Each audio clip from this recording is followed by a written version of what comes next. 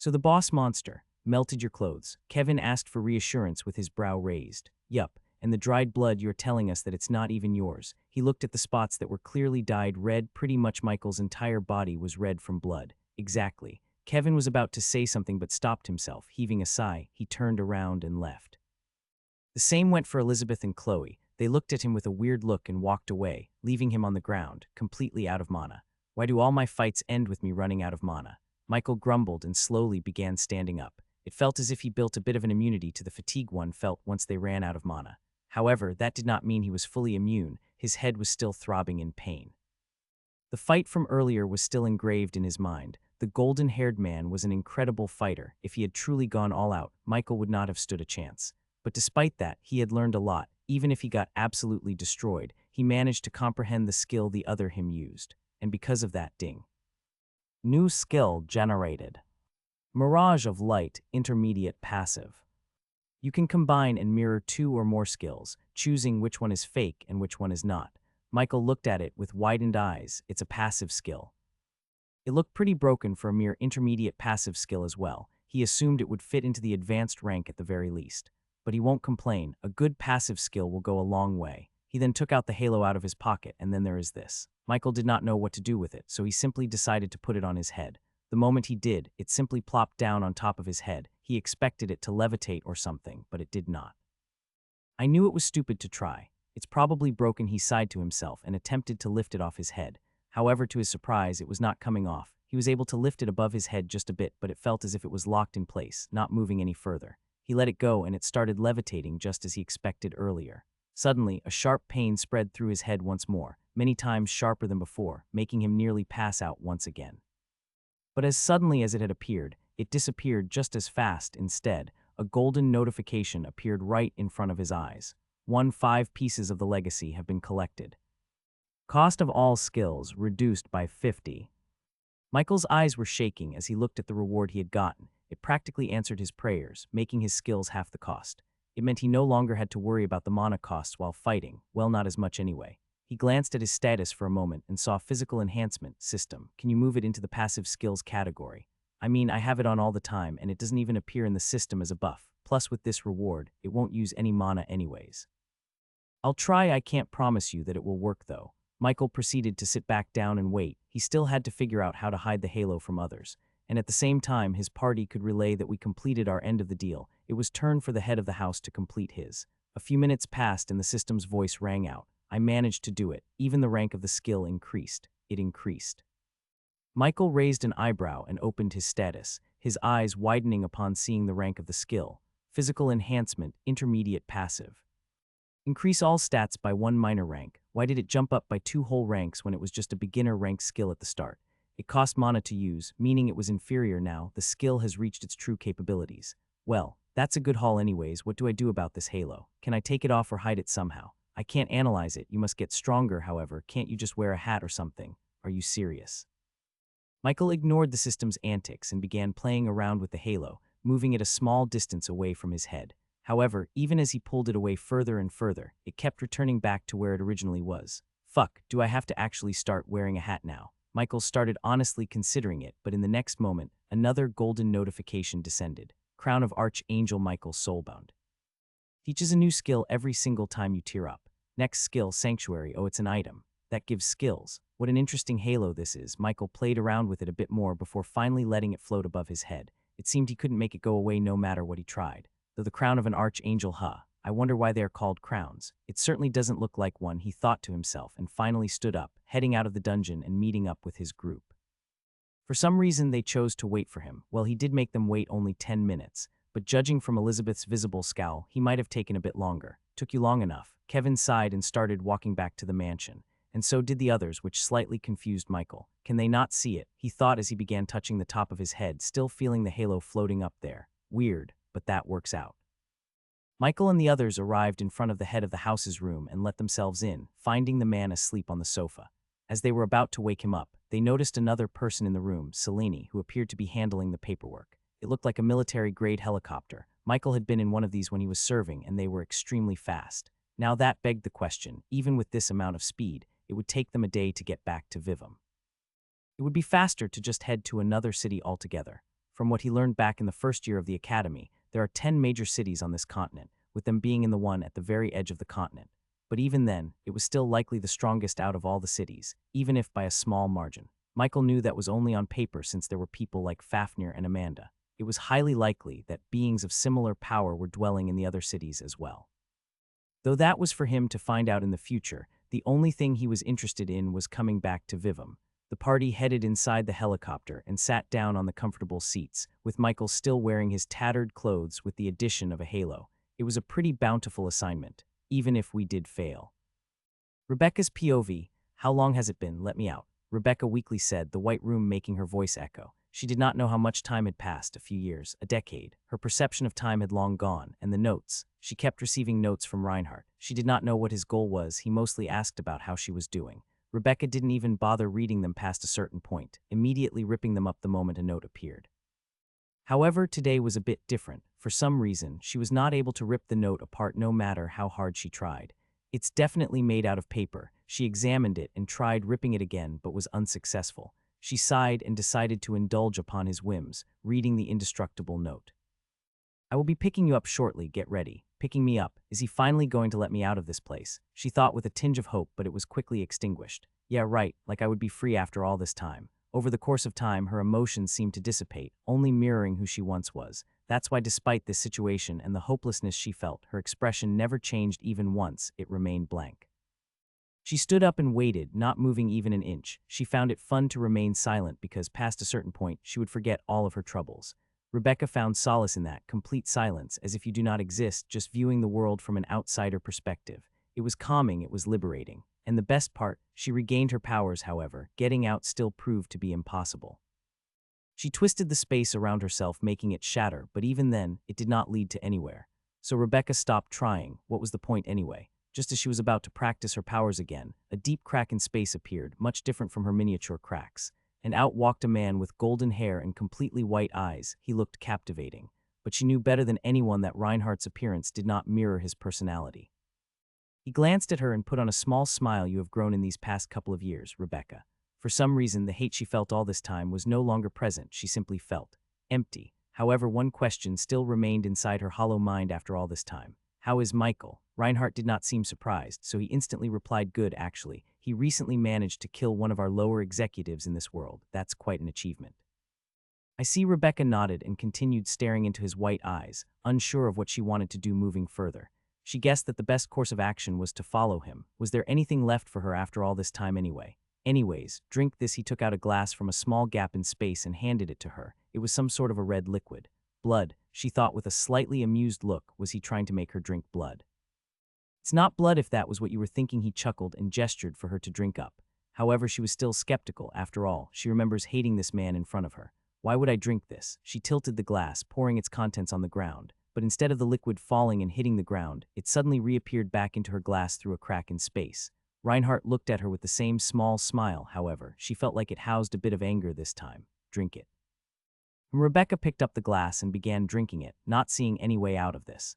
The red liquid tasted surprisingly good. It was like a perfectly aged wine. However, her sight momentarily darkened, causing her to get slightly startled. But in just a few moments she was able to see again, the sight before her causing her previously expressionless face to twitch. What did you do? She waved her hand through her hair, which had now changed colors. It turned completely white. Reinhardt suddenly made a crack in space and a mirror came out, landing right below her, showcasing her pure white eyes. She glanced at him with a weary look but was met with a massive crack in space, with him gesturing for her to follow. And she did just that, going through the crack, appearing in some sort of a ruined area with an abnormal-looking night sky. There were stars, however. They seemed way too close, almost as if she were to reach out for them, she could touch one. Glancing around, she began seeing a multitude of people, some looking the same as her, while the others looked more like Reinhardt. The golden hair and white eyes looked creepy yet at the same time captivating. She still could not understand why. They walked through the ruins and arrived in front of a being who had been gazing at the stars above, seemingly lost in them. But the moment they got closer, he turned to them, his piercing golden eyes and flowing golden hair giving her a sense of familiarity. He gazed at her for a mere moment before landing his gaze on Reinhardt. Asmodeus, is this it? He asked with a neutral tone that seemed to contain a tad bit of disappointment. Reinhardt is Asmodeus. Well, what did you expect? A candidate like her does not appear very often, he complained while grumbling. The man did not linger on the topic, slightly rolling his eyes. I suppose not. I take it you will train her. Of course. Just who are these people? Rebecca was confused by what was happening in front of her. However, as her thoughts finished, the angelic-looking man turned to her. His eyes felt like they were piercing right through her soul. You do not have to worry about who we are. All you need to know is that you are now a part of the evangelists and will remain as such until you die, he declared with a resolute voice before nodding at Asmodeus. He took it as a signal and proceeded to create another crack in space, albeit this one was a lot smaller than his previous one. But nonetheless, he signaled for Rebecca to go in. She refused at first, however. He was not planning on playing around, sending the already open crack towards her, engulfing her and making her disappear. Rebecca reappeared in some sort of a facility, much like the ones she used to see back in her world. However, the key difference was the surroundings. Dried blood was covering the ground. It seemed like it would never wash away. But before she could complain at the sight, a door opened in front of her, revealing another white-haired, white-eyed man staring at her emotionlessly. "Are you the new recruit?" he asked her. Impatience was clearly audible in his tone. Rebecca tilted her head and nodded, "I guess," and upon those words was immediately flung by the arm inside of the room, revealing a few more similarly looking people. However, the amount of blood nearly made her puke. It was like a fountain. These people were all bleeding from all sorts of wounds. The man who pushed her walked up to her and patted her on the shoulder with some metallic item. It was a blade. She turned around and met his sadistic smile. "Welcome to the evangelists." Michael's POV. They weren't kidding when they said this trip would take a day. What do you expect? These continents are many times larger than the ones of your world. I mean, yeah, but how are there so many villages? Over the course of the entire flight, Michael counted at the very least 80 villages, and they were all of similar size to one another. Better yet, the view was beautiful, and there were all sorts of canyons and mountains. Despite the technological advancement, nature was unaffected, well, for the most part. He thought while thinking back on the mana he felt permeating all the surroundings. He could guess it did change something. Maybe that's why the continents were so big. Anyways, Michael looked around himself, noticing the others had snoozed off already, with only him still being awake. He also noticed that his halo couldn't interact with the surroundings. Only he could touch it. Besides that, it went through everything it came into contact with. That made his life a little bit easier, and plus the benefits it provided, this trip was worth it. In the distance, he could finally see a few skyscrapers. It meant Vivum was just a couple of minutes away. Despite his previous conclusions, Vivum appeared to be fine, at least from a distance. But the closer they got, the more he noticed that the city was untouched. It looked like just another regular day. So the problem was on our side. But what? He was now truly confused, but decided to let it go. Debating the unknown would get him nowhere. They signaled for the pilot to land near the academy, and he did, dropping the four of them off in the massive courtyard before flying away.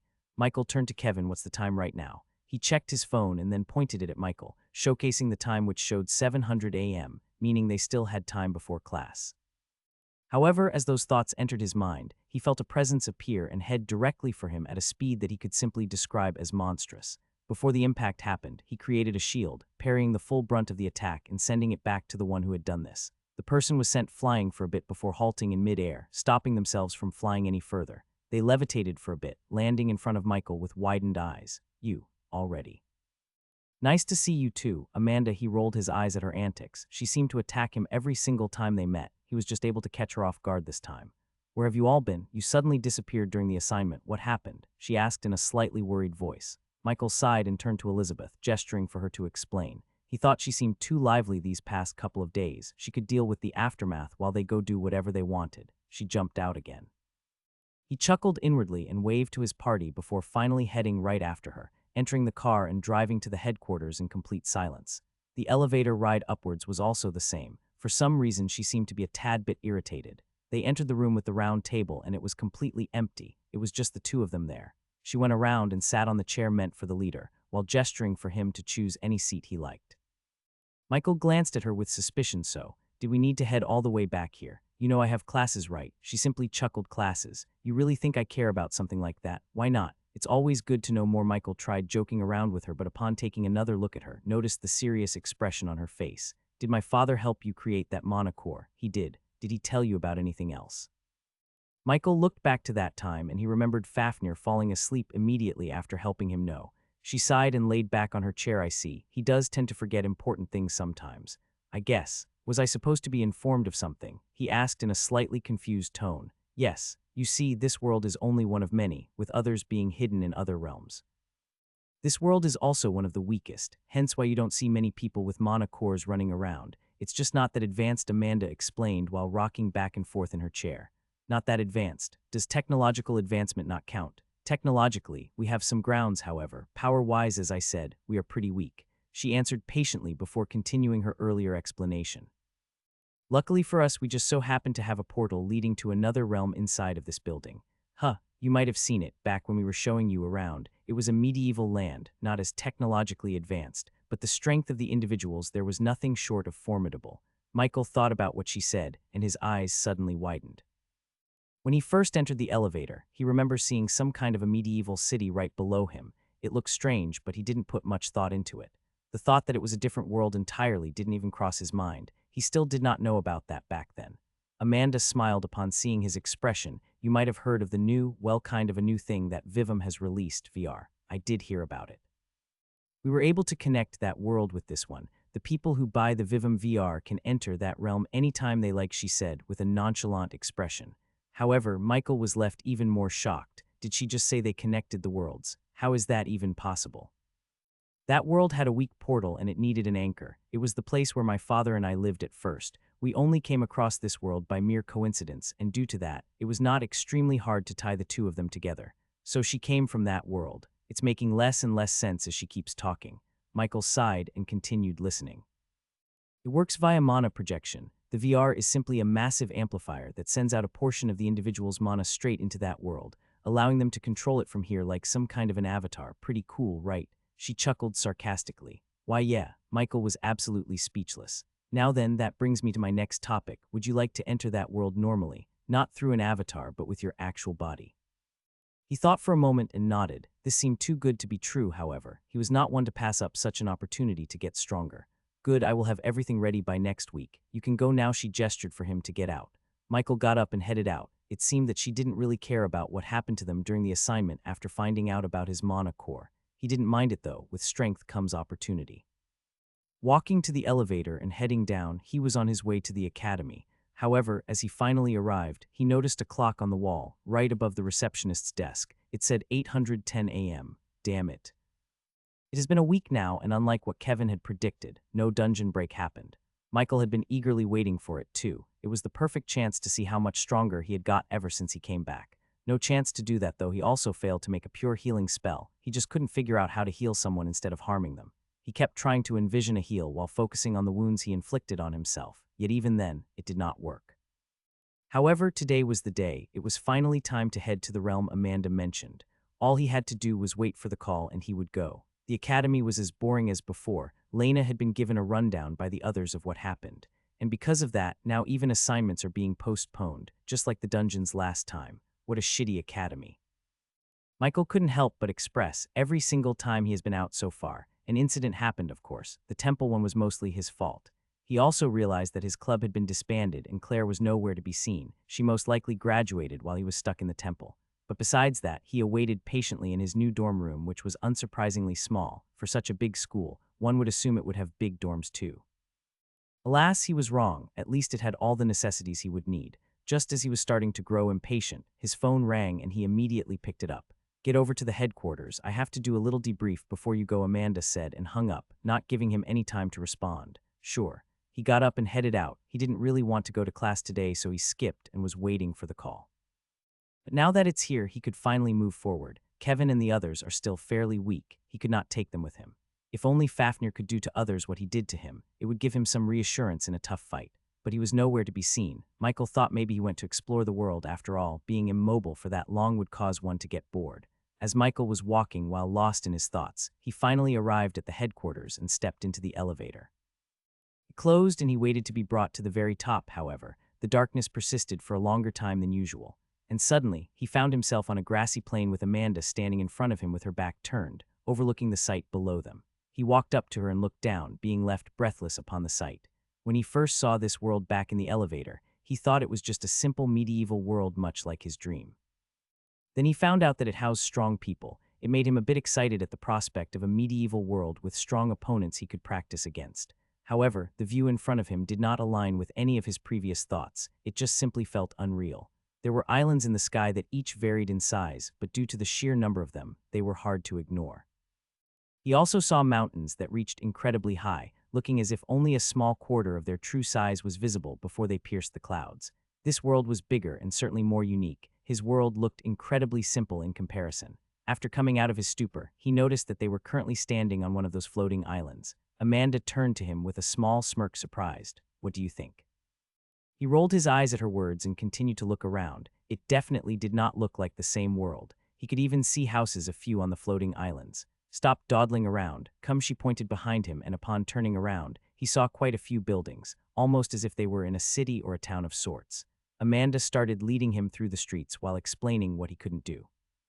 "Don't stray too far off into the mountains, and by no means tell the natives of this land about you being from another world. They are a curious bunch," she said in a slightly sour tone that seemed to indicate a past grievance. "Is that all?" Michael asked impatiently. It seemed like this talk could have been finished a lot faster. Amanda noticed his impatience and stopped in place, sending a small glare in his direction. "Yes, don't get into too much trouble and try not to kill too many people. Some are from our world." "Okay, I'll try not to." She gave him a little map depicting the surrounding land. It had some areas marked off with a red cross. He assumed those areas were the dangerous parts she had talked about. It was in his best interest not to go there. Anyways. "I forgot to ask how strong the people here actually are." Michael looked around and took note of the people in this town. They appeared to be from his world. Not the natives. He glanced at the map and saw a town not too far away, an hour's walk at most.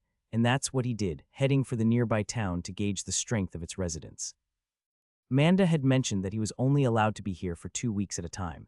That was because apparently, the mana in this place could negatively affect him if he stayed too long. But from what Michael felt, it was many times denser than his world. He felt like his spells could contain more power. "System, what tier could I reach in this world?" "I don't know." Fafnir seemed very high tier while Amanda was not so low herself, so I can't give you an estimate. Michael nodded before another thought popped into his head. "I see. Can people break through their worlds, limits, and tier up many more times than they should be able to?" "There are rare occasions of that happening, yes. However, I highly doubt that was the case for Fafnir and Amanda. Their tiers are way too high for this realm." "So are you saying she lied to me when she said she was from here?" "I won't imply anything, but yes, that is probably what happened." "Is that so?" Michael grumbled and began heading for the next town. There were small pathways that connected the floating islands. They were pretty narrow, but rather safe to walk on. He would have run to the next town, however. He wanted to take in the sight. The sun shining through the clouds looked incredibly calming. "Why do you keep acting like an old man?" "Well, I was quite old before I died, wasn't I?" He walked on to the next island, seeing a few houses and walking past them. The town was much further away. He still wondered why there were no towns in his world. There were only villages and cities. The people refused to acknowledge them as towns, even if they were much bigger than them. "What a bunch of weirdos." Michael sighed and kept crossing the pathways between the islands before finally arriving in front of a town. And immediately he could feel the mana from the outside, making his eyes widen slightly. None of them are weak. He felt that no one was below level 50. Even the children running around were at the very least that level. There were also those who had mana cores, quite a lot of them to be exact. Furthermore, he felt like a lot of them were stronger than him, at least mana-wise. "System, can I raise my progress towards the next tier faster here somehow?" "Yes, but first make sure to find a place where no one would bother you. The abilities I unlocked would take up a bit of your time, possibly all 2 of your allowed weeks here." "Would it be worth it?" "Certainly."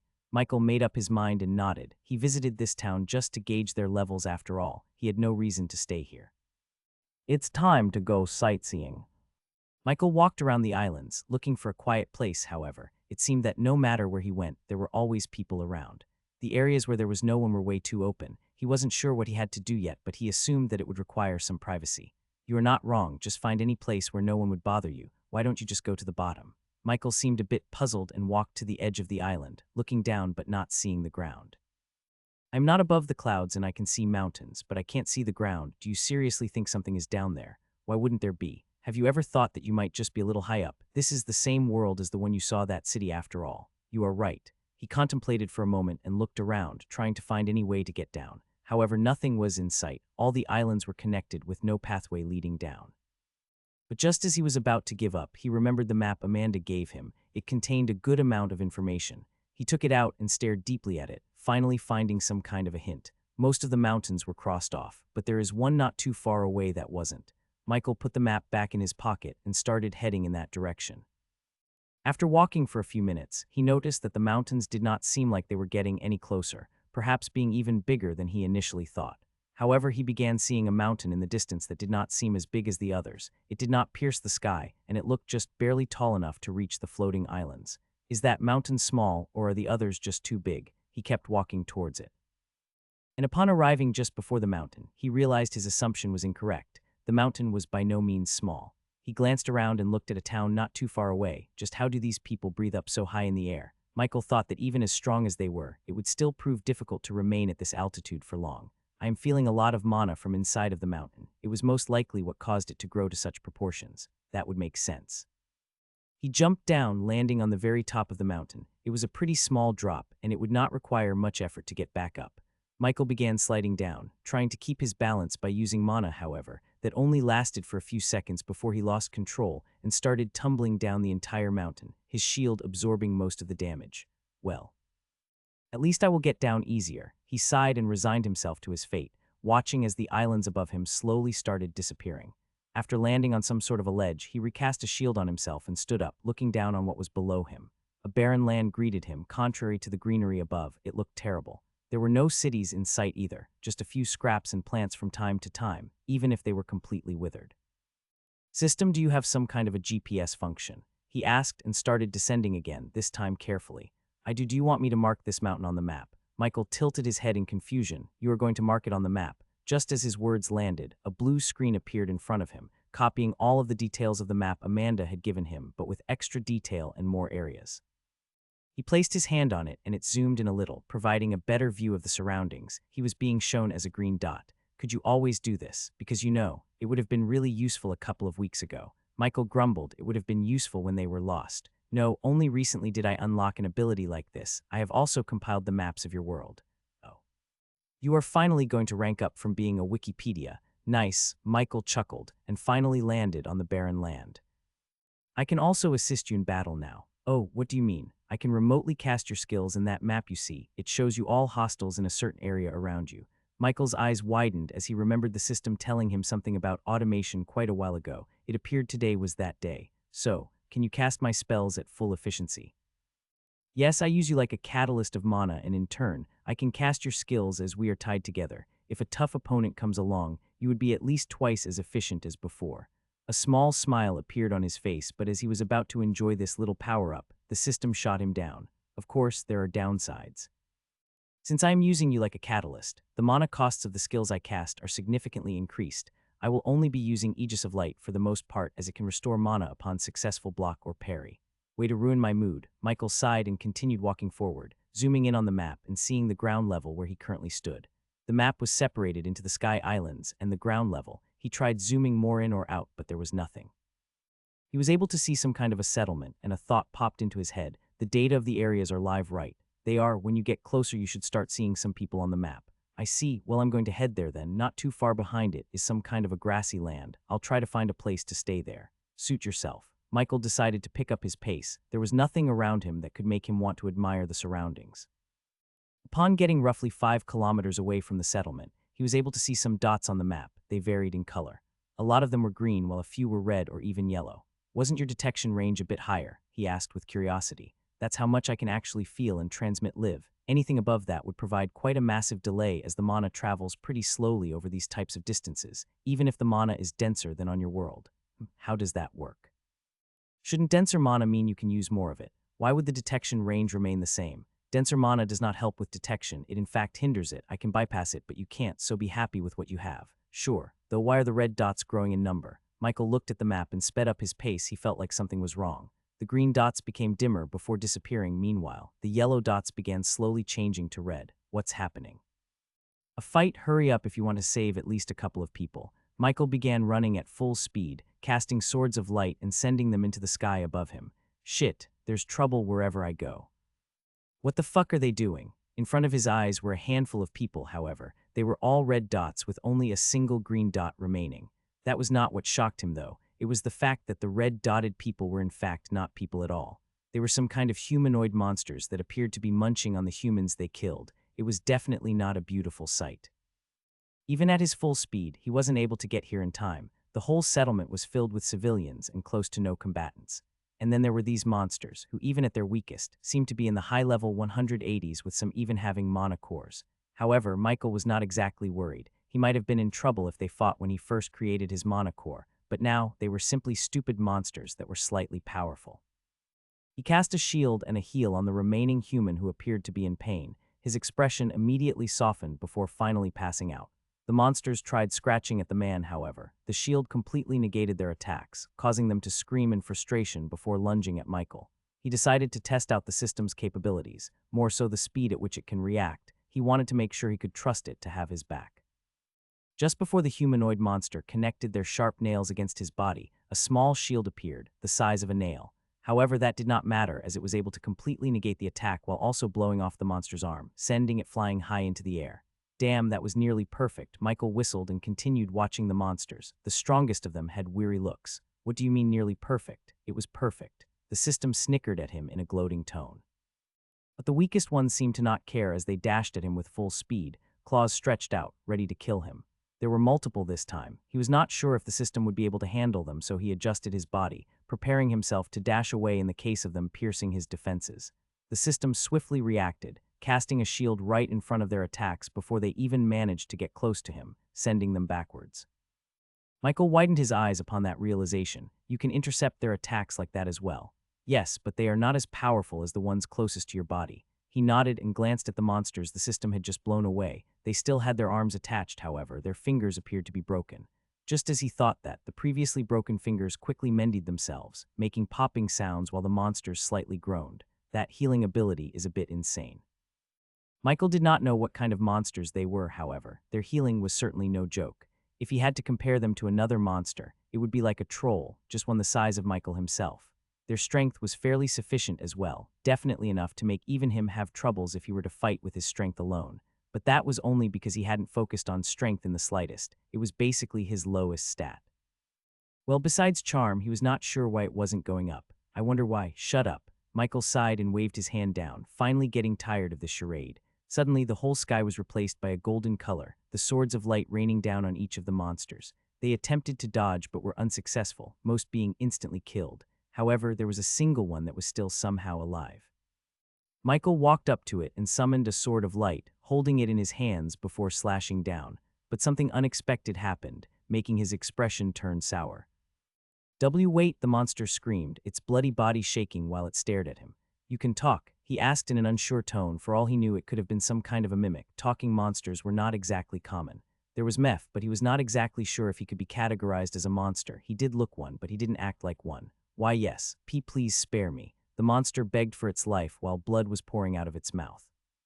What a shitty situation, Michael grumbled and put his sword of light away. What are you? I am a shadow. Michael tilted his head in confusion. A shadow. Why yes, we come from the people who have died. A portion of their souls were separated and we inhabited them, it said while its eyes were beginning to slowly blur. Are you planning on saving it? Are you an idiot? Of course not, Michael shot back before looking down at the monster with cold eyes. Why do you deserve to live?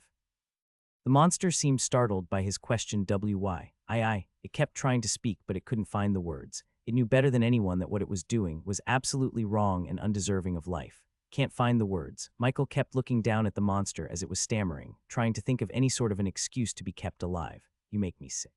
With those words, Michael resummoned his sword of light and sent it right at the monster's heart. As much as the monster did not deserve to live, he would not prolong its suffering for his own entertainment. He wiped off some of the blood that managed to end up on his clothes and looked at the only alive human left. What it said about being a shadow, was it the truth? He asked the system. In a way, they actually appear once an undead reaches tier 1. They cast out some former impurities, that being their shadows. And the shadows can get as strong as the undeads. They can't go above tier 1, however, the sheer number of how many there were compensated for that. Michael looked around and noticed around 22 monster corpses. It seemed the system was right. He massacred a small pack of them. Well, he was still a bit late. At least you saved one. At least I saved one. Michael walked up to the still unconscious human who, upon closer glance, appeared to be a child. He could see a bit of dried blood around his waist. The monsters must have bitten him.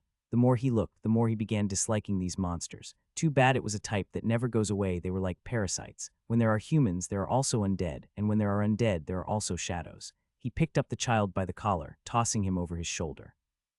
Michael was not really sure what to do with him, but it beats leaving him alone. If he finds a settlement, he could take him there. But there doesn't appear to be anything nearby. He thought while glancing at the map. The settlement that had just existed was razed to the ground by the monsters and Michael's sword of light attack. The closest town was back up in the floating islands, however. It was easier getting down than climbing up. It would take him quite a while to do that. Even longer while he was carrying the child, Michael walked around the monsters and out of the settlement, choosing a location that seemed desolate enough to not be bothered. He took a glance at the child on his shoulder and sighed, "Guess you are with me for now." It seemed like the child would not wake up. Michael had been walking for the last 2 hours, trying to get to this grassy location he found on the map. And yet, all this child was doing was grumbling and tossing around on his shoulder, not looking like he would wake up soon enough.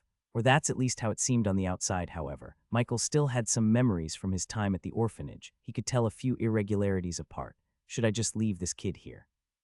It's not like he wants to wake up anyway. My shoulder is starting to hurt, Michael said in a slightly sarcastic tone. However, to the child, it seemed like it was about to be abandoned again, so he quickly sprang up from his shoulder, almost falling headfirst to the ground. You could have used better wording for that, you know. Mincing words won't bring his family back to life. I don't want this kid to lose himself to his own delusions. Are you all right, kid? Michael held him by the foot, mere centimeters off of the ground. Just as he was about to put him down on the ground, the kid started crying, holding his arms around his eyes while the tears fell onto the ground.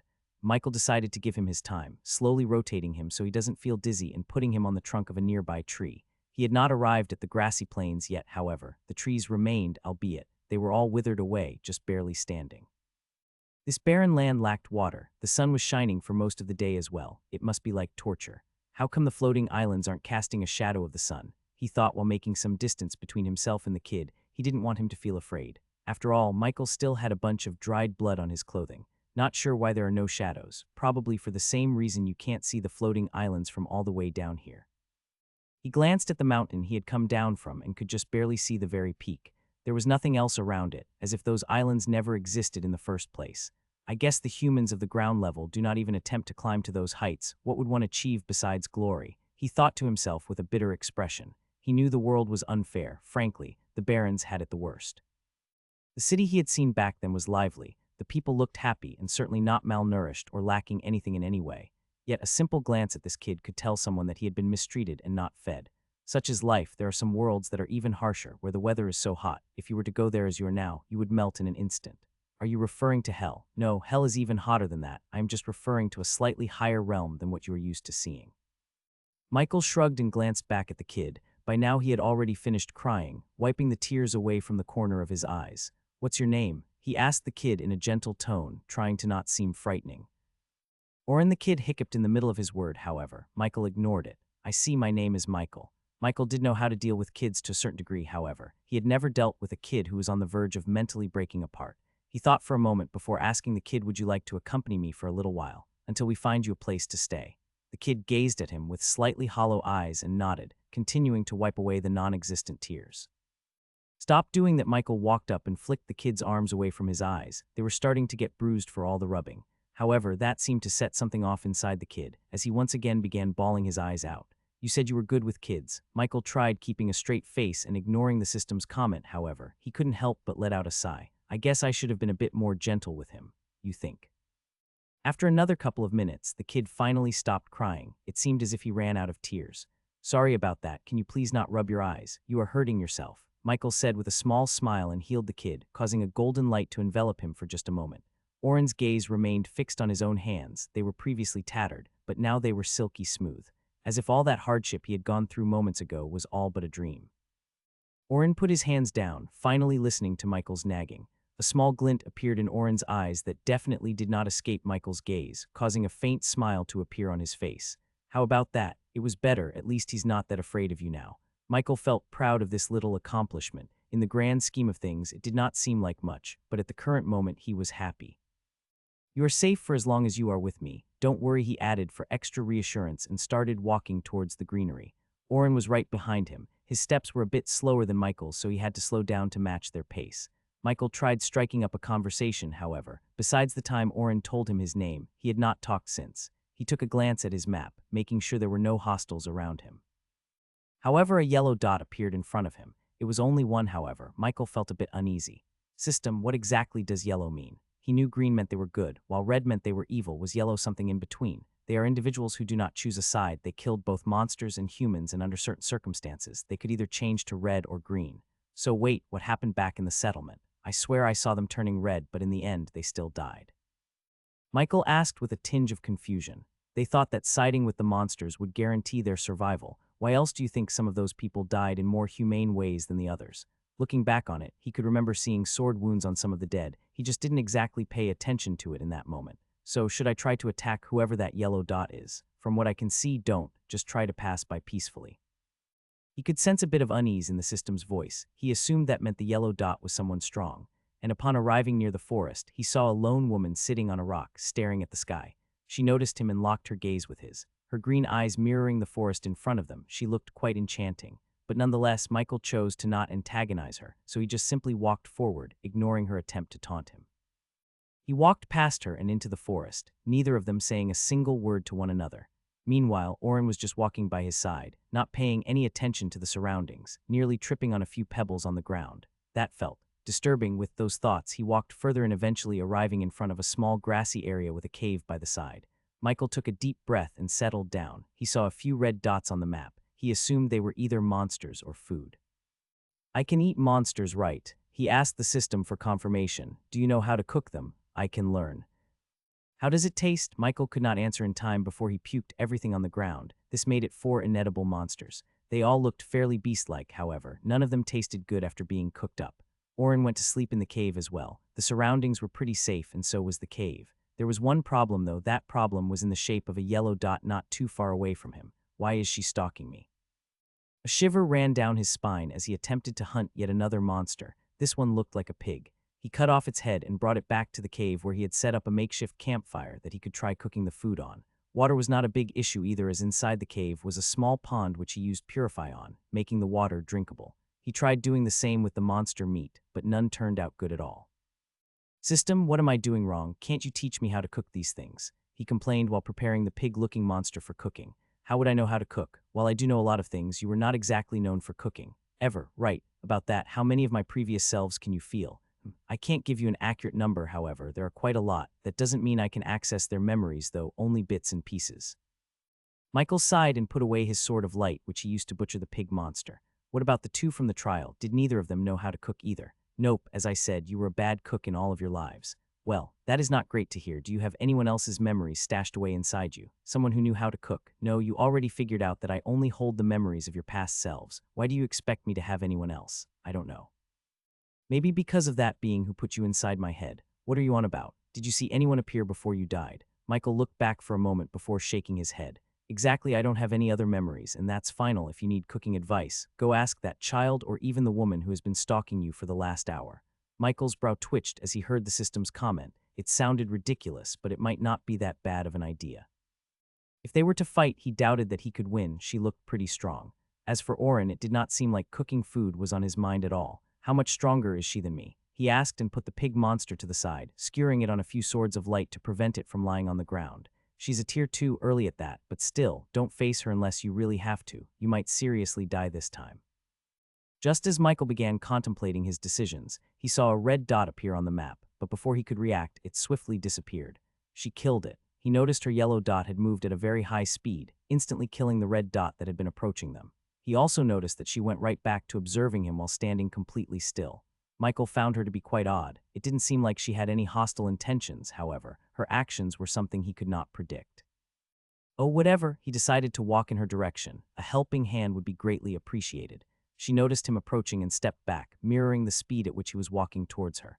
Michael sped up, yet so did she, seemingly running away from him. He eventually gave up and started walking back, while also paying attention to the map, seeing her following right after him.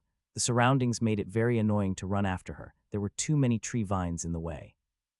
It was also not a very good idea to stray too far away from the cave. After all, he didn't want to make Oren feel like he had been abandoned.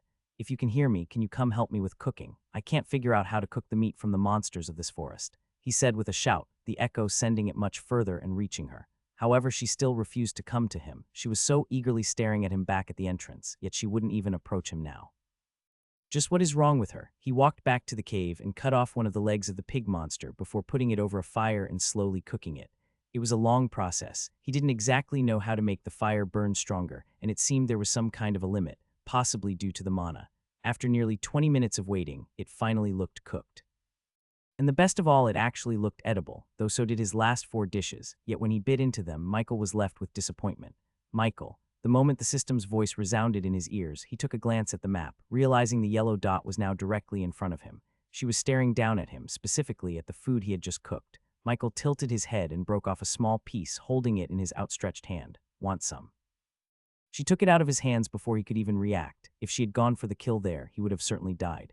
Now that she was up close to him, he took another glance at her eyes, however. He was left a bit dumbfounded. When he first saw her, she had green eyes now, however. They were a silver color, and even her hair that he previously did not pay attention to was fully black, just like his.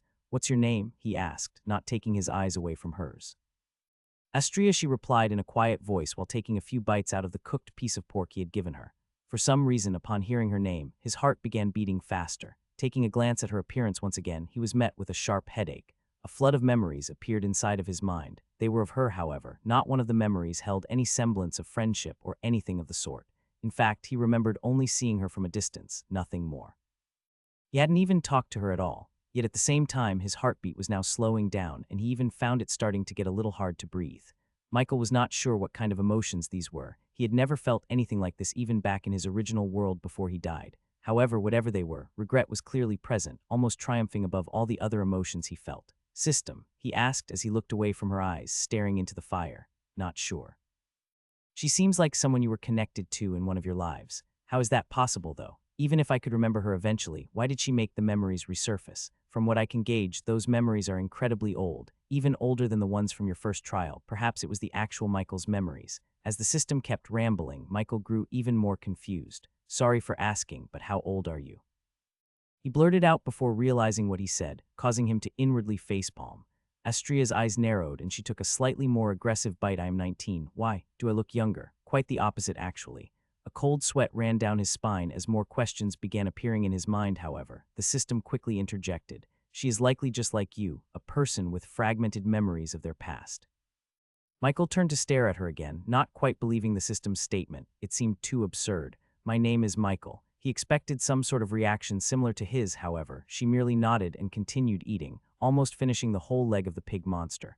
Michael sighed and looked at his empty hand. "She stole it." "She's still staring at me." It had already turned dark, with the three of them sitting around the campfire inside of the cave. Oren seemed to be in a bit better mood, definitely much better than when he found him. As for Astria, she was still a mystery to him. The only thing Michael knew was that she was somehow connected to him, even going as far as to make him remember a fragmented memory from his distant past. However, unlike him, Astria did not seem that affected by his presence, though her stares were a little much at times. Michael decided to be upfront with her, trying to gauge her intentions. "Why do you keep staring at me?" "I don't know," she replied with a shrug and continued staring, her silver eyes not showing much emotion at all. He sighed and decided to let it go. It only slightly bothered him anyway, and it was also time for him to attempt the so-called training the system mentioned so many times. Michael left the protection of Oren to her as he went a tad bit deeper into the cave, eventually reaching a spot where a single beam of moonlight illuminated the ground. "Sit down there, it's perfect." He was a bit confused, but nonetheless decided to go through with it, sitting down and seeing the beam of moonlight shining down right on top of him. From where he sat, it genuinely looked like he was in fact sitting in front of the moon. He didn't understand how such a small amount of moonlight could cause an effect like this. "What now?" "All right, hold on for just a moment." Michael grew a bit more confused at the system's comment, however. He soon sprang up from the illuminated place as his shields had been instantly pierced. What confused him was that he did not take actual damage. The dots depicting Astria and Oren were still in the very front of the cave.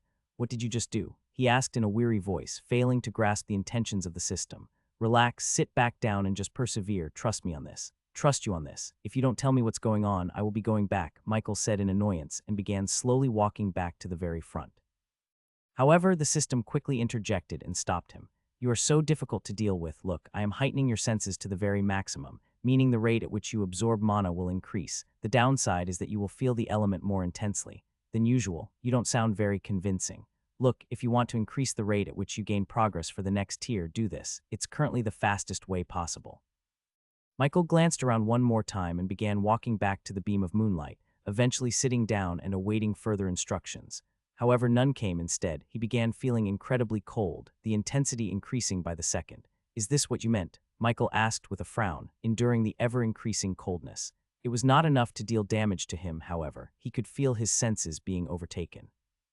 But as he thought that, the coldness suddenly increased by many times, and his eardrums felt as if they had burst from the loud pitch noise that was ringing inside them.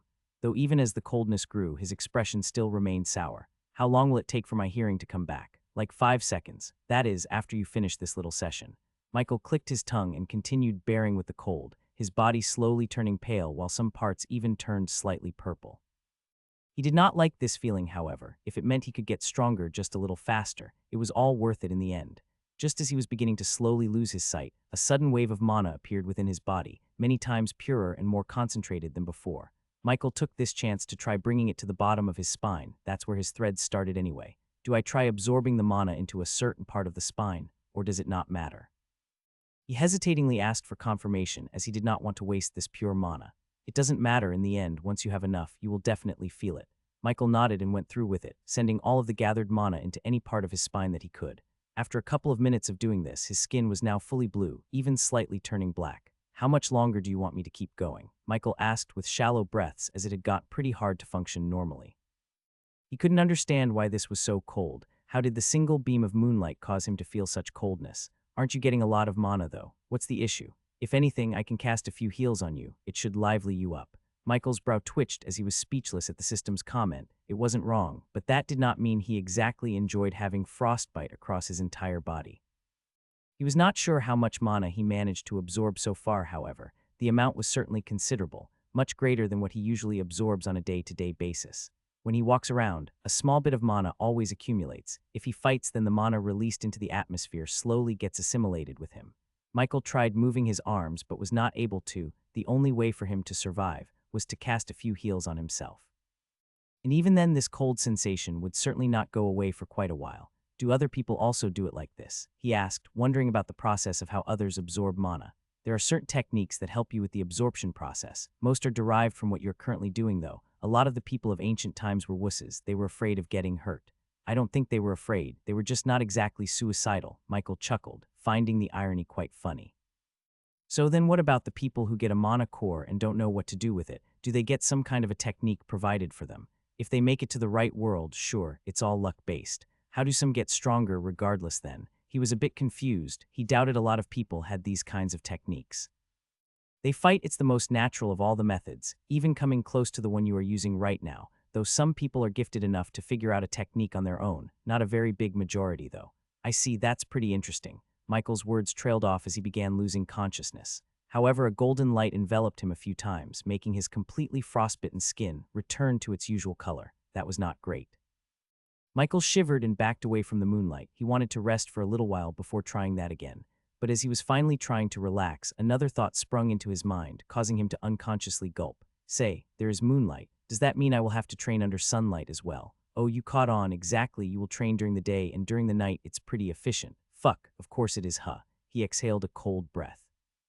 Michael expected to rest for at least an hour, however. After merely 5 minutes, the system spoke up again. All right, that's enough rest for now. Get back under the moonlight. Michael was currently lying by the fire. The system forced him to train for the last 4 hours. To say he looked horrible was an understatement. That, added to the fact that he was being stared at by now 2 people, made him pretty uncomfortable. Since he was bored and didn't really have anything else to do at the moment, he decided to try talking with Astria. However, he didn't exactly know what kind of a question to ask. He was not very well versed in this world's happenings. Michael didn't want to sound too strange while asking her questions. He wanted to get to know her a bit while also learning a bit about this world. As he was contemplating what to ask her, she suddenly walked up to him and sat down beside him, staring into his eyes before darting to the very top of his head. Can I try it on? Astria asked as she was trying to take off the floating halo from his head. System. Michael was extremely confused now. Why could she see it? How would I know? How long have you been able to see it? He asked, trying to seek some confirmation. She gave up trying to take it off and with a pouting expression, walked back to the other side of the fire and sat back down. Since the start, she replied as her silver eyes were still locked onto his. I guess that's why she is staring so much. She likes the halo. Michael chuckled inwardly before giving up. He didn't know how to even begin a conversation with her. Astria had been an anomaly since the first time he met her. She was by no means normal. The memories she made him remember, the halo that only he could see. From what he understood, they were very deeply connected in the past, even if the memories he had of her were incomplete. Astria, do you ever feel like there is something you need to remember but can't? He asked while lying down by the fire. His body finally did not feel cold anymore. Michael looked up at her to meet her eyes, and for some reason, they seemed a bit unfocused for a moment before finally regaining clarity. She tilted her head to the side no. However, the unfocused eyes were a bit of a giveaway for him. He knew something was up. He just didn't exactly know how to get her to remember. Michael could not see any sort of status effect on her with his eyes of the healer skill, so it was definitely something different. The more he got to know her, even if it was extremely little, it provided him with some comfort. Soothing the inner regret his past self had endured seemed difficult, yet easy at the same time. Michael just wished he could finally unlock all of his memories. He would love to get to know her more. I see. Don't you have somewhere to be, though? Why would you stick around with us? He asked with a small tinge of curiosity. However, he was met with silence. It did not seem like she wanted to answer his question. Michael assumed she had a home or a family to return to. Maybe they wouldn't be similar in this regard as well. System, how many times did I have a family? Besides the one I had in my previously world. Not sure, I can't see that deeply, but from what little I can see, you were always an orphan. Aren't I technically an archangel? Isn't God something like my father? He inwardly chuckled while taking a glance at Astria's expression. He didn't know if he imagined it, but it looked like a small frown had been present for just a moment. If you're referring to how archangels were born, they just came into existence, similar to God, making him like your stepfather in a way. The system trailed off at the very end, drawing a confused look out of Michael. What's wrong? Well, God is dead, I can tell you that much. Not sure who is in charge now, however, it's definitely not him. Michael's eyes slightly widened in shock as he rolled around, turning his back to the two people around the campfire. How do you know he's dead? I can feel it. That's pretty vague, but whatever. As he was lost in his conversation with the system, Astria suddenly spoke up. Have we met before? Upon hearing those words, he immediately turned back around and stared into her confused-looking eyes. So she is actually just like me? Damn. Michael did not know how to reply to this question. Technically, they have met before, but just not exactly recently. Just tell her how it is. If anything, it is in your best interest to make her regain her memory. I guess. Michael agreed and nodded at her, confirming her thoughts. She looked to be in thought for a moment, her eyes turning slightly unfocused. I see. With those words, Astria turned around and lied down, finally taking her eyes away from him. It seemed like his confirmation did have some kind of an impact, as it was the first time she willingly looked away from him. Michael turned to Oren and noticed he was already fast asleep, with only him remaining awake. He thought of sleeping, however. After what happened earlier, he was not exactly in the best of moods. Sleep was definitely not on his mind. He decided to get up and walk outside, maybe explore a little bit. It was also about time he checked his status. It's been a while since he last did so. Veil of Detection Basic Active ++. 4 hours of torture turned out to be worth only 5. Michael couldn't help but feel a little disappointed at the progress. People usually take a couple of days to get that. If they were to constantly be fighting, this is good progress. Yeah, will I be training under the sun as well? Of course. Michael rolled his eyes and took another glance at his status. A few of the stats went up and mana purity did as well. However, he was curious about one thing in particular. I am technically an archangel, right? I guess. Then why does it still say that I am a human? Do you think your body could handle the bloodline of an archangel? It is still a few tiers away, and even then, it would take a while to get the most out of it. It is considered one of the strongest in the universe after all. I see. Michael grumbled a little before standing up and heading outside of the cave. He wouldn't sleep tonight and likely the next night after that. The sunlight would likely hurt more than the cold did.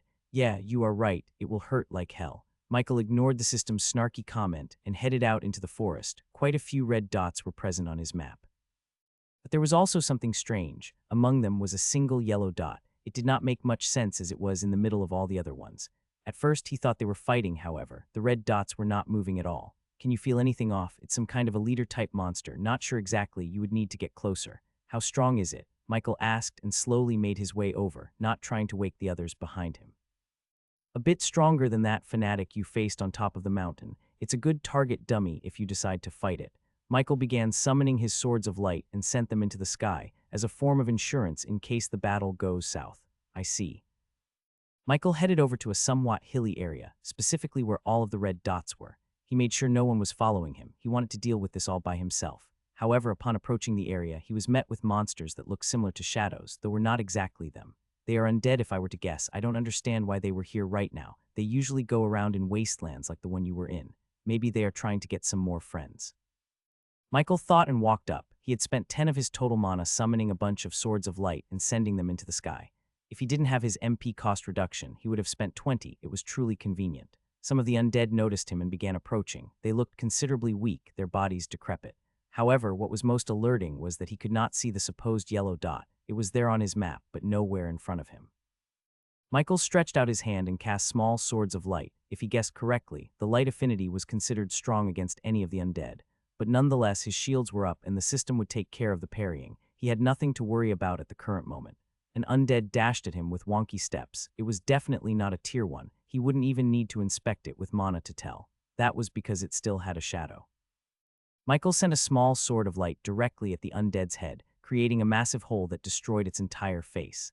The attack was weaker since it was much smaller and contained way less mana. For it to do that, it meant his affinity really was no joke. A group of undead dashed towards him again, however. Before they could even get within 5 meters of him, they were instantly killed, massive holes riddled all over their bodies. Isn't it about time you came out? Michael looked at the general area where the yellow dot was supposed to be, trying to draw it out. But even then, it did not appear. He understood that it might be an ally, but it was significantly more likely that it's a foe.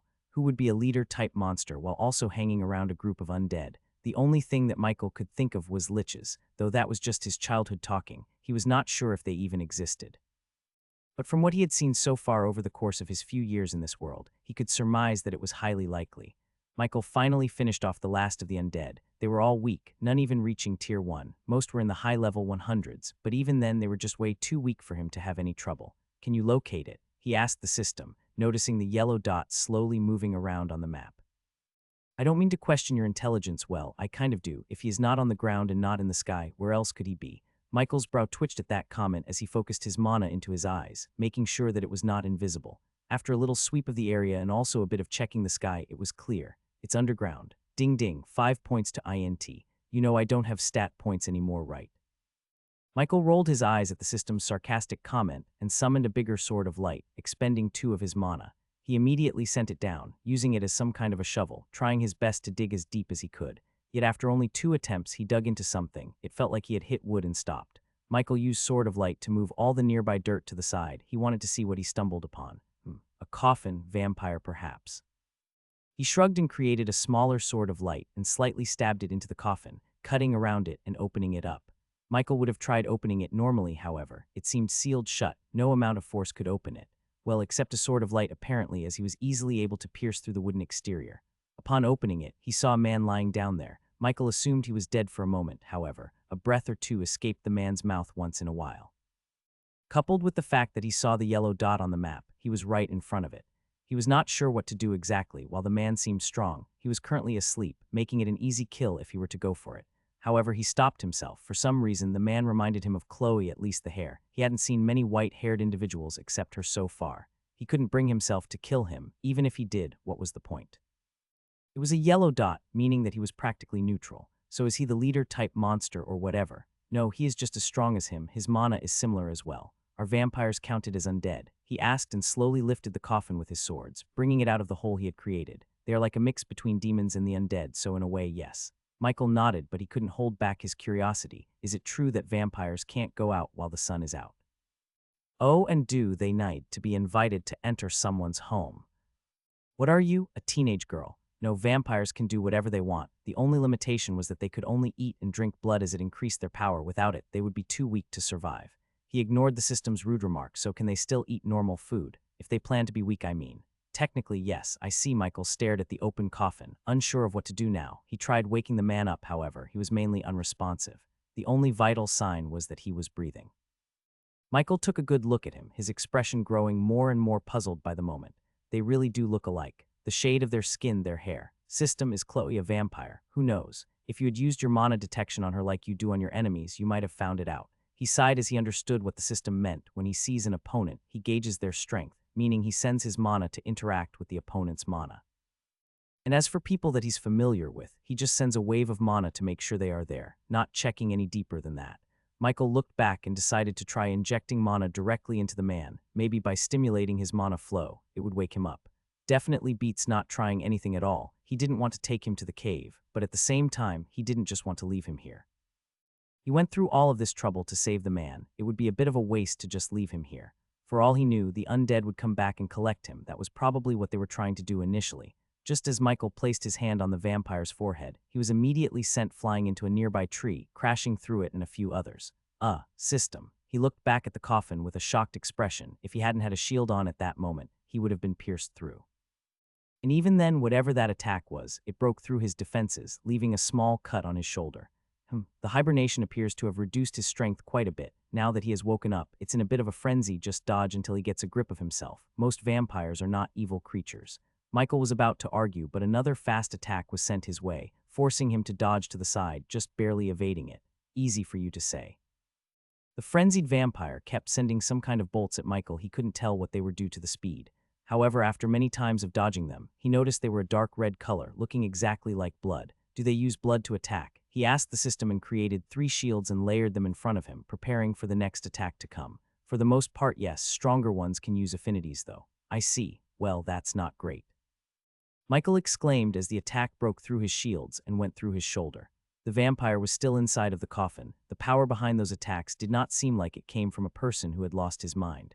They were all coordinated, some even combining into one to penetrate Michael's defenses more efficiently. He was beginning to find it hard to dodge and block better yet.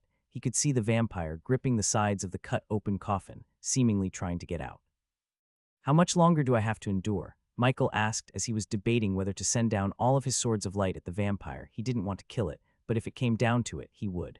These frenzied states last depending on the tier of the vampire. Since it was most likely a tier 1, it would be around 10 minutes. Fuck, are all vampires so unreasonable? You tried waking it up before it was time. You were the one being unreasonable. And you couldn't tell me that before I tried waking it up, Michael exclaimed at the system and felt the pressure around him increase greatly. This was the strongest opponent he had faced up to date in a real battle anyway. Amanda was still much stronger. Can't you parry its attack at least once? What do you think I have been doing this whole time? Those little injuries you have are due to me redirecting the attack to a different area. All of them were aiming for your vitals. Aha.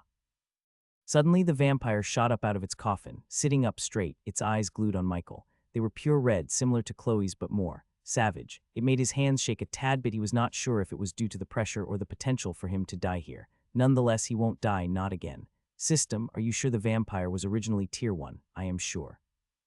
Upon receiving the system's confirmation, Michael decided to take up on the offensive. He clearly could not block its attacks, but at least with a close-range battle, he could prevent it from using those deadly blood attacks. Or that's what he hoped for anyway. If anything, he could send down all of his swords of light. Even a frenzied vampire would not survive. Its attack power might have increased greatly, however, its defense was that of a tier 1. Michael prepared for battle, covering himself in as many shields as he could before dashing forward. However, to his surprise, the vampire disappeared from his vision, and he could feel a sudden burst of mana appear from his side. He attempted to dodge, yet was too slow, resulting in the attack piercing through his abdomen, a small hole appearing with blood pouring down. It just barely missed my vitals. Michael's expression hardened, a bit higher, and he would have certainly died. He was not sure if even his healing capabilities would save him. He shot out a sword of light, aiming for the vampire. However, it dodged it without much effort, sending a bolt of blood in the form of a spear right at Michael.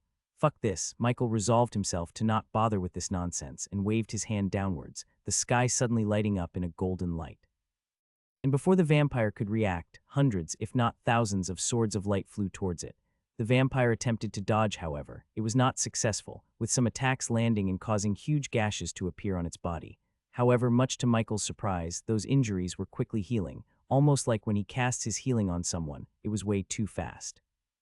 Vampires tend to have very high regenerative abilities. It would be even faster had it not been fighting against someone, using the light affinity. Its demon and undead sides suffer greatly from it. Well, it doesn't seem like it would slow down. Michael observed and waved his hand down again, sending another batch of swords of light flying right at the vampire. But this time the number was greatly increased, same with the speed. The vampire had no choice but to pay attention to the attacks, completely ignoring Michael. That gave him the opportunity to attack back. The tides have turned due to his hidden attack, equaling out the strength difference just a tad bit. Michael used his mirroring passive to hide piercing light and sent it at the vampire's heart. He was unable to use it with an extremely high number of swords of light. He was a bit far from that level. The golden-haired him managed to make it look so easy. Just as the vampire dodged the barrage of swords of light raining down on him, it noticed a single sword of light flying towards it. It did not seem bothered as it simply tried swatting the attack away. However, it passed through its hand, and suddenly, a massive hole appeared in the very middle of its body. That was rather easy, huh? Michael thought to himself as he noticed the vampire slowly falling down to the ground, slowly dispersing into the wind. He wished for this fight to not happen, but he did not want to risk dying. He could not see himself surviving for 10 minutes. It was hard to survive for even 2. All of a sudden, some of the black particles that appeared when the vampire began dispersing flew over to Michael before being absorbed into his body. He looked around for a moment, not understanding what just happened. System, ding. Curse of the Dying Vampire. All nearby vampires can tell that you have slain their kin. Duration, 4 weeks. Oh, Michael looked on at the notification that just appeared and facepalmed. It would look pretty bad if I were to approach Chloe with this thing on, huh? Well, there are rogue vampires, plus just because they are the same race doesn't mean they hold affection for one another. This one was not even from the same world. I see. That makes sense. Michael nodded and glanced at his map again. He saw a familiar yellow dot watching him from not too far away. It was Astria. Yet a question remained lingering inside of his mind. How did this vampire even appear here with the horde of undead? I was looking at the map quite frequently. You were and so was I. It appeared around 10 minutes before you saw it yourself. I am not sure how it got there. It definitely was not there the entire time. Can hibernating vampires mask their presence? Like make it so even the map could not spot them, Michael asked his last question and headed over to where Astria had been hiding. I don't know if that's possible, but nothing else could explain what happened maybe. Who knows? He shrugged and appeared in front of Astria, who had been silently watching him. Nice fight, she said with a thumbs up. She seems a bit weird. Michael walked in the very front with her behind him. It seems like she had observed the whole fight and had a pretty casual reaction to his abilities.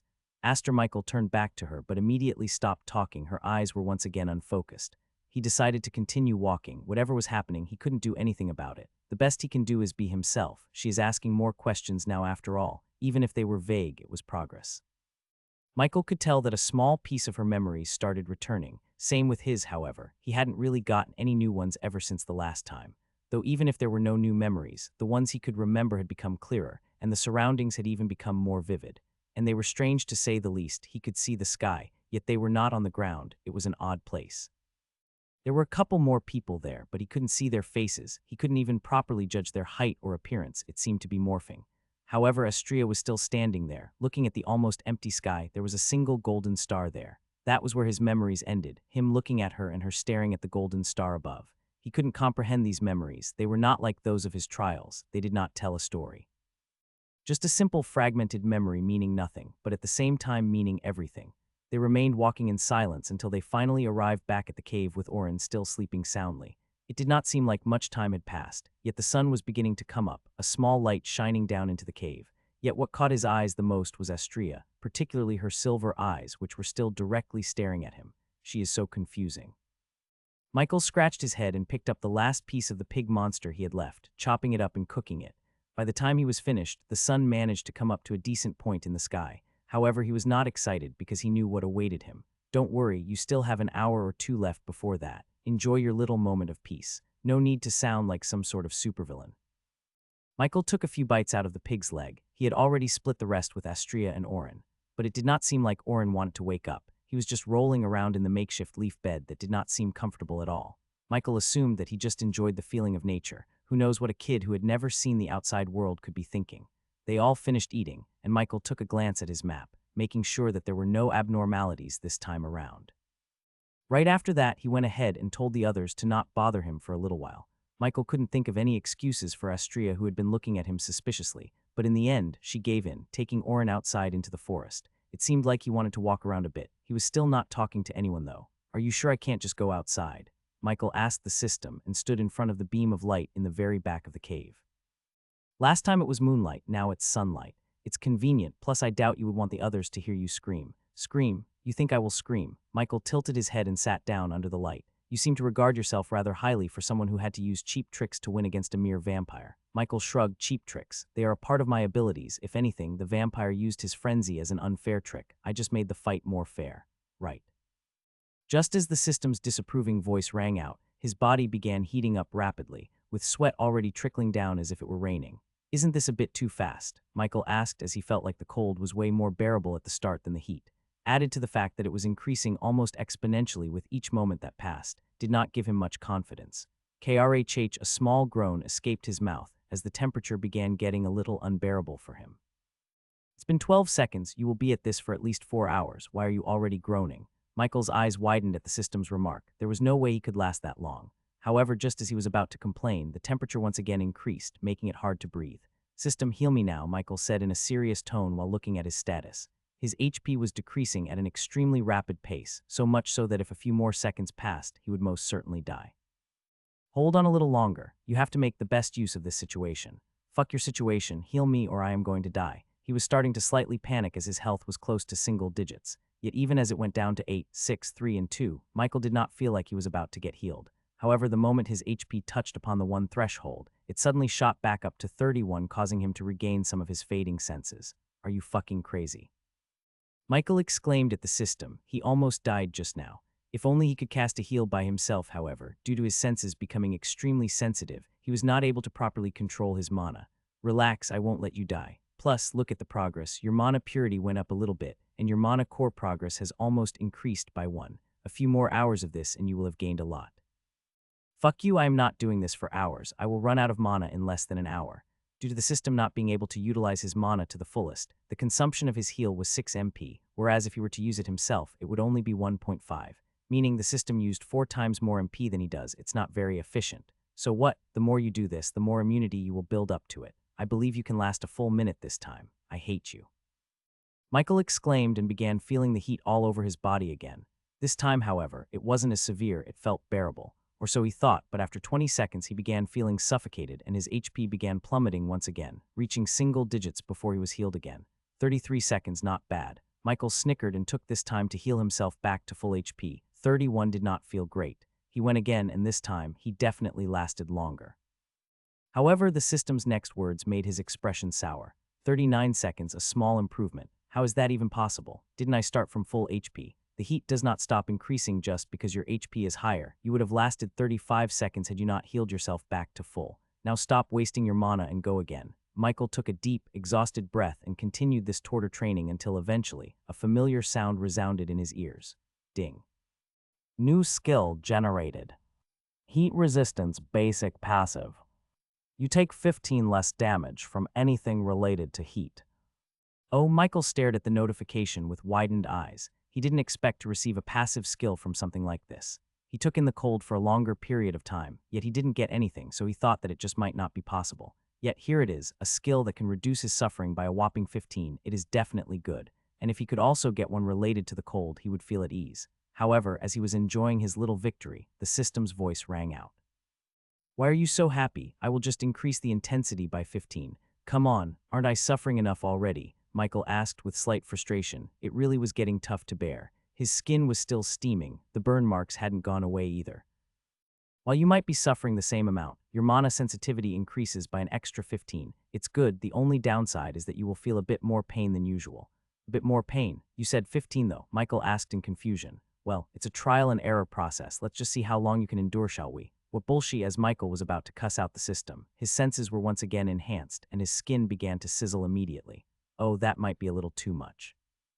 At the system's words, his skin stopped sizzling. Instead, it gradually began getting hotter, similar to how he first started. You did that on fucking purpose, Michael exclaimed in frustration as he was beginning to feel the effects of both his passive skill and the increase in heat. The passive skill made it so a certain threshold of heat gets converted into a cooling sensation, which made it a little more bearable.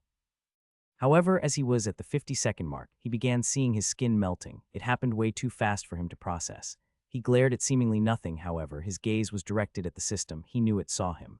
Whoops, Michael ignored it and saw his skin being enveloped by a golden light. But just as he was about to relax for a couple of minutes, the heat came back again. Hey, timeout. Why? You still have a decent amount of mana left. No shit, but can't you see that I am literally dying here? Michael referred to his breathing. He was not able to catch his breath ever since the 30-second mark. And after his skin began melting, his breath exhausted further. Yet he did not scream. For some reason, while it did hurt, the most he would let out was a groan. But he could not say that it felt pleasant. It was many times worse than the coldness, and it definitely was something he would rather not do. However, it was the perfect time to get stronger. He had no worries and no obligations, only free time. And from what he saw while looking at the map, this world was massive, even bigger than his own. The training continued until he finally ran out of mana, finally plopping down onto the ground behind him, sweat covering his entire body. He stood up and noticed something concerning. It was his clothes, which looked like they were glued and burned on the ground from the heat he emitted. It seemed like he subconsciously took them off while he was undergoing his training. He quickly checked the map to make sure no one was around. He saw Astria and Orin a few kilometers away from the cave. Michael heaved a sigh of relief and pondered his choices. He certainly couldn't wear these clothes, yet making clothes out of rocks didn't exactly sound exciting either. System, is it possible to make some kind of armor out of light? Well, yes, but just so you know, you currently have only 2 of your mana remaining. Michael's brow twitched as he had to check for himself, and it appeared like it was the truth. He really was out of mana. However, he was not discouraged. He still had some ideas he came up with. Is it really not possible to solidify the mana like I do with Swords of Light? Can't I just create a thin layer of mana around myself and make it solid? It could work if you knew what you were doing. I wish you luck, though. Aren't you going to help me? Why should I? You are the one standing naked here. Deal with it yourself. Michael was left speechless. The system was being as unreasonable as always. He just hoped it would come through for him this one time. However, he made sure not to panic. He still had a bit of time before the 2 came back, and he could think of something in that time. Or so he hoped, though putting his earlier idea into practice looked to be a bit more difficult than he had anticipated. Just weaving the mana around while having it connected to his body did not drain it. He used that as leverage to surround his whole body with it. Yet even then, some of the mana came back into his body, refusing to stay outside of it. He was at a loss. The little bit of progress he thought he had made was proving to not be sufficient. What can I do? Michael tried envisioning his armor similar to how he did the swords. It was easy to form them. It almost felt natural to him, therefore he never questioned the process. He summoned a singular sword of light, trying to figure out the process of how he molded the mana to solidify. It took him a few tries, but he eventually narrowed it down. It was an interesting process. The mana started out like a thick fog, similar to how it was floating around his body. However, the foggy mana quickly got injected with a denser amount of mana. It felt like a large amount, yet it never left his body. It only ignited the already existing mana, causing the fog to shape and turn into his most used skill, Sword of Light. The dense mana appeared to be coming from the single mana thread he had. While he thought he was already using it to its full extent, it seemed he was slightly wrong. There was an outer layer and an inner layer of the thread. The mana he was trying to use appeared to be coming from the outer part, and the denser mana from the inner part. The output seemed stronger while the capacity seemed lesser. It was a fair trade-off, yet it seemed like it was a necessity to fuel his skills. Without it, they would not form. Michael tried tinkering around with it and noticed that it was fairly easy. However, due to him being relatively inexperienced at controlling it, he became dizzy immediately. He calmed himself down and tried again, covering himself in a thin layer of mana before injecting a very small amount of the denser mana into it. And the moment he did, a thin yet visible layer of mana appeared around him, shaped into the form of clothing, hiding his entire body. It seemed elastic enough to be mistaken for actual clothing, well besides the fact that it looked like a golden-colored suit. He could admit that while it did look strange, it was certainly better than not having any clothes at all. Now that he was able to utilize this part of his mana, it seemed like his repertoire increased significantly. Over the coming days, he would try making a healing skill. Why does this not count as a skill? Michael asked the system, as he did find it a little odd. If you infused more mana, and I mean much more mana, you would have gotten it. As your current clothing stands, if you get attacked even once, those clothes are dispersing. Be careful. Oh, Michael looked himself up and down and nodded with a satisfied look. The day is still young. Regain some of your mana and we can continue. After all, you wouldn't want to waste time doing nothing, would you? Aha. Michael let out an exhausted breath and went back to the front of the cave, noticing Astria and Orin in the distance. She seemed to be carrying a pig monster in one hand while holding Orin's hand with the other. Guess I won't have to look for food. Kevin's POV, 4 days. Kevin thought as he walked inside of the classroom. It's been 4 days since he last saw Michael. It was strange considering while he would always be late, he would never skip class completely. Even if he found it as boring as him, Kevin felt like he wouldn't do that. Lena isn't saying anything either. He glanced at her and sat down in his seat. The lesson would begin shortly. He had been training with mana control lately. His strength had risen a fair deal. It was difficult as he believed it was impossible for anyone to do at the early levels. Only in the 150 level range could someone finally control their mana. Yet he was able to do it now, both by enhancing himself and by projecting the mana outwards.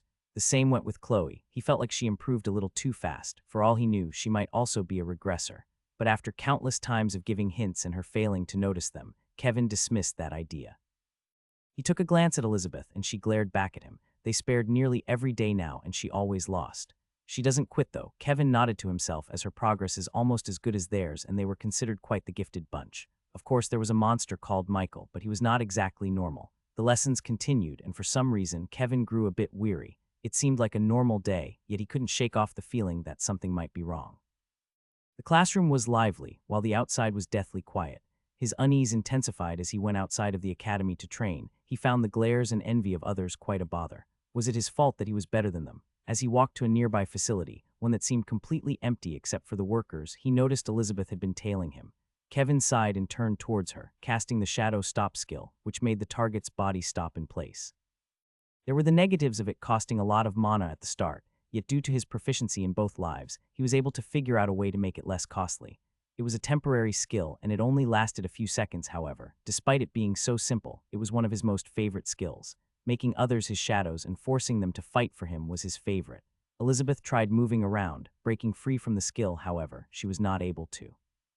"Let me go," she glared at him further, causing his brows to furrow. "You are being a little unreasonable, don't you think? You stalk me, then start demanding for things." Kevin complained and released her from the skill, making her almost fall to the ground. "You said we would train together," Elizabeth said, her glare getting more and more intense. Kevin's eyes momentarily widened before he composed himself. "I forgot."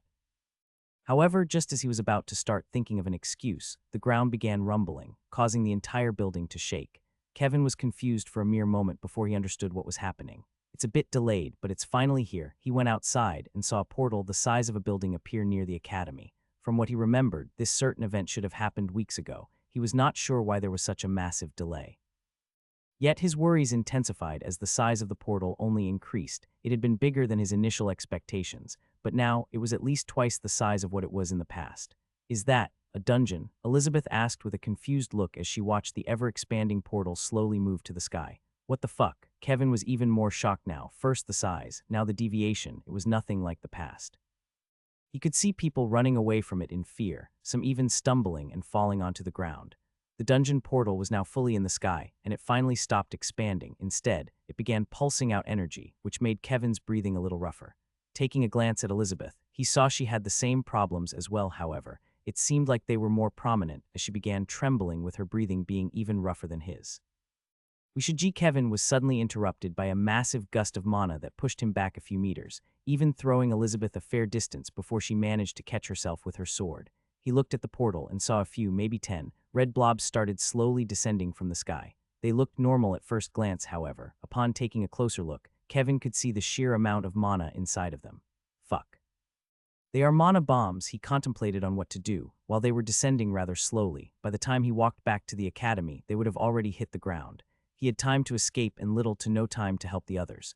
The only person that he could take with him at the moment was Elizabeth, whose shaking appeared to be intensifying. "Hey, are you all right?" he asked her, waving his hand in front of her face. Elizabeth's brow twitched as her trembling stopped for a moment, swatting away his hand. "Yeah, don't do that again, by the way." Fine. Kevin shrugged and looked onwards at the falling mana bombs. There appeared to be some people casting spells at them, trying to slow them down. However, they were unsuccessful as the bombs seemed to resist their mana completely. He could see the police force running at him and going past, not even warning them to evacuate. That's how panicked most were. Could he have stopped this from happening? Maybe. Would he risk revealing his hidden identity to others? Definitely not. Even if he did warn the others about this potentially happening, most would think that he was insane. While abnormal stuff was common, foresight was certainly not. There have been people who claimed to have foresight in the past, however. They were all deemed crazy and thus ignored. Kevin watched as some strong individuals jumped into the sky, grabbing some of the mana bombs and redirecting them. They were not strong enough to completely neutralize them, it seemed, as they began flying everywhere but the academy. Most were directed towards a few open spaces inside the inner part of the city. However, a few couldn't help but fall in the direction of where some people were located. Kevin looked up even higher and noticed something. One of those bombs was heading directly at him.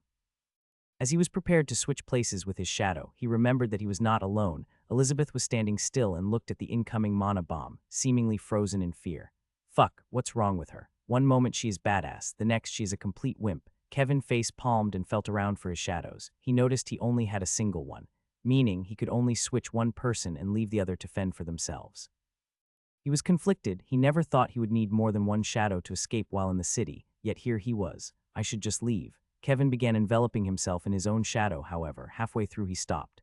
He couldn't take away his eyes from Elizabeth's expression. Just seeing it made his stomach churn. "Elizabeth," he called out to her, but was met with no response. "Elizabeth." At his shout, she managed to finally snap out of it, looking directly at him.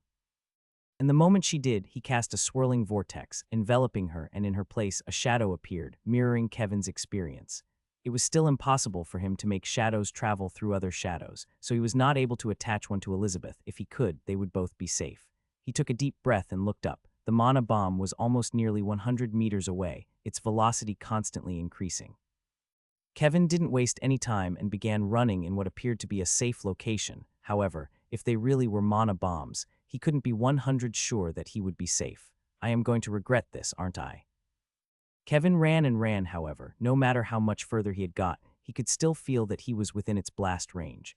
These bombs were like mini nukes, essentially a normal bomb but enhanced with mana. It meant that whoever did this had someone on their side who had this kind of skill. It was not extremely rare, it was just rare for people to use it in a way like this. It was vile and inhumane. Kevin sped himself up and saw a type of metro system leading downwards. That was his best bet. He could protect himself from the rubble but not the explosion itself. He doubted it would extend downwards. It would be pretty troublesome if it did. However, the metro system seemed deep enough, and it also had some sort of shafts. It wasn't abandoned, but it was certainly empty due to the situation. As the seconds passed and he ran down deeper and deeper, he began getting a little confused at the depth of this metro. It was certainly abnormal. What is this? As he was wondering that, the ground finally shook, signifying that the mana bomb finally landed. The shaking was way more intense than he imagined, and it looked like the blast was slowly heading towards him. He collapsed the tunnel behind him. He made his shadow run in the direction of the academy. It should reach it in a couple of minutes. Until then, he had to somehow survive. As he was walking and getting deeper, the railing finally ended. Ahead of him was just a simple tunnel that traveled for as long as the eye could see. Kevin could feel the heat coming from behind him. The only reason he was not panicking was that the shadow he sent out was still alive. As long as his shadows didn't materialize, they were practically immortal. What was most strange about this situation was that the ground hadn't stopped shaking yet. He assumed that the bombs were deadly, but for them to be this deadly, it seemed overkill. As his steps grew louder and louder, the ground eventually began to feel hollow. It was definitely not normal considering just a few moments ago. It was perfectly solid. He tried walking forward and noticed that the pathway ahead was not as hollow as the previous area he passed through. Kevin couldn't hide his curiosity, so he walked back and tapped a few times, causing a small crack to appear in the tunnel's ground. He crouched down and ripped apart the hollow flooring and saw a small manhole that had a ladder leading downwards. His senses were screaming at him to stop and turn back, however. He let his curiosity get the best of him. After all, it was starting to get difficult to breathe as there was no oxygen in these tunnels. Kevin cursed himself for blocking it off but justified it as him not having any other choice. Death by fire seemed more grueling. He definitely did not want to experience it. He climbed down the ladder and was met with a small room, a single white door in front of him. Not ominous at all. Kevin thought to himself as he approached the door and attempted to open it. Much to his surprise, it was already open. All it needed was a little push. He felt the heat growing more intense. It probably bypassed the parts he collapsed. Kevin quickly got inside of the room and closed the door behind him, finally being able to breathe normally. However, as he looked around inside, he was a little shocked. It looked like some kind of laboratory. However, it seemed abandoned. Some vials were broken and thrown all over the place. He was surprised that he was even able to breathe there. From what he could tell, this was old. The ventilation should have been clogged by now, yet it wasn't. He paced around the room and noticed some strange symbols that appeared to be some kind of a runic language. Kevin never bothered to learn it as Michael was the one who liked learning other languages. He left them all to him. I should have at least got the basics down. He sighed in helplessness and pocketed the notes on which the symbols were drawn on. The language did seem a little familiar to him, however. He was still not able to understand it in the slightest. He noticed more notes, however. They were all either ripped apart or basically unreadable due to the amount of time that had passed. Nonetheless, he pocketed them. Who knows what kind of information he could extract if he somehow manages to read the text. If anything, he would get Michael to do it. He used to love learning. Kevin assumed that maybe that one part of his didn't change at all. I hope. He checked the lab a bit more thoroughly as he would soon be going back to the academy. His shadow was fairly close. However, the moment he crouched under one of the tables, he saw something strange. It looked like a giant white feather, and it was enclosed inside of a glass case, seemingly being preserved. Everything else is broken, but this isn't. Kevin looked at it suspiciously. The feather looked a bit too big to belong to a bird, unless it was some kind of a mutated bird he was not aware of. But he believed he was good at identifying monsters, enough to know that this did not belong to one, at least not one he had ever seen in either of his lives anyway. The glass case did not have anything written on it, however. Upon a closer look, he noticed it was covered in mana. Preservation magic. He guessed and took it with him, covering it with his shadows and tying it down to his body. The feather looked valuable. Besides that, he could not see anything else noteworthy inside of the laboratory. No more notes, nothing, just simple wreckage that he could not bother to check through. Kevin felt that his shadow had finally reached the entrance to the academy, and he quickly switched places with it, appearing right in front of the academy. The first thing that he noticed upon arriving here was the smell. It reeked of burnt corpses. He regretted eating earlier as he felt as if he would vomit all of his food out. Added on top of that, the air felt warm and it was slightly difficult to breathe. Kevin turned to look around him and his eyes widened. The entire sky was either black or gray, and he could see many fires out in the distance. There were not a lot of people around him, as most were likely inside the academy since it was much safer than where he was currently. He couldn't see clearly, yet a few figures looked like they were in the sky, some fighting while others simply staring, not doing anything. And for a moment, it seemed like his eyes connected with one of the beings up there, and immediately an incredibly strong pressure engulfed him, nearly making him kneel. However, it only lasted for a moment, as in the next, he instinctively retreated backwards, heading straight for the academy. "I'll just wait inside." Amanda's POV was just a regular day where all she had to do was sit around and pretend to work, yet for some reason, she felt that the mana was a bit more active than usual. Amanda had met up with her father a few days ago and told him about her decision to send Michael to the other world.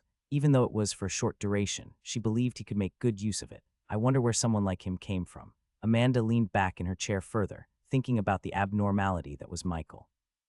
Ever since he first arrived in the city, he stirred up the people and the government. They were pretty reliant on him because he was a saint and not a stupid one at that. Though after he disappeared, she found a replacement, that being Tony, a terrible healer and not exactly a great person, but with enough intimidation, even idiots can be tamed. She was a bit shocked at how her father reacted to the news, though. It seemed he was quite fond of Michael. When he first disappeared and reappeared, his energy was at its peak. But for some reason, he seemed a bit worried after she told him about Michael being sent to another world for a short duration. That's why he also headed there after him.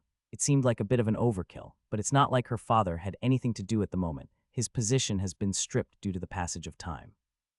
The only thing that remained was his strength, as ever since being healed, it slowly returned. He was nearly at the peak he once reached. As Amanda was lost in her thoughts, nearly falling asleep, she suddenly couldn't feel anything from the outside. She usually had her senses expanded over the whole city, yet at the current moment, that connection was severed seamlessly. Amanda didn't waste any time and smashed through the window behind her, free-falling out of the building before stopping herself in the middle of the air. A few individuals appeared, and all of a sudden, a transparent black dome appeared around them, completely blocking off the view from inside the dome. All she could see were three people who seemed abnormally strong for being of this realm. It wouldn't take a genius to deduce that they were not from here. The three of them looked a bit odd upon closer look. Their skin color was different. They all had a deep crimson shade and they were completely bald, however. The most surprising feature of them all was the single black horn on their heads and a single pale white dot on their forehead that did not stand out as much. But nonetheless, she believed it was important, unless they just had some kind of birth defect. Amanda stared at them intently and tried sensing their tier, however. It seemed like they were hiding it thoroughly. She herself was a tier 6, however. It didn't seem like they were that far off either, maybe tier 5. There were a total of 20 known tiers, with her father achieving a pretty high tier, not exactly at the very top, but still considered strong amongst many. However, according to him, there were many beings that could not be fathomed, where even tiers did not do their strength justice. Amanda was young at the time, so she thought he was bluffing, dismissing the potential of someone or something like that existing. But as she grew older, the possibility seemed more and more possible. She had been to the other realms and saw many strong beings, some of which even rivaled her father in terms of strength. Nonetheless, it was not the time for her to worry about them. There were enemies in front of her that had to be eliminated. However, as the stalemate grew longer and longer, the black dome suddenly began shaking, causing her to feel slightly uneasy as some of the mana from outside the dome had leaked inside. Something is happening. She concluded and gazed at the weird-looking people. From their appearance, she could assume they were some kind of demons. Amanda had never been to hell or any demonic region, however, from the texts she has read, most of the demons looked similar, with the high-ranking ones possessing special features. Taking another glance at them, she deduced that they were definitely not high otherwise. They would not enjoy being bald. She suddenly raised her hand, forming a small wind blade that kept condensing before disappearing. However, it only looked like that to the naked eye, as in the next moment the three demons got into position and blocked her attack. Annoying. She complained and looked at their solid defense. If they weren't together, she could kill them pretty easily. Amanda summoned a few more invisible wind blades and spoke, "Why are you doing this?" She was not expecting to receive a response, however. One of them quickly replied, "Where is the Child of Shadows?" "Child of Shadows? What are you even talking about?" She asked and thought about who it could be. Michael. No, he uses light. Then, Amanda stopped as she finally figured out who they might be talking about. It was one of the more promising academy students. He is as strong as the teachers and could definitely create a monocore within the next few years. His name is Kevin. Hand him over and we will spare the city, one of the demons said while maintaining their defensive stance. It seemed like they were not completely stupid. They knew that if they went on the offensive, they would most likely perish. The strength difference grew wider with each new tier an individual achieved. They could not win even if they tried. You would spare the city? How? By stalling until I exhaust myself. Amanda taunted and enhanced herself with the wind, quickly reappearing behind one of them and slashed, coming into contact with their triple defense once again. She stepped back and frowned. A dark green mana began enveloping her before combining with her wind blades. Block this. At Amanda's words and the slightly confused expression of the demons, a single wind blade emerged. Its color was dark green and it did not seem that ominous. They attempted to block it the same way, however. Much to their surprise, the attack was not as simple as it looked. On the outside, it looked like a darker colored wind blade, but once it reached them, specifically their defenses, it began melting their skin. Finally, some progress. She sighed and cast a few more of them. These demons were truly a bothersome bunch. Not strong, but not exactly weak either, in the very middle being completely annoying. This was the ability from her father's side. It turned her mana into the poison affinity. It was pretty rare to have more than one, but due to her bloodline, she had both wind and poison. Amanda did not like using it often as she still hadn't mastered it completely yet. The mana consumption was way too high. Though it did get the job done, she stared at the demons who had shocked expressions plastered on their faces while their bodies were slowly melting until eventually, they were dead. The fight hadn't taken that long, only a few minutes. It would have been much faster if they hadn't been so resilient. Even with her poison, it took them longer than it should have to melt.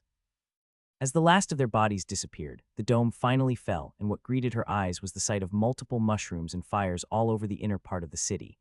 She could vaguely tell from inside the dome that something was happening. As the fight had been going on, the demons were looking around for something.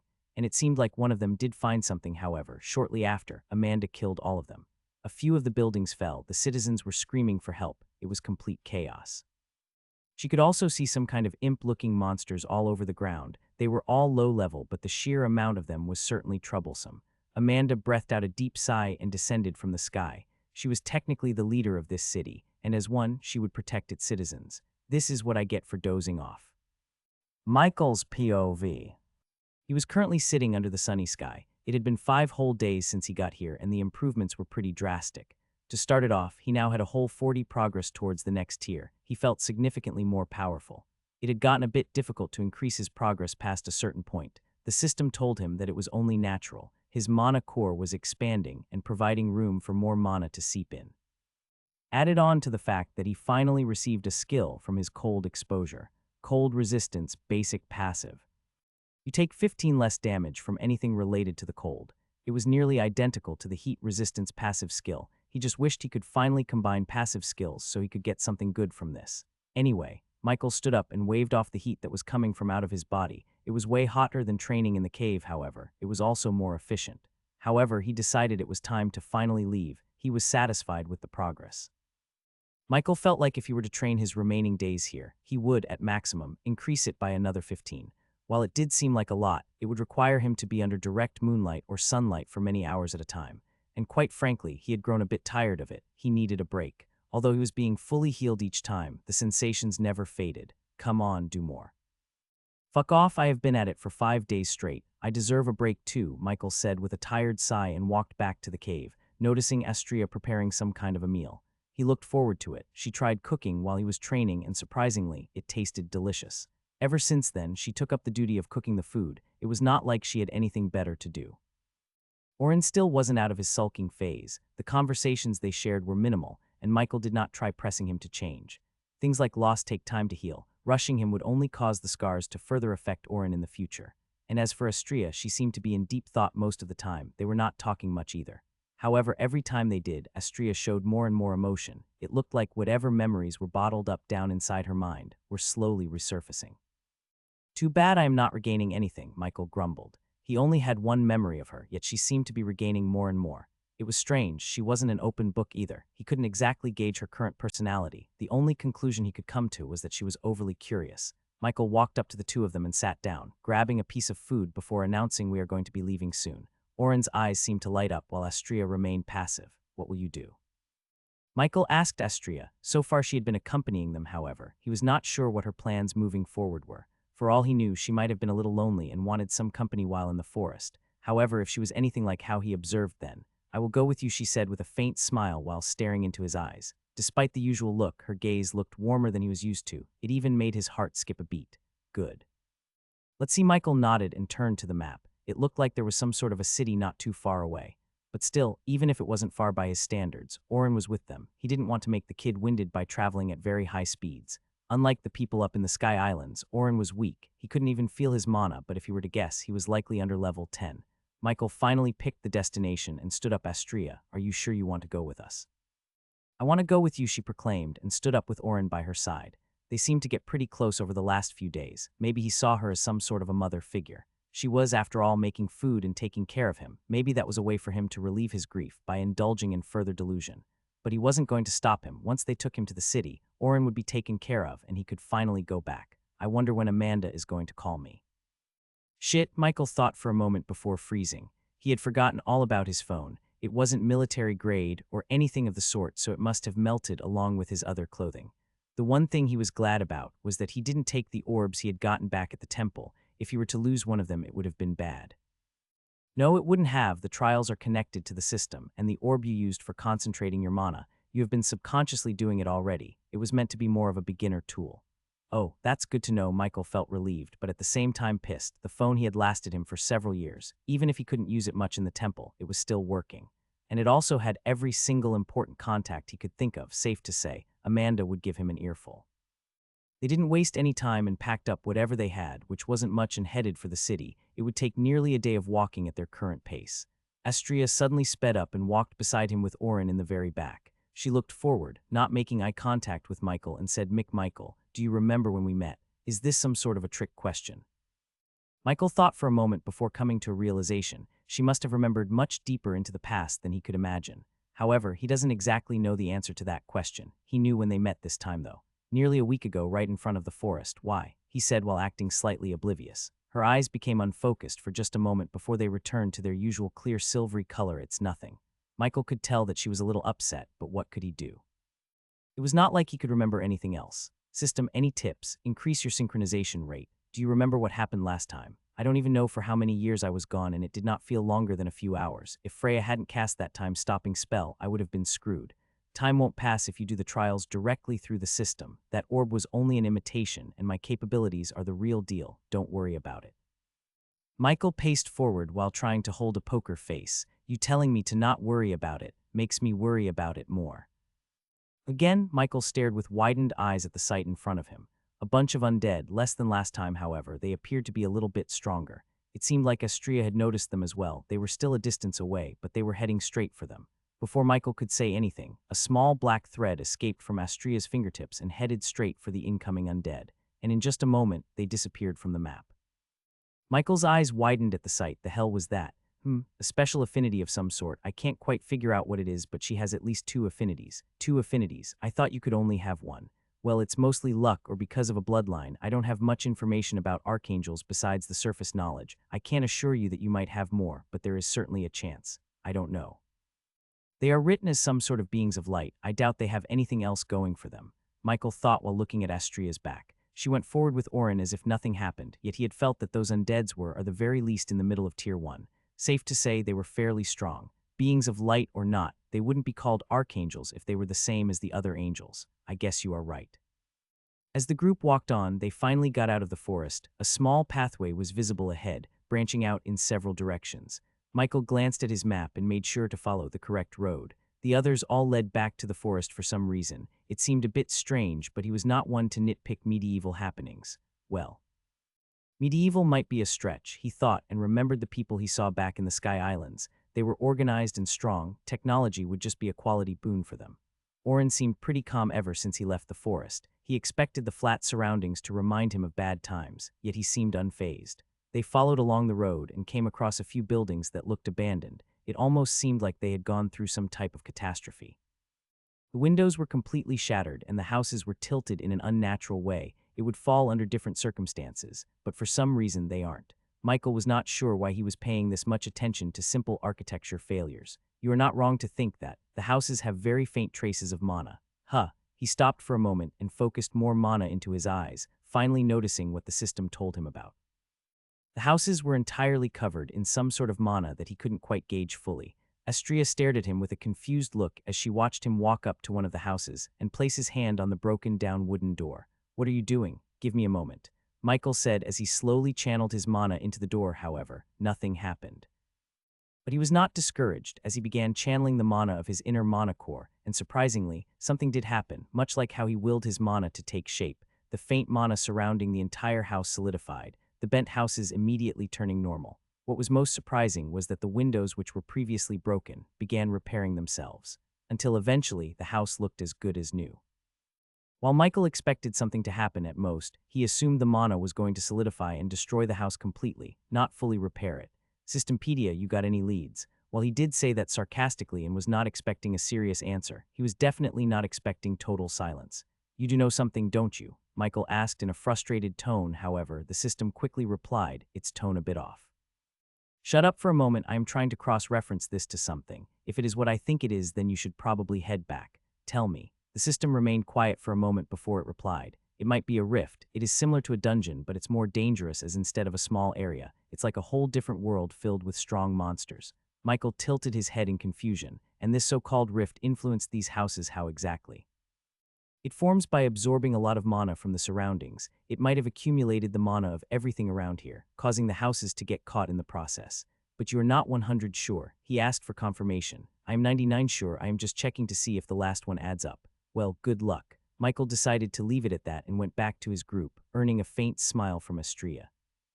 He didn't know what might have been the cause for that smile, but he didn't dislike looking at it. "She is such a mystery." Michael sighed and rechecked his map, making sure they were really going on the right track before turning his attention to the party. "Let's keep going." They began walking once again while checking out the surroundings. Even though it was fairly flat, there were a bunch of beautiful white flowers scattered across the fields. Michael turned to look at Astria for a moment before quickly looking away. "Why am I avoiding her gaze?" he thought before the system's voice once again resounded inside his mind. "Done, well, not really. I couldn't figure out the last one no matter how much I tried." "Then do you know what might be the cause for that one?" Yes, you see, the reason these two worlds combined with each other was because their mana matched a certain wavelength and a rift formed. However, instead of it leading into a world with dangerous monsters, it created a pathway from one world to another." "I see, so on the off chance that it doesn't connect to a dangerous location, it would connect to a different world entirely." Michael wondered. It seemed a bit too abnormal. "Pretty much, the mana is being absorbed and a rift should form soon. Whether it would be a different world or not, I am not sure." Michael listened intently before a thought popped into his head. Say, "Can you artificially speed it up, like provide your own mana?" "Technically you could, however, it must be mana that is the result of a fight. Normal mana is pure. Chaotic mana is what makes the absorption possible." "What if someone has that type of chaotic mana as a result of their affinity?" Michael dug deeper. Yes, I see. That's the one I was looking for. I was only searching for natural causes. No wonder I couldn't come up with anything." Michael rolled his eyes at the system and noticed a small city in the distance. It did not look as grand as Vivum, however. It was definitely not simple. "Anyways, it takes ages for the rifts to open. Just do what you want to do. You have been training for 5 days and walking for 1, and you still have 8 days of freedom before Amanda comes." "Oh. Right," he face-palmed as he almost forgot about her. He had to prepare enough so as not to go over the deadline. She was busy doing nothing, so she would definitely be strict with him. Michael nodded at the two behind him and proceeded to walk in the direction of the city. He just hoped his 8 relaxing days stay relaxing. He would prefer to not fight anyone, but knowing my luck, it's a bit unlikely. Michael and the others finally arrived at the city. The walk did not take long as Oren's mood became better upon seeing other people walking towards the city. It was great that he finally stopped sulking. Michael did not know what he would do if it continued like this even when he reached the city. They went inside the city without trouble. Surprisingly, there weren't any guards around. A safety mechanism might still be in place somewhere. However, as he looked around, Michael could not feel anything at all. There wasn't any grand barrier awaiting them. It seemed like the city had some other way of dealing with thieves. Michael proceeded to walk up to a random man and got their attention. "Hello, could you redirect me to an orphanage?" The man looked up at him with his eyebrows raised. "The heck is an orphanage, kiddo? If you're looking for a pub, it's that way," he said and pointed at the direction they just came from. "Why is everyone so unreasonable?" Michael grumbled to himself. This reminded him of the trial. Every single person he met so far was either crazy or rude. Michael glanced at Astria and noticed she was glaring at the man. However, the moment she saw him, her gaze returned to normal, not bearing any malice like she had just now. "Can she read my mind?" he thought as a shiver ran down his spine. No, I didn't mean it literally. Michael inwardly facepalmed and turned back to the man. He was about to intimidate him, however. He noticed an ailment on the man. It was some kind of disease related to the eyes. It would certainly explain him not exactly looking at Michael's eyes, more so his forehead. I keep forgetting that I am also a healer. Michael raised his arm and cast Purify as well as a heal on the man, causing his eyes to regain clarity. What? The man jumped up in surprise at the fact that he could now see clearly. Michael stared at him, not saying anything, clearly trying to imply that he wanted answers, not questions. Right, the orphanage, it is by the Adventurers Guild. That way the man finally pointed in an actual direction and Michael left with his group, not saying anything. Good deed, nice. Yeah, wish I was so noble. Though why wasn't he healed if only his eyes were the problem? Aren't there healers in this world? Michael wondered as they finally approached the orphanage. When the man said by the Adventurers Guild, he lied. It was nowhere near. He was just glad that his senses were stretched out to the max. And he also had the map. From the moment he stepped foot inside of the city, information slowly started appearing. It now displayed the location of everything, including the name of the city. It was Redmere, a pretty ominous name for such a lively city. Nonetheless, an orphanage was an orphanage, and Oren did not seem too against it either. If there was a way for Michael to take him along, he would, however. Taking a frail child that high up could potentially kill him, he didn't want to risk that. Plus, he doubted this would be his last time in this world. He could always come back and visit him if he wanted. If he ran, he could get here within a few hours. Michael entered the orphanage and saw a few kids running around as well as the nannies. They all seemed cheery and relatively happy. Because of that, a small smile appeared on Michael's face as he approached one of the nannies, explaining Oren's situation to her. She seemed shocked and stared at him with pity and tears in her eyes. Michael found it interesting that someone was willing to show so much compassion for another. But I guess I am only alive because Rebecca saved me. He thought back to the past that he faintly remembered. It felt like most of his memories, before he came to the body, slowly went away. Not like there was that much anyway. Please come with me to meet the matron, the nanny said to Michael and the others. Lead the way. System, just in case, but is anything off? He asked for clarification. With his luck, he never knew what could happen. Nothing yet, though the matron or whatever has strange mana. I am not sure if she is human. Good to know. They headed down the hallways, passing by a few other nannies and kids, until eventually they arrived in front of the matron's door. Michael could immediately understand what the system meant. While the difference was faint, it was certainly there. The door opened by itself, and he immediately met the matron's deep red eyes and flowing white hair. Astria let out a small black thread out of her fingertips, and it sped straight at the matron, however, much to everyone's shock. Before the thread could reach her, it was cut. Calm down, Astria, Michael said to her, and she nodded back at him. The matron dramatically raised her hands, as if gesturing surrender. You don't have to be so cautious. I mean you no harm. How does she look according to you? He asked the system and looked at her, trying to gauge her intentions. Relatively safe, well, besides being nearly tier 3, just don't recklessly fight her and the week might pass without issues. Really good advice. Michael remained cautious and asked, what is someone like you doing as the matron of an orphanage? However, much to his surprise, she shot back, and what might you be doing going around killing vampires? Although she said that in a threatening tone, he did not feel any malice. It tried to kill me, so I killed it. Now mind answering my question. The matron seemed to be staring intently at Michael. That was until another thread shot past him and headed directly for the matron. However, just like before, the thread was severed before it even reached her. Calm down, girl. As I had already stated, I am not going to harm any of you or anyone at all for that matter. Don't try anything funny, Astria said and sat down in a chair by the side. She was averting Michael's gaze. What's with her today? Maybe she got a violent portion of her memories back. Who knows at this point? My knowledge does not include womanly matters. No shit, she pointed at the nanny who had been standing by and shaking in her boots. Go back. Nothing happened. Just as her words landed, the nanny, almost looking like a marionette, walked out of the room, her previous look of fear and confusion gone, replaced with completely blank eyes. Michael was slightly startled as he noticed the mind-controlling ailment on her, but it was a bit unusual. It looked like it would run out soon. And it did. The moment she exited the room, her expression returned back to normal and she gave them a small smile before departing. So vampires can control minds now. To a certain extent, yes, but don't worry, it's pretty flawed. Your passive skill discipline would negate it as it requires the target's mind to be weak. Yours can't be weakened past a certain threshold, so it would not work.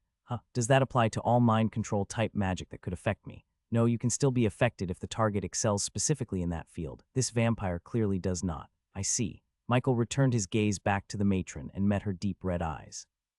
She pointed at the seat in front of her and moved it back with a thin line of blood. Let's talk, shall we? Michael sat down on the chair opposite to her and looked at her suspiciously. Even if she wasn't exactly evil, she just mind-controlled someone in front of him. How could he not be cautious about that? What if she does this to everyone she comes across? What if the only reason she became the matron was because of her inherent vampiric abilities? You are thinking too much about this, as she said, talk it out. Right. As Michael was about to start asking questions, the matron spoke first. My name is Lily, and you are? Michael, that's Astria, and lastly, Oren. Michael introduced himself and the others in order. Lily finally took a breath of relief. She appreciated not having to fight over a misunderstanding. I am the matron because I was selected to be as such. The higher-ups already knew I was a vampire, she explained to ease Michael's doubt. However, he was not convinced. That sounds like bullshit. So out of all the people in this entire city, they chose a vampire. Exactly, she nodded absent-mindedly, perhaps avoiding or completely not understanding his question. However, he knew better than anyone that there was some deeper secret behind it. He could see it in her eyes, but it seemed like she could not talk about it. Anyway, to check if someone is under an oath, he asked for the system's advice. It would help confirm his suspicions. Not really, oaths are made on the soul. You can't see or feel that far yet. I see. Michael turned his gaze back to Lily. Are there more like you? Vampires, I mean. Yes, though not a lot. We're seen as a threat by most. Lily replied with a solemn look and proceeded to explain in further detail. You see, vampires have been portrayed by humans as some sort of bloodsuckers when in reality, we're just yet another race. She paused for a moment and continued. That being said, some hold malice against us because we are part demon, part undead. We hold demonic powers as well as very long lifespans. We pretty much can't die from normal means.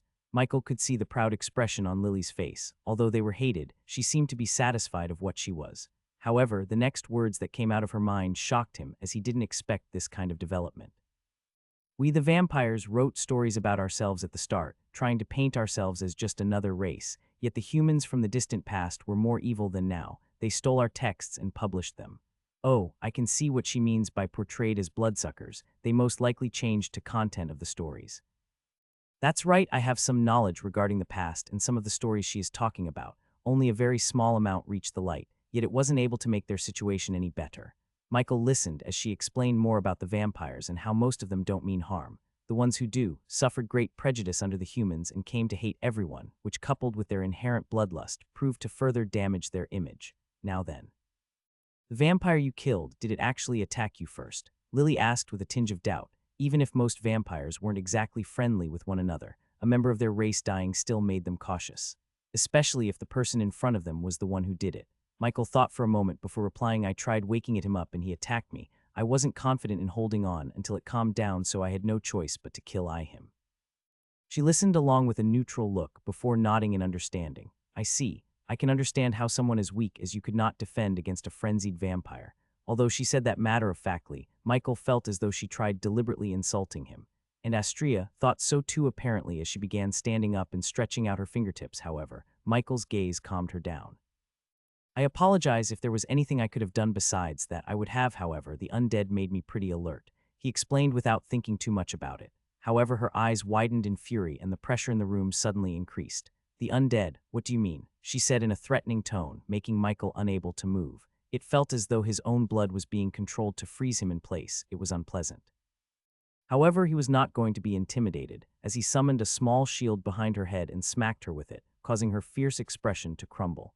She did try sending a small amount of blood to intercept it, but due to the system's parrying and her weak attack, he was able to pass by and connect his little attack. He didn't mean any harm by it, and she seemed to notice it too, as her eyes softened and she sighed. Sorry about that, I lost my composure, Lily said, and created tiny lines of blood to deflect Astria's threat attacks. Astria, Michael facepalmed and turned his gaze back to Lily. I found undead above the buried vampire, not sure what they were trying to do though. He explained and noticed the expression on her face turned sour. Does she know something about this? They have been appearing all around the world randomly. Those vampires are in cahoots with the undead. It's been like this for many years now. She said while holding her forehead in frustration. Appeared. That's exactly what happened back at the forest as well. Michael thought with suspicion and waited for her to elaborate. All vampires are fundamentally the same, however. Some are born and raised under different circumstances. Those being among the undead or demons tend to be evil. As Michael noticed she was starting to gloss over the appearing part, he interjected, could you tell me more about what you mean by appearing? Lily looked back at him with slight confusion. You don't know who the lost are. Her tone indicated clear suspicion. No clue. Michael couldn't help but express some discomfort. Amanda warned him against telling others about his world, and it seemed like pretty common knowledge if she was reacting like this. I forgot, Michael said with a straight face as no excuse came to mind. Lily was speechless but decided to explain anyway. The lost are those who suddenly appear out of nowhere. That is the only thing known about them, hence why it's random. No one knows why that was happening. One moment they aren't there, and the next they are. You can immediately feel them if you have your mana perception extended around you, but sometimes they can bypass it, though for a vampire to be lost is certainly unusual, along with the undead at that. She contemplated out loud while Michael was simply paying attention to her, but she simply began repeating the words, trying to make sense of them, yet to him it looked odd. Has she gone crazy? Michael thought with a raised eyebrow. As he saw that her stupor was not going away, he decided to simply introduce Oren. Lily did not seem like a bad person, at least not that he could tell. Michael got her attention and recalled how he found Oren and what happened after that, mentioning roughly where he found the vampire as well. Yeah, it's no problem. Here she handed him a piece of paper to sign. Oh right, Michael understood that Oren was most likely illiterate, so he wrote down all of the information about him that he knew and handed the paper back to her. Lily didn't even give it a glance as she put it back on the shelf behind her and looked back at Michael. I will be staying here for quite some time. If you need anything, don't hesitate to visit. The conversation was pretty simple, though I expected to get a bit more out of it. Michael sighed inwardly and patted Oren's head before heading out with Astria. Just before he exited, Lily spoke up. Michael, friendly advice coming from a fellow vampire, but watch your back in the city. Some might not be as reasonable as I was. I'll keep that in mind. Michael gave Oren one last glance and finally left. His destination, the Adventurers Guild. Michael and Astria walked to the Adventurers Guild in silence. He was not sure if he imagined it, but it appeared like she was mad at him. Though he couldn't recall what he had done to wrong her, they barely even spoke. Even upon arriving at the guild, she refused to talk. He even tried striking up a small conversation, but he was ignored. System, can you analyze what I did wrong? I can't find any problems. She might just be mad at someone else instead. Maybe the vampire lady would explain why they were fighting constantly. Could be. Michael replied with some doubt. He wished he had more memories back so he could remember Astria. It did not feel good to be the only one in the dark. Well, look on the bright side. Once you reach Tier 2, you can go through Ascension. You might gain some insight there. Does it work similarly to the trials? Yes, though it shouldn't be that grueling. It usually plays out a scene from your past. Never mind, it will probably be difficult. The guild looked pretty much the same as the others he had seen before. For some reason, they all followed along with the same style. Hello, how could I help the two of you? The receptionist spoke and Michael explained that he wanted to accept a quest of sorts. They were asked to provide some basic information about them before heading out to some type of examination site which seemed to have some target dummies strewn around everywhere. Why do I feel like the test from the trial was a bit more straightforward? Michael wondered, and the system quickly replied. It measured your mana, not your combat skills. This one is the opposite, however. If you show you have talent with mana, it works just as well. Oh yeah, that's true. Michael and Astria were asked to show off their abilities, while the receptionist gave their information to the examiner. Michael, 14. You go first. Attack that dummy. The man pointed at a target dummy that seemed to be the most worn out of them all. He judged Michael based on his age, even when he didn't exactly look it. Due to the stats he acquired when he first got here, his rate of growth had increased by a lot, obviously not to the point of him becoming an old man faster. But it was enough to make him push past puberty, and quite a while ago, he assumed it happened during his time in the temple. Even his voice had gotten deeper. He just hadn't noticed at the time since he really didn't have many people to talk to aside from Freya. Michael nodded at the examiner and walked up to the dummy, summoning a single sword of light and slashing it down. It appeared like nothing happened, however. In the next moment, the dummy was perfectly split in half. He turned around to notice the examiner's shocked expression and walked back next to Astria. All right, good job, Michael. That was impressive. Next, Astria, you do the same but on this dummy. He pointed at a target dummy that looked a bit sturdier than Michael's, and without even moving from her spot, she cut it in half, similarly to Michael. I just barely saw it. Michael sighed and watched the examiner drop their documents before quickly bending over to pick them up. While you two pass, take this. The examiner handed the both of them green empty plaques. Head back to the receptionist with these. I wish I could give you a higher rank, but this is the most I can do. Sorry. The examiner apologized and gave their documents back with a little stamp on them. The receptionist seemed surprised upon seeing the color, as it was definitely not common for people to get something like that just from the test alone. Do you have the adventure rankings for this world? He asked the system as the receptionist began filling out the documents with random stuff he couldn't care less about. It goes from F to A. There's also an S rank, but it's very uncommon in this world. You got rank C. It's considered the maximum you can get from the very start. Surprised they're just giving the ranks out like it's nothing. I expected more tests to come. Can just anyone get C rank then? Michael thought about it, as destroying the target dummy was pretty easy. He doubted that he would have struggled with the one Astria destroyed either. There you go, all done. The receptionist took their documents, but instead gave back the plaques which were now containing both of their names. and right below them, the clear italic. C rank, it didn't feel so bad. Every single time he did adventurer stuff, it brought him excitement. Can we start picking out the requests right away? Michael asked the receptionist as he looked at the wall that contained all of the requests. Just like in his trial, they were all embedded in a wooden wall, being held up by miniature knives. The receptionist began explaining with a small smile, of course. Just make sure the requests you are going to take don't go 2 ranks above yours. The highest request you are allowed to take is B rank. Fair enough. Michael nodded at the receptionist and headed straight for the wall of requests. They all seemed pretty straightforward. The animal-searching ones even made him chuckle a bit. However, as he kept looking through them all, he noticed that none fit his usual style. Most of them were pretty simple. And surprisingly, there were barely any monster subjugation requests. The little ones there were, all belonged to the D rank or below category. Michael did want to relax, however. By slaughtering monsters that could not even see his attacks, he would not grow. Even while slacking off, he wanted to improve his skills. Michael finally gave up on finding something good and resigned himself to his fate. It's a dud. Where are the cat-finding requests? However, a small tug on his sleeve made him turn around. It was Astria, and she was holding up one of the requests in her hand. Let's do this one, she said, and gave him the paper, letting him read it. F rank. Michael looked back at Astria with a tinge of doubt which made her eyebrows twitch. Read it fully, she said while pinching his arm. Michael would have considered it playful had she not been much stronger than him. She could probably swing him around with that little pinch. Fine. He agreed, and she loosened up, staring at him with expectation. House rebuilding request. Really? Michael thought as his doubt had not disappeared in the slightest. However, as he continued reading, his eyes widened. My items are randomly disappearing and my house looks twisted. Can someone come fix it? I will pay with beer. It sounded stupid to those who didn't know anything. However, luckily, Michael managed to encounter a similar situation as this on his travels. The rift, yeah. In the city at that, it sounds pretty serious. Michael handed the request back to Astria and nodded. That small gesture made a wide smile appear on her face before she quickly went to the receptionist and accepted it. So the rift is dangerous, right? Right. But if it's another world entirely, then it's not. If someone from that world is forcibly trying to enter this one, I can assure you that they don't have the greatest of intentions. Michael watched as Astria walked back to him with the request stamped and rolled up. She relayed what the receptionist told her. There wasn't much information, just the general location of the request and, of course, the prize of beer for completion.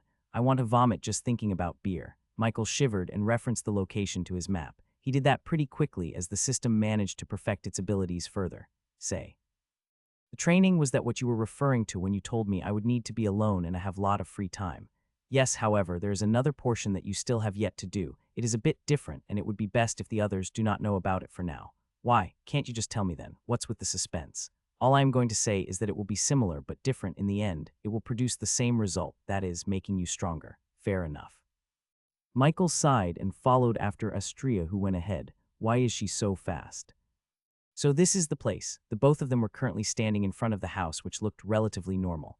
That was until he fully focused on it. Only then did Michael notice the mana surrounding it. Are you chaps here for a drink? An old man walked out of the house with a bottle of beer in both of his hands. I see. There have been people who came here before but left since they thought the man was just crazy. Are you the owner and the one behind the request? Michael asked just to make sure. Maybe this was some kind of an inn-type house where people waddle in to get drunk. The man seemed a bit shocked to hear his words as his eyes widened slightly, putting away the alcohol gently onto the ground. It's been 3 years since the last person came. Glad they didn't take down the request. The man laughed out loud and walked over to Michael, extending his hand. Please fix my fucking house this time. What a spirited old man. Michael put on a small smile and shook his hand. He did the same with Astria and told the both of them to come inside. It looked pretty modest on the inside. No one would be able to tell that this man was likely an alcoholic. He took them to the living room, and Michael noticed that it was the only room in which the mana was concentrated. Even without focusing, it was pretty obvious. After all, some of the items on the shelves were shaking heavily. See what I got to deal with. And those guild fuckers keep telling me I got bugs in my house, the old man complained and took down a vase from the very top shelf. Look, he showed Michael and Astria the inside. Besides the plant, there were indeed no bugs. Anyway, you kiddos want tea or something? I got alcohol too, but I am low on it right now. Yeah, pick between tea and water, the man said shamelessly and awaited their response. Tea, Michael and Astria said at the same time. The man nodded with a thumbs up and headed to the kitchen to prepare the tea, leaving the two of them alone in the living room. Do you feel it? Michael asked her as he extended his mana into the air, interacting with the disturbance, though it simply swatted away his mana, either dissipating it or completely ignoring it. Astria tried using her threads to cut through whatever this mana was, however, she wasn't able to either. Should I just solidify it? Though this looks a bit different. Michael paid more attention to it. The concentration of mana seemed similar to the outside. It was just much larger. And at the same time, it did not have a form. Most of it was floating in the air, and only a small part was interacting with the surrounding items. I'm not sure if you should. It might or might not destroy this man's entire house, and that's only the best possible outcome. What's the worst? You open a miniature rift in this area, destroying much more than the house. Michael's eyes widened, but isn't this going to open sometime in the future anyway? Precisely, the chaotic mana can't be dispelled no matter what anyone tries. It has been forming for many years, possibly even decades. That's not very reassuring. Is there any way I can just close it before it, destroys half the city? Michael asked. This is where he would leave Orin. He didn't want any lethal loose ends. Suddenly, his halo lit up the entire room, enclosing both him and Astria in a ball of light. What the fuck is happening? He asked as he could feel the mana growing wild right outside the ball of light. It wasn't see-through, so he wasn't exactly sure what was going on, but he assumed it was the worst-case scenario. He was just being protected by the halo. Well, I have good news and bad news. Michael recalled the last time the system said something like that, and a shiver went down his spine. Tell me the good news first. Certainly, the city is fine. Michael expected a bit of a lengthier response, but now that meant that the bad news heavily outweighed the good news. The bad news is, well, you got sucked into the rift. Fuck. Michael tried stretching out his mana to somehow bypass the light barrier, however, it seemed to be futile. Don't try, it's the only thing protecting you from being ripped apart. Am I still not on the other side? No, though you are close. Just wait a few more minutes and the barrier will probably dispel itself. Michael couldn't help but facepalm. While he was sort of considering attempting to go inside the rift, he was not going to go through with it. Yet here he was, probably traveling to his death with Astria. Michael, she called out. Confusion was clearly visible on her face. Well, Michael decided to tell her everything he knew about the rifts and what was happening to them right now. And as he finished, a frown formed on her face. Do you know how we can get out? System, he quickly asked. There should be a small rift in the area where you will appear. All you have to do is go through it, and you will be back where you just were. Michael relayed what he just heard, and all of a sudden the ball of light shook with cracks slowly appearing on it. That doesn't sound too difficult. Why do people not have much information regarding the rifts? Oh right, the small rift only lasts for 5 days. If you can't find it until then, you will be stuck here forever. Do you mind starting off with that next time? Michael exclaimed as the last of the cracks finally came together before breaking apart and revealing an area covered in snow. They couldn't see far, even with their senses and mana spread out. It was a dud. The fog surrounding seemed like it was blocking anything and everything. As Michael was pondering his next move, he suddenly sensed a wave of mana approaching him. However, before he had time to react, Astria cut it apart and sent it all around them. It was a fireball, odd to see despite the current weather they were in.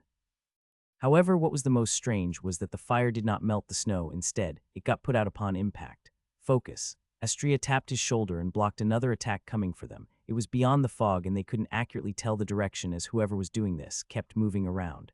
Nimbly at that, it almost seemed like there were multiple people. However, the attack always contained the same amount of strength, not changing in the least. Michael sighed at his terrible luck and cast Aegis of Light on both of them, shielding them from the incoming hits. System, go parry them for Astria as well. He instructed and summoned hundreds of swords of light, all of them circling around the two of them.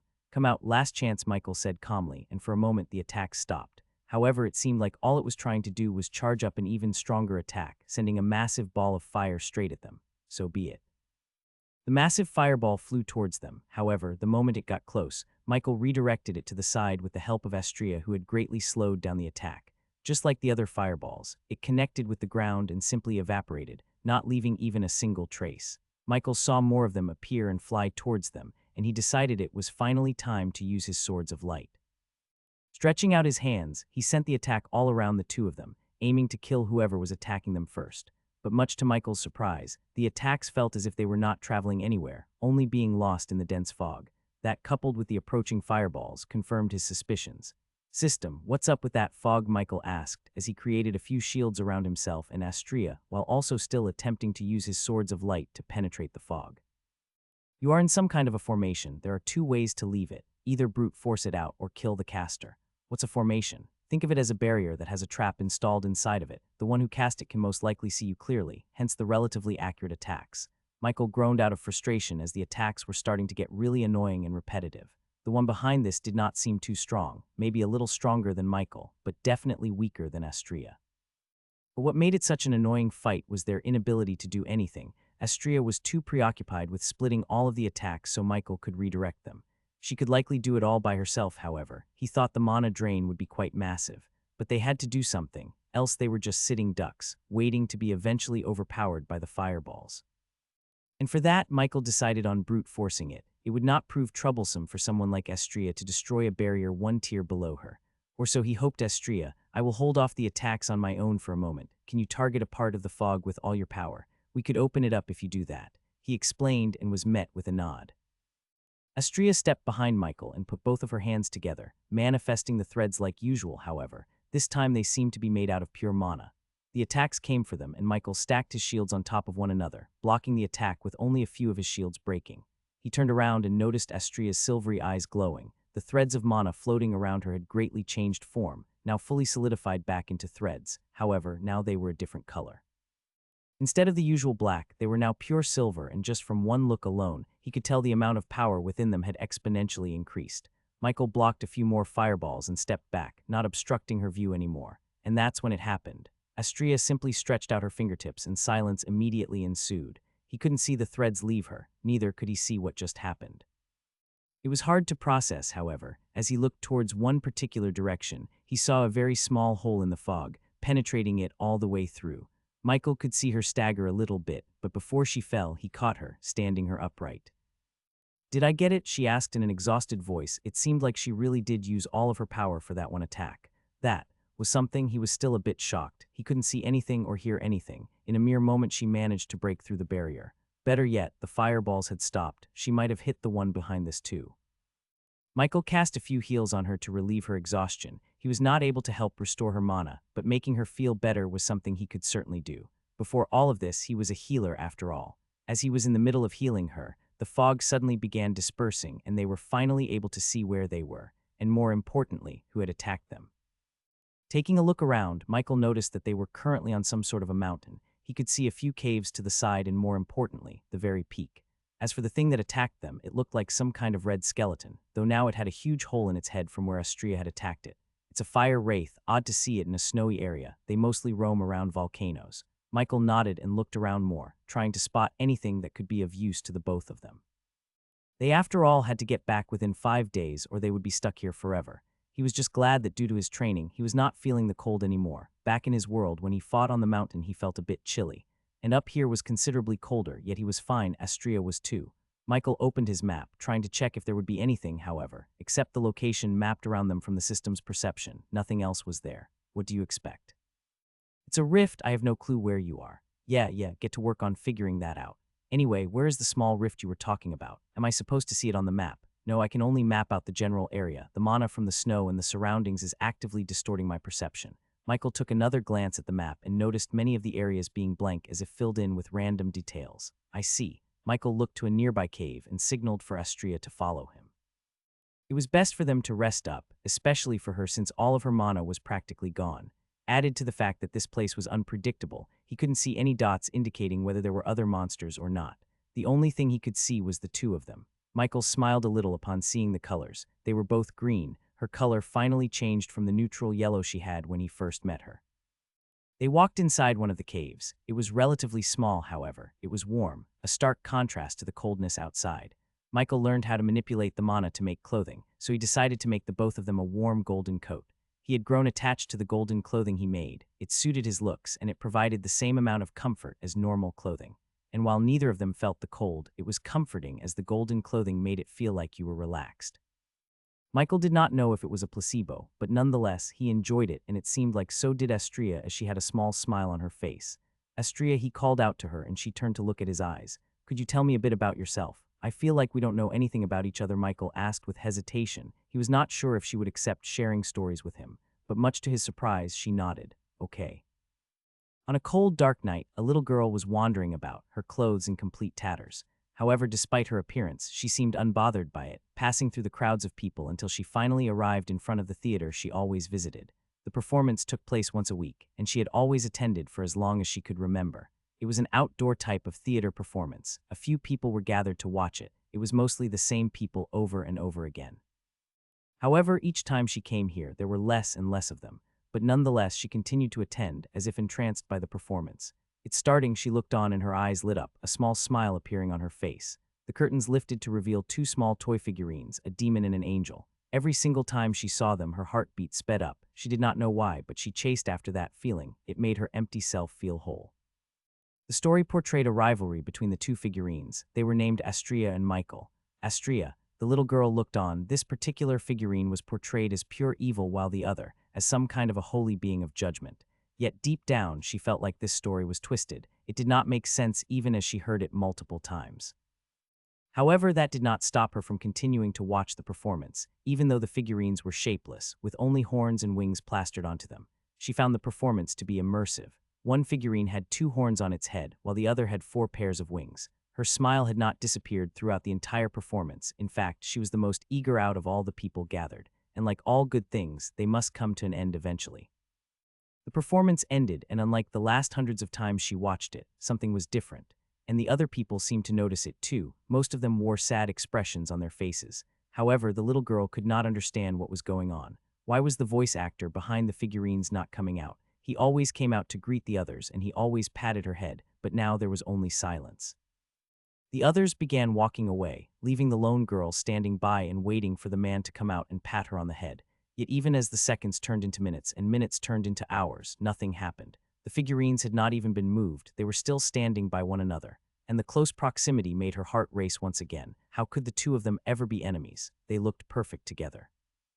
The little girl looked around, trying to see if anyone was around, and then quickly pocketed the 2 figurines before running away. She ran and ran, the smile not disappearing from her pale face. She finally had the 2 things that made her life less miserable. Astria, Michael. The little girl kept repeating the figurines' names as she finally got exhausted and plopped down near the alley where she had been staying since she could remember. She looked down on the puddle of water by the side and saw her own reflection. Her black hair and silvery eyes were being clearly reflected, but the more she stared, the deeper her trance became.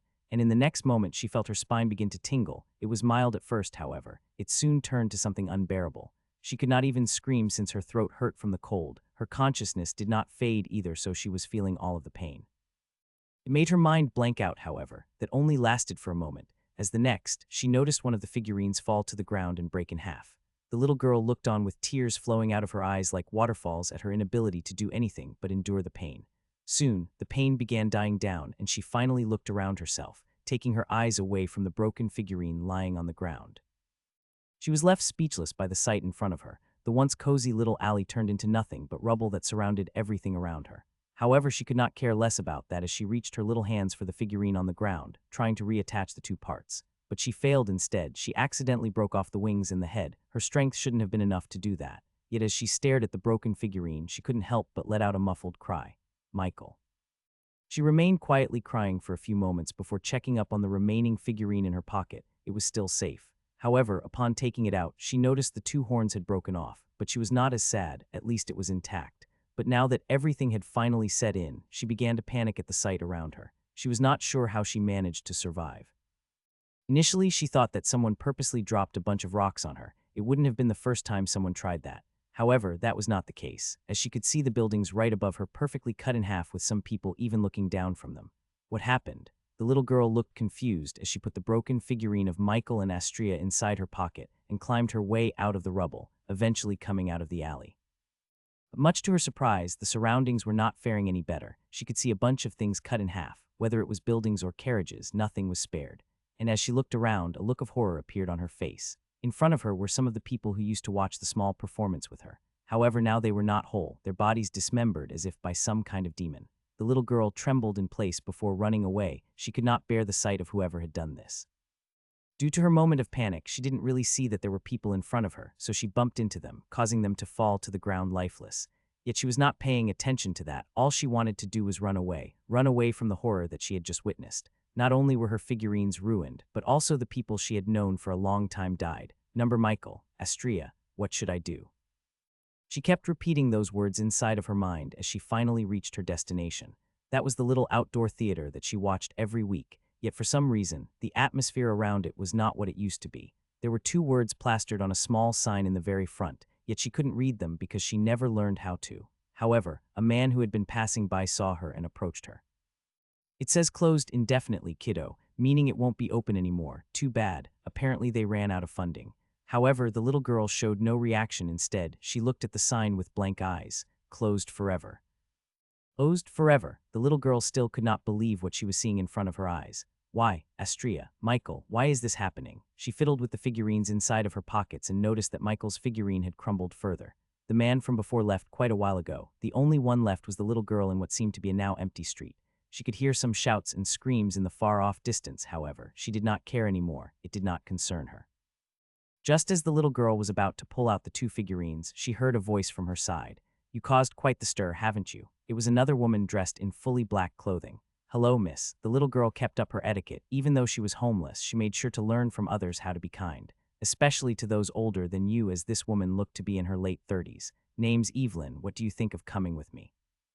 The woman ignored the little girl's kindness and offered her a deal she would find difficult to refuse. Evelyn looked fairly wealthy, her blue eyes shining like the stars in the night sky. Oh, it's already time for bed, the little girl thought. However, she soon noticed some irregularities. I don't feel cold anymore. She checked around her entire body, making sure that everything was intact. The little girl dismissed her own confusion and looked back at Evelyn. Miss, I am sorry, but why would I come? She found it quite strange. She always came around here and no one wanted to take her in. So why now? However, the next words that came out of Evelyn's mouth sounded cold. What choice do you have? What? The little girl stepped back as a bad feeling started welling up inside her chest. No, you seem to have misunderstood. The woman chuckled and pointed behind the little girl. And upon turning around, she saw a bunch of guards running around, screaming and looking for something, or maybe even someone. They are looking for you. The little girl turned back to Evelyn with a confused expression clearly plastered on her face. Why? Do you not remember what you did? It was the woman's turn to be confused. What I did. The little girl grasped the two figurines tighter, further crushing Michael. However, she was not able to notice at the moment. She was too preoccupied trying to make sense of this situation. Evelyn sighed and walked up to the little girl before crouching down. You killed them. Killed them? Those words made her heart race as she grasped the figurines even tighter, hearing a small crunch. I was walking by when I saw a bunch of threads appear out of nowhere, and then out of nowhere, heads fell in front of me. Color me surprised when I realized you were the one behind it. Evelyn sounded proud instead of terrified, which further confused the little girl. What do you want from me? The little girl began stepping back rapidly. However, even she herself was surprised by the speed at which she was stepping back. It seemed impossible for her frail body. Evelyn just watched on silently, an ever-growing smile on her face. The little girl began running around at speeds she was previously not capable of running. It made her feel excited. Michael, Astria, are you seeing this? She stopped and excitedly pulled the two figurines out of her pocket. And the moment she did, her previous mood was completely ruined. Despair was starting to kick in. The figurine of Michael had managed to completely turn to dust. Meanwhile, the figurine of Astria was perfectly fine. It seemed strange how that was even possible considering they were in the same pocket. However, even though one survived, the other did not. Michael, she sniffed, tears slowly welling up in her eyes. Girl, stop. I will get you more of those figurines if you want any. All you have to do is come with me, the woman said while stretching out her hand. She was on the verge of tears, but the thought of once again having Michael back by her side made her stop thinking. Okay. She grabbed the woman's hand and suddenly, they were no longer in front of the theater. Instead, they were in front of some sort of mansion, much bigger than anything the little girl had ever seen. Evelyn took the both of them inside and sat the little girl down on a comfortable chair. However, despite her fatigue, she did not want to sleep. Girl, I will make you those figurines in exchange. Won't you assist me with some personal matters? Evelyn said with a small smile. Figurines. The little girl absent-mindedly nodded, ignoring the part where she was basically signing off her freedom. Good, very good. Evelyn started laughing hysterically. Her previous mask had fallen off. Now it was the real her. I will train you well. I will make sure to put your skills to good use, she said ominously, but to the little girl it sounded like a pretty good deal. She gets to have her friends back and all she had to do was work around the house. Who wouldn't take this deal? Anyway, girl. No, what should I call you? It's getting a bit annoying to keep calling you. Girl, Evelyn's hysterical laughter stopped as she put on her previous mask. Name, I don't have one. No one had ever given her a name. She was alone for as long as she could remember. The only friends she had were the two figurines, Michael and Astria, she said out loud without even noticing. Astria, what a beautiful name. Evelyn started nodding before calling out for one of the maids to come by. Get Astria here some new clothes and draw her a hot bath, she said, and the maids quickly got to work. Astria, the little girl suddenly became wobbly. Her head felt as if it was splitting apart. The pain wasn't as bad as she felt back in the alley, however, it was still no joke. However, she could not tell what was going on this time. The pain felt senseless. And soon after, it quickly disappeared, with the little girl now staring directly at Evelyn's eyes. Greed. A thought went through her mind before her eyes widened. It felt like someone else was inside of her mind. but she did not dislike that feeling. It didn't exactly feel foreign. Instead, it felt familiar. It brought her peace. However, that peace was short-lived, as in the next second, another burst of pain shot through her head, and this time she could see some memories appear in her mind. They were little and barely noticeable, however, to her broken mind. They were like clear pictures she could finally cling to. And in some of those pictures, she saw herself, or more specifically, an older version of herself. She was standing somewhere in a place that seemed nearly unidentifiable, and right next to her was a man whose face she could not see, however. The emotions were strong enough to be felt. Love, obsession, and all kinds of other emotions that she could feel. And the only other thing besides the memories that she had gotten was a name. It was a name that she was ever so familiar with, Michael. The little girl called out in her mind as she looked at the man in front of her older self.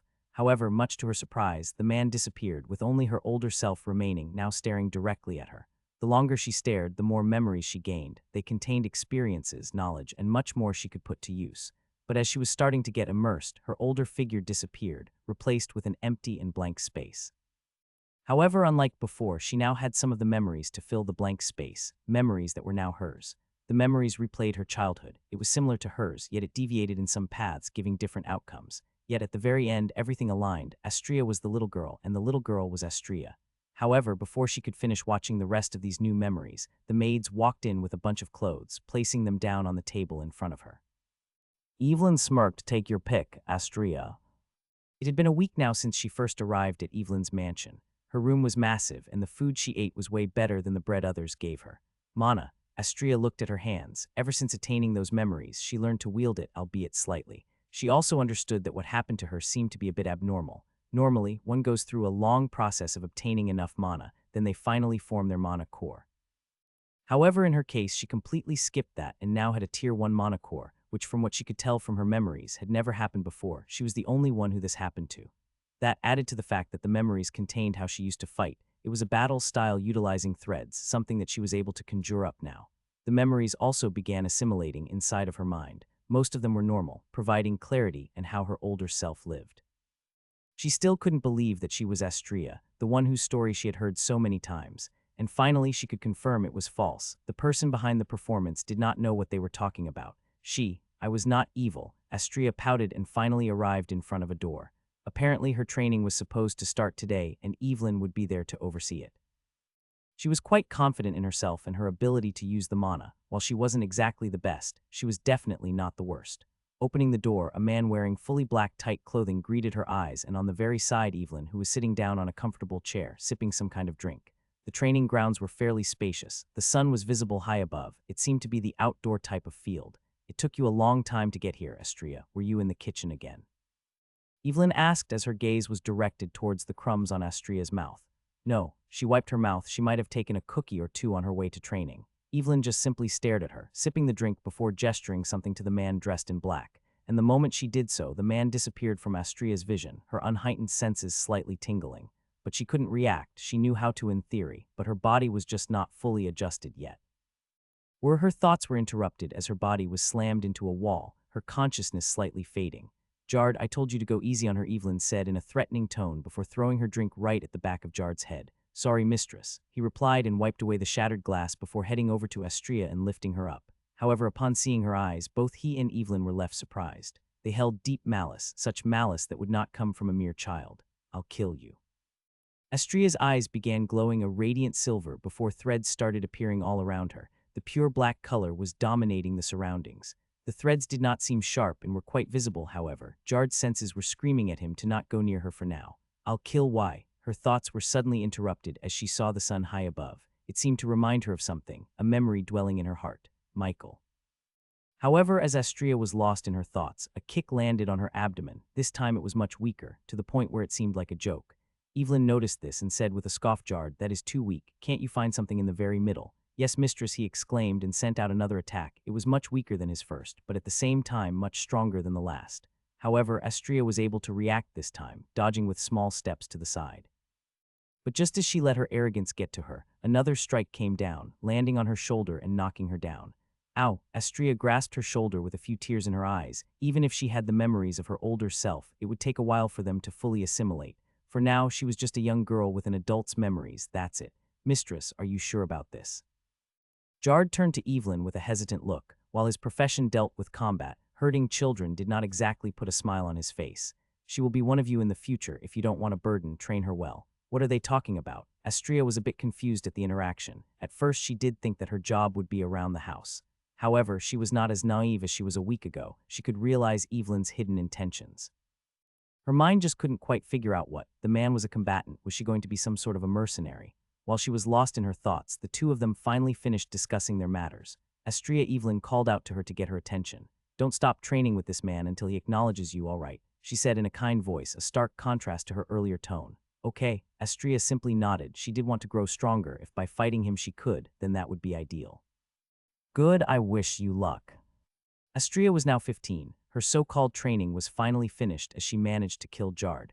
According to him, that was the only way to make him acknowledge her. What an idiot, she thought with a frown. Her older self's memories finally assimilated within her. It happened a few years ago. And when it did, her strength had begun growing rapidly, even coming close to beating Jard once or twice. However, her previous thoughts of this little side job being a mercenary job were now long gone. They were training her to be an assassin, but she was no idiot, nor was she naive. If she didn't want to do something, she wouldn't. Astria turned to the side, glaring at a certain pillar in the distance. "You can come out now." "How did you know?" Jard came out with a small chuckle. His head that she lopped clean off was now intact, and the body on the ground was still there. It seemed like he used some kind of cloning ability. "Your mana reeks. It's not very hard to notice you," Astria said in a neutral tone. Although this man was a good assassin, her senses were better. Ouch, he sarcastically held his heart as if what she just said hurt him. Astria rolled her eyes and was about to speak up, but in the next moment the doors of the training ground opened, and a person who she hadn't seen in a long time finally arrived. It was Evelyn. Due to her having some duties to attend to, she was not always present at the mansion. The last time they met was 2 years ago. She glanced at Astria, then turned her gaze to Jard. "I assume she is ready now." "Yes, mistress." Evelyn's smile beamed up as she began walking over to Astria. "Long time no see. Are you up for a mission?" "A mission? I will have to go kill somebody." Her eyebrows twitched as she did not exactly want to do anything that went against her moral code. "Don't worry about the small details. All you have to know is that the person who you are tasked with eliminating is a scumbag who exploits others' weaknesses," Evelyn said in a serious tone and took out a small document, handing it over to Astria. She read it over and nodded, her face filled with disgust. "This definitely fits the type of person I don't mind killing." "When can I set out?" Evelyn looked over to Jard and nodded before turning her gaze back onto her. "Now, is this really the place?" Astria frowned while staring at what was below her. A brothel. She was told to go as soon as possible, so she did not waste any time. Despite it being day, she was confident in killing someone like that. Rowan, 28, scumbag, dead or alive, preferably dead. She read over the request a bit more and sighed. The other details that were written down were too disturbing to even read out loud. Evelyn herself was disgusted, and that said a lot considering she was the leader of this little assassin group. She must have seen far worse. Astria had learned how to disguise herself. One of the tricks she liked the most was changing her eye color. Even people she used to know failed to recognize her. It made little sense how a small posture change and different eye color could make that big of a difference, but she was not going to question it. It worked, that's all that mattered. She changed her eye color to blue, ones that looked nearly identical to Evelyn's, and hopped onto the roof of the brothel. Even if she wasn't exactly known around here, if someone managed to catch a glimpse of her, it would be easier to throw them off. After all, it was her first mission ever. She wasn't exactly a seasoned professional. Jard, however, was. He only taught Astria the basics of assassination, such as where to aim to kill somebody and how to hide if needed. From what she gathered, he was at the very peak of Tier 1, nearly Tier 2, not exactly a huge powerhouse, but due to his technique, he was quite formidable. However, Astria was the bane of all assassins. She could simply cover the area around her in threads. If someone steps on any one of them, their legs get cut off. She stretched out her mana and tried finding the man called Rowan, though her senses picked up quite a lot more, sending shivers down her spine. But eventually she found him. He was surprisingly alone, lying down on the couch of the middle floors. Astria used mana to make herself stick to the buildings. That's yet another trick Jard had taught her. She did not feel anyone tracking her, so she slowly removed the frame of the window using her threads, carefully cutting it apart and placing it down on the ground. Jumping in, she replaced it, sewing the window frame up with her threads so no one felt the breeze coming in. Astria took another look with her senses, and Rowan was still lying down. The whole floor aside from him was completely empty. It felt too perfect, but she wasn't going to complain. She silently walked up to him and noticed the stench of alcohol coming off of him. It was overwhelming, disgusting. She used mana to cover up her nose. The smell was making her want to vomit.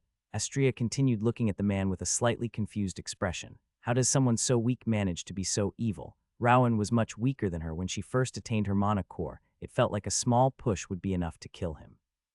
What goes through that little head of yours? Astria summoned her threads and gently wrapped them around his neck. She began slowly tightening them, and the man suddenly opened up his arms, flailing around like some kind of fish.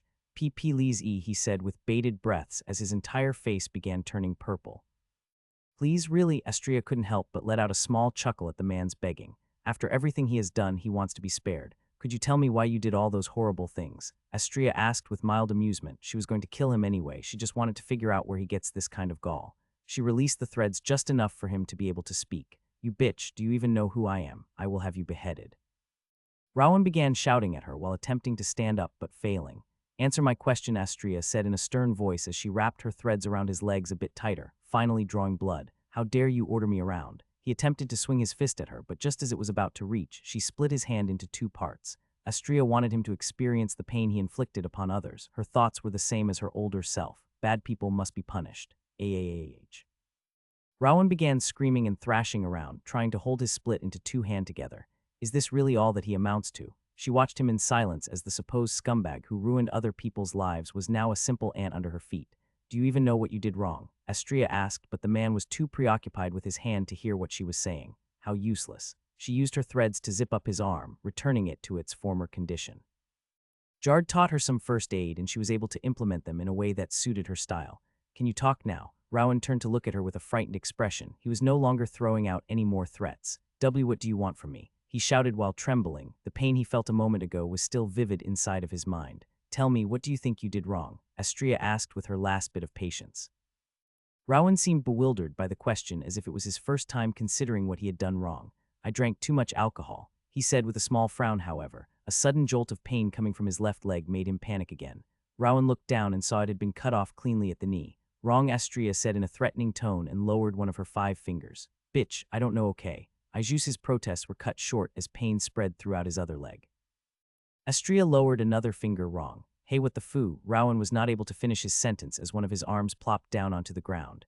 And with that, only 2 fingers remained raised. Wrong. Rowan now only had his single arm remaining, the one which she first cut into, however. She seemed to have removed the threads, opening it back up. The pain was intensified due to his already present injuries. I think that's enough. Astria sighed at the sight. She might have gone a little too far. I hope you're not so trashy in your next life. With those words, she tightened the invisible thread around his neck, decapitating him. Astria did not linger for long as she went out the same way she came in, through the window. She jumped out and climbed back up to the rooftop, as that was where Jard told her to meet him after the mission was finished. He didn't come with Astria since he wanted her to have a bit more in-depth experience. I see you had your fun, he asked with a raised eyebrow while staring at her blue eyes in the blood-covered black clothing. Not really, she shrugged. The man was a scumbag through and through. It was impossible to even reason with him. It felt just like breaking a target dummy, well, with the added blood, of course. Michael, I wonder what you would think of me now, Astria thought while looking at the sun above. Every time she did that, she felt relaxed. It felt as though her memories were getting clearer and clearer. Anyways, this is the first of many missions. I hope you are up for them. Jard chuckled and patted her on the shoulder before jumping down the building and disappearing into thin air. First of many, huh? I wonder how long will I want to keep doing this. Happy birthday. Astria stared at the cake with the number 17 sitting atop of it. She had officially been doing assassin work for the last 2 years now. This made it a total of 7 years since she had first arrived at this mansion as well.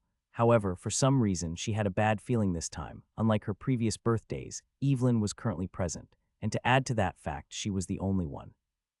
Usually there were some maids and other servants, sometimes even Jard swung by to wish her a happy birthday. But this time, the moment she woke up, Evelyn sent the maids to come get her. And that's where she currently was, in Evelyn's office with a small cake in front of her. What's the occasion? Astria asked while eyeing the cake. It had a small and barely noticeable layer of mana inside of it. Is she trying to poison me? Is this some sort of a prank? I want you to complete a special mission for me. You think you can do that? Evelyn said while maintaining her smile. The mood looked pretty warm to an outsider, however. To Astria, something felt wrong. What is it? She went straight to the point, holding herself back from eating the cake. She loved sweets after all. But putting that aside, the cake contained something she definitely did not want to put in her body.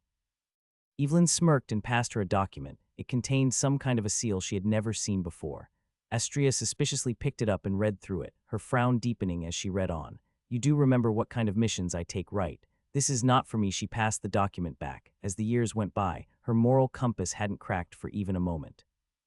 She would brutally kill the scumbags and murderers. It was not that she enjoyed it. Astria just hoped that by doing so, she could send a message. A message stating that she was always watching them. But even after this, there were bound to be helpless idiots who slipped through the cracks and continued on with their bad deeds. But it never went unnoticed. She came around and killed them just like the rest. Evelyn frowned as she looked at the document in front of her. Do you not understand that you are nothing more than a hired gun? All you have to do is accept the request and go through with it. No, I already told you multiple times that I would never accept any requests like that, and I am going to hold true to my word. Astria shot back and turned around, heading for the door. However, a sudden chill ran down her spine as she felt an intense cold creep up her neck. Is that really your answer?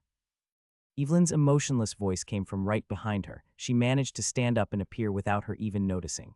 This woman, Astria sighed. She remembered a fair share of unreasonable people her older self had encountered. She finally snapped, listen, you want me to slaughter an orphanage, and for what? So some rich kid's funding goes away. Are you taking me for some kind of monster? Mission requestee was some VIP according to the document, and from what Astria could tell, that person had some kind of relationship with Evelyn. Otherwise, she wouldn't be acting like this. Even though Evelyn was not the softest tool in the shed, she protected her own. Astria was one of her own, yet she was currently being forced to accept this ridiculous mission. Evelyn had remained quiet during her outburst, however. The pressure she emitted kept increasing, before it suddenly dispersed. Astria. The client personally requested you. The power they wield over our organization is too great for either of us to refuse, she said in a grave tone before continuing. So I will give you two choices. The first, accept the mission and complete it to the best of your abilities. Astria immediately shook her head at those words, not even waiting to hear the second choice. However, Evelyn ignored her. The second choice is for you to leave the organization and be hunted down. With my power, I could stall for at most a day. That is all. Oh, Astria's eyes widened at her words. Even though she knew there wouldn't be a good outcome, she certainly did not expect to be hunted down. Can't Jard accept the mission, or anyone else from the group? Astria asked with a tinge of hope. After all, she had grown attached to this little deviant assassin family of hers. On the outside, they were an organization. On the inside, however, they were a small group of 10 people in total. And she considered all of them family, Evelyn included. Astria, please make your choice. Damn it, she wished there was some kind of situation inside of her mind, one that could get her out of his predicament. However, ever since a few years ago, she stopped regaining memories. Even looking up at the sun barely worked. It would take her a whole month to recall just a simple fragment. Michael, where are you? As she was lost in her thoughts, the expression on Evelyn's face shifted to one of surprise, and she quickly instructed Astria. Run, don't think of coming back here or I will kill you myself. She shouted, and suddenly the building began shaking. Evelyn used her mana to make a massive hole in the wall and grasped Astria, using her full force to throw her as hard as she could, not saying any other final words. While the surroundings began shifting around Astria, she still had not grasped how strong Evelyn was, however. For her to use this much strength so precisely, she had to be very strong. She flew for a solid 30 seconds before eventually crashing into a mountain. In the distance, she could still see the city where she had stayed all of these years. And suddenly, a few small, fiery mushroom clouds began towering into the sky. They were spread out across the entire city. Or so it seemed anyway, but they were all coming from the fake assassin branches Evelyn had set up. Astria's eyes began hurting from the amount of mana she had infused into them. Zooming in tens of kilometers was quite taxing, even for her. Why? Who did this? She was shocked to the core. It all happened so fast. One moment she was celebrating her birthday, and the next she was watching everything burn before her. Evelyn. Astria called out. She was on the verge of tears, however. A sudden wave of mana startled her out of her thoughts. It came from the city, and it was definitely not friendly. She could clearly feel the malice. Her instincts immediately kicked in. Using her threads in the mountain as a slingshot, she blasted away, moving even further from the city. The presence she felt had begun disappearing the further away she got, and eventually it was fully gone. Astria made the threads around herself turn into a little glider, making her able to fly for a short distance. Below her was a grassy plain, but she didn't exactly know where she was going. After all, she was not a massive fan of learning. It was a pain learning to read and write. The other lessons besides math hadn't really stuck with her either. But now she was starting to regret not even trying to learn. Some knowledge was better than none. Astria took one last glance behind her. The mountain was now very far away. She could barely see it. I will come back, she said resolutely before returning to flight. She could use her mana to propel herself upwards. However, the expenditure was a bit too high for her liking. She would only do it a few more times. She was not sure where she was going after all. But as she thought that, an idea popped inside of her mind as Astria suddenly positioned herself towards the sun, flying in its direction. She put one of her hands into her pocket and grasped a single wooden figurine, one that she pestered Evelyn for over a year to make. Guide me, Michael. And after that, I just roamed around, trying to get stronger. That was until I met you, Astria finished off while pointing at Michael. He had listened to her entire story, not expecting her to go into so much detail. However, she did, and he felt like shit. That was a lot more depressing than I had thought. Joke's on me for thinking that people like us would be normal, Michael snickered to himself. Comes in a package, I suppose. If she hadn't been delusional, her memories might have not come back. She did say only a small portion of them came back, but it's still something. What about you? Astria fiddled around with the warm coat he had made for her. Michael chuckled in response to me. I believe my story isn't as interesting as yours, though what am I supposed to tell her? She told me everything to someone she barely knew. Can't really say barely because, true. She put on a big smile. It's fine. My mana still hasn't recovered, so we have time. Michael looked at her and pondered. Was it really all right for him to tell her something like that? It looked like she trusted him a lot. It seemed unconditional and blind, but it was her delusions that made her so aware of him. And later on, those delusions turned out to be the truth. Her mind was just filling in the gaps from the memories. Well, screw it. Not like there would be any other person I would tell this to. Michael sighed and proceeded to tell her how his life went before he arrived in this world. He talked about his loving family and his time serving. He skipped out on the drugs and alcohol he used in his final years of life. It was a shameful thing to remember. Michael wanted to keep those particular memories in the past. He wouldn't want Astria to see him in such a way. He changed the story of how he died. Instead of dying gruesomely in an alley, he told her that he died after a car hit him. It was a bit of a pain explaining what cars were, considering the world they were currently in didn't have them, but nonetheless the story went on. He told her about his time back at the orphanage and a little bit about the system, not providing a bunch of details about it since he didn't know much himself. The journey, the slums, his time as a saint, the temple, and finally, this world they were both in. He told her all about it. The story about his past life was not exactly exciting. The most fun he had was during his time serving. After that, it was pretty much boring. And the trials, he didn't exactly know how to explain them, so he told her that he regains a portion of his memories upon completion of said trial. Astria's expression changed a bunch of times during the course of his explanation, yet she didn't seem surprised. It was more of pity at times and happiness when he succeeded. And that's about it. It was a coincidence that we met. Michael finished his explanation and checked on her mana. It was pretty much back to full. A coincidence? I wouldn't be so sure, she added and stood up. It was about time for them to search for the portal. He was a bit surprised she didn't ask any more questions. His story seemed the most weird out of both of theirs, since essentially he had many more lives. It wouldn't be that surprising if she chose to not believe him, but she did. Yeah. I don't know what else it could have been if not a coincidence. Michael chuckled to himself and stood up, walking out of the small cave. The weather had gotten worse. If before it was considered slightly chilly, it was now very cold, to the point where even he began feeling it. And that's happening despite his cold resistance and warm clothing. Michael glanced at Astria and noticed she was in a similar situation, although she wasn't shivering nearly as much as him. As he was thinking that, he saw some movement in the far-off distance. He wasn't sure if it was a bird or something else. However, he was certain something was indeed there, Astria. He turned to her and noticed her already readying her threads as if she felt something too. But no matter where he looked, there was nothing. That small amount of movement was all he could see. His map was not picking anything up either, and his senses were even more useless. System.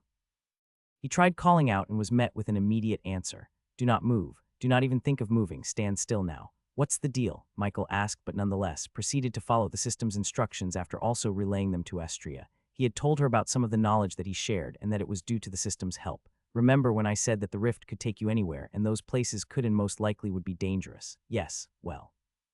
You are in one of the more dangerous regions, Jotunheim. Michael's eyes immediately widened upon hearing the system's words. Fuck. Do you mean the land of the giants? Precisely, the thing you thought was a bird was nothing more than a fledgling giant. It seems to be looking for something in this particular area. Are the giants friendly? Michael asked with a tinge of hope, as fighting a literal giant was definitely not on his agenda. They are friendly only if you are invited by them, however. If you happen to accidentally break into their world, then, fuck me. So not only do we have to find the portal, but we also have to avoid being squashed by the giants. Pretty much, most of them walk in their human forms, as being extremely tall has its downsides, but the one you saw might just be a curious one. Could I beat it? Michael asked another question and saw movement happening in the far-off distance again. This time it seemed a lot closer. You might be able to scratch it if you attacked it with all your might. This is one of the higher worlds. Even their weakest were at the very least tier 6. Nice pep talk. Though what should I do now? Well, my advice would be to stay still and wait it out. However, you only have 5 days. Yeah, I have no idea. Michael rolled his eyes at the system and saw even more movement happening in the distance. He could now see the figure, albeit slightly. It had what appeared to be leather armor, and its skin was completely blue, the same color as its hair. Astria, Do you have any presence masking techniques you could maybe share? She heard his voice and slowly turned her head around. I do. But for us to completely erase our presence, we would need to completely get rid of our mana and put it inside of our cores. As Michael was about to speak up, she interjected, without mana, we would freeze to death in an instant. It's the only reason we're still alive right now. Shit, it just keeps getting worse and worse. Michael sighed and glanced at the giant that was previously in the distance. Now, however, it was overlooking them. He didn't even notice when it had gotten so close. Michael and Astria were looking directly at it, and it seemed like it knew that they were there as well. Fuck. Look on the bright side, it can't get any worse than this. As the system's words fell, Michael began seeing more movement behind the massive giant, and surprisingly 2 more giants appeared. Or, maybe it can. Calm down. What do you mean calm down? There are 3 of them in front of us. Michael was currently suppressing the urge to use all of his mana to summon a massive sword of light. Maybe that would at least give them time to escape. He wasn't sure exactly how strong a tier 6 was, but the difference shouldn't be that vast. Right.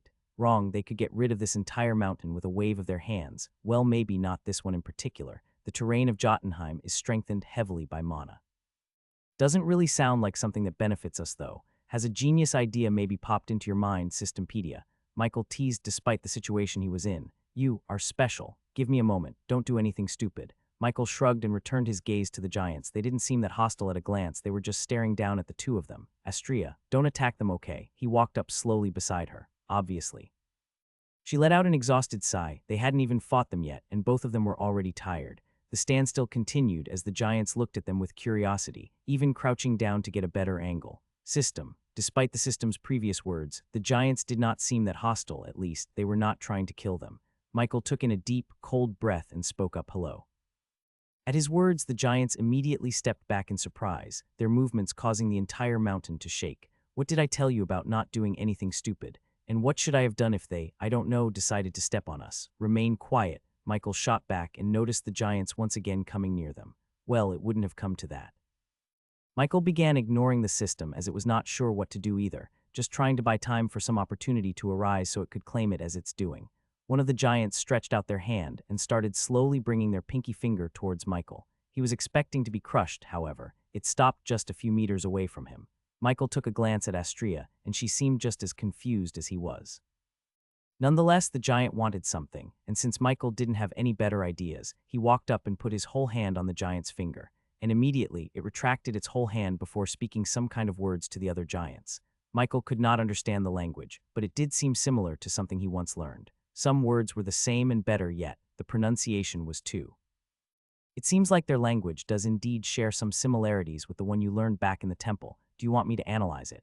Analyze it. Yes. Michael was a bit confused by the system's question, since when could it analyze languages? However, in the next moment, he was slowly able to understand their words. It felt unreal, as if what they were saying previously was being translated in real time.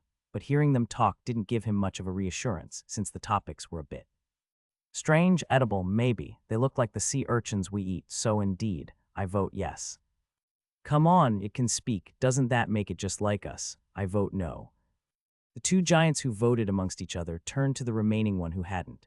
Rigard, eat or no eat. The giant named Rigard seemed deep in thought for a moment before a massive smile appeared on his face. Eat. All the while, Michael was standing by speechlessly. Hold on. What the fuck are they talking about? According to my Systempedia insight, I think they might be trying to eat you. Michael's eyebrow twitched, you think? However, as he was arguing with the system, the giant who voted no stepped up and suddenly, its size began drastically decreasing, until eventually it was just a tad bit taller than Michael. Bug, can you understand me? The giant began approaching him. The pressure it was giving off was similar to Amanda's, just a little greater. It placed its hands on Michael's collar and began lifting him up and spinning him around. Stop. He quickly said and expended a small amount of mana to create a tiny explosion around himself. The giant suddenly stopped and held Michael right in front of its face, confusion clearly present. You can speak our language, I can. Can you put me down now? Michael said in the nicest way he could as he noticed Astria glaring at the giant in front of him. If history repeats itself and she attacks it, then death would be certain. It seemed like the other giants heard the conversation as their size rapidly decreased, and they walked up to Michael. Are you food? Michael quickly shook his head and shot back no, neither is she. Oh, the 2 giants seemed a bit disappointed upon hearing that. This is an interesting development. Maybe the giants' behavior changed as time passed. Were they previously violent or something? Michael wondered. He did see some of that savageness in the 2 hungry giants, however. They seemed young, even though they were taller than him. Giants were once as arrogant as dragons. I can recall a small memory fragment of an interaction from one of your previous lives. You offended a giant and were sentenced to die by being frozen inside of a mountain. How unique. That sounds terrifying. He held himself back from showing any visible emotion as he didn't want to trigger the giants in front of him. Say, Bugs, what are your names? The first giant that came down to Michael asked. I am Michael. She's Astria, he introduced himself, and Astria. She seemed too preoccupied with holding herself back from attacking the giant. Good, the two of you will come with us, the giant announced, and suddenly grew in size before picking up both Michael and Astria.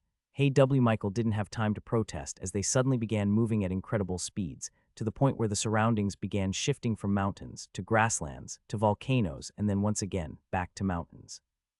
However, these mountains seemed a bit different than the rest, and that's because there was some kind of city carved into the side of it. No, this whole mountain is a city. Michael looked on with widened eyes as the several-kilometer-tall mountain was full of holes and he could see all sorts of people gathered there. But considering that the giants were taking them here, that meant these people were also giants. System, are there any humans in this realm? Michael asked as he found it quite interesting. None that would be living here willingly. They are either visitors, warriors, or better yet, prisoners. As Michael was about to start asking more questions, the system interrupted him. Don't forget that you only have 5 days. After that, you will be stuck here forever. Didn't you say there were warriors and visitors here from time to time? Michael raised his eyebrow and questioned.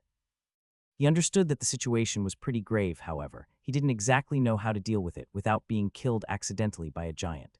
The situation would have been much more bearable had it only been those wraiths, yet now it was completely out of his hands. You are neither of them, you are more like a prisoner now. Well, shit. Michael sighed in helplessness and let the giant take him up the mountain, until eventually they arrived at the very peak. It was not as cold as the previous mountain, however. By no means was it warm. There was a little house, one that seemed to belong to their leader. The giant dropped Michael and Astria to the ground, however. They managed to avoid falling flat on their faces. Go inside, Bugs. Introduce yourselves. The giant walked up and opened the door. Inside stood a single blue-skinned man, cooking up some food. Without turning around, he said, Lart, what's the AUKUS? But his words stopped as he suddenly turned around, the pressure crushing the plate of food in his hands. His sharp glare landed on Michael. You fucker, you were alive. The old giant ran up to Michael and jabbed him in the abdomen. It was a fairly weak attack, even by his standards, however. It still managed to puncture his inner organs. Oh, whoops, you can heal that, can't you? The old giant said while laughing in a hearty manner, seemingly finding the current situation hilarious. Michael, however, was confused. He cast a heal on himself to fix his injuries and stared at the giant in front of him. Do I know you? He asked flatly. If it was one of the people he had met in the past, it would be a bit troublesome for him to remember them. After all, he still had 8 more trials remaining, and so far, he only remembers 2 of his many lives. The system was trying its best to remember the rest, however. It was fairly unsuccessful. There are times when it regains a memory or two, but it's usually something regarding the situation. Know me, I am Thrym, the kid you met way back when.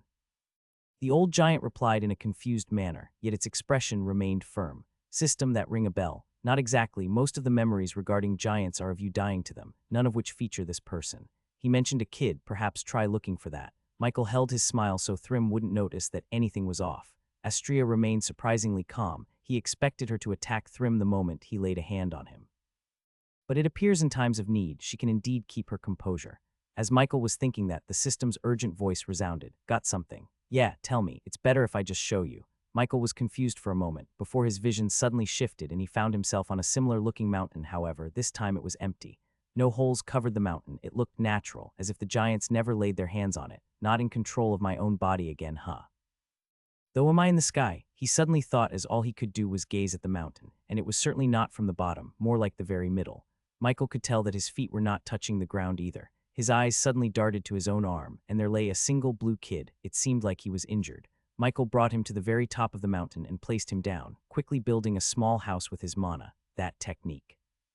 What the hell? He noticed that what took him visualization and intense focus was done in a mere millisecond by this person. A golden light enveloped the child, quickly returning him to full health. Michael was surprised, not because the kid got healed, but because he felt how this person did it, the mana flow and everything. I can probably replicate it.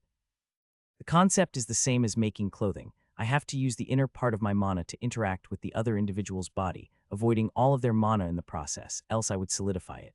He was fascinated by the sudden gain.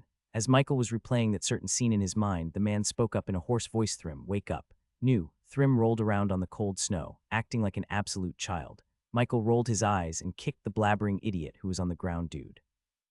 You are 24. Upon hearing those words, Thrym stopped rolling on the ground and froze up, returning to his normal size, only slightly taller than Michael. You are a buzzkill as always, and you don't act your age. What's wrong with you nowadays? Do you lack attention? Damn, they seem like friends, but at the same time. It seemed like I was Thrym's father or something. Michael grimaced at that thought and continued listening to their interaction. They talked about random things, and he managed to figure out some personal stuff about Thrym. At this current moment, he was only a member of the Frost Giant clan, however. He was also a potential successor to be the head of the entire clan.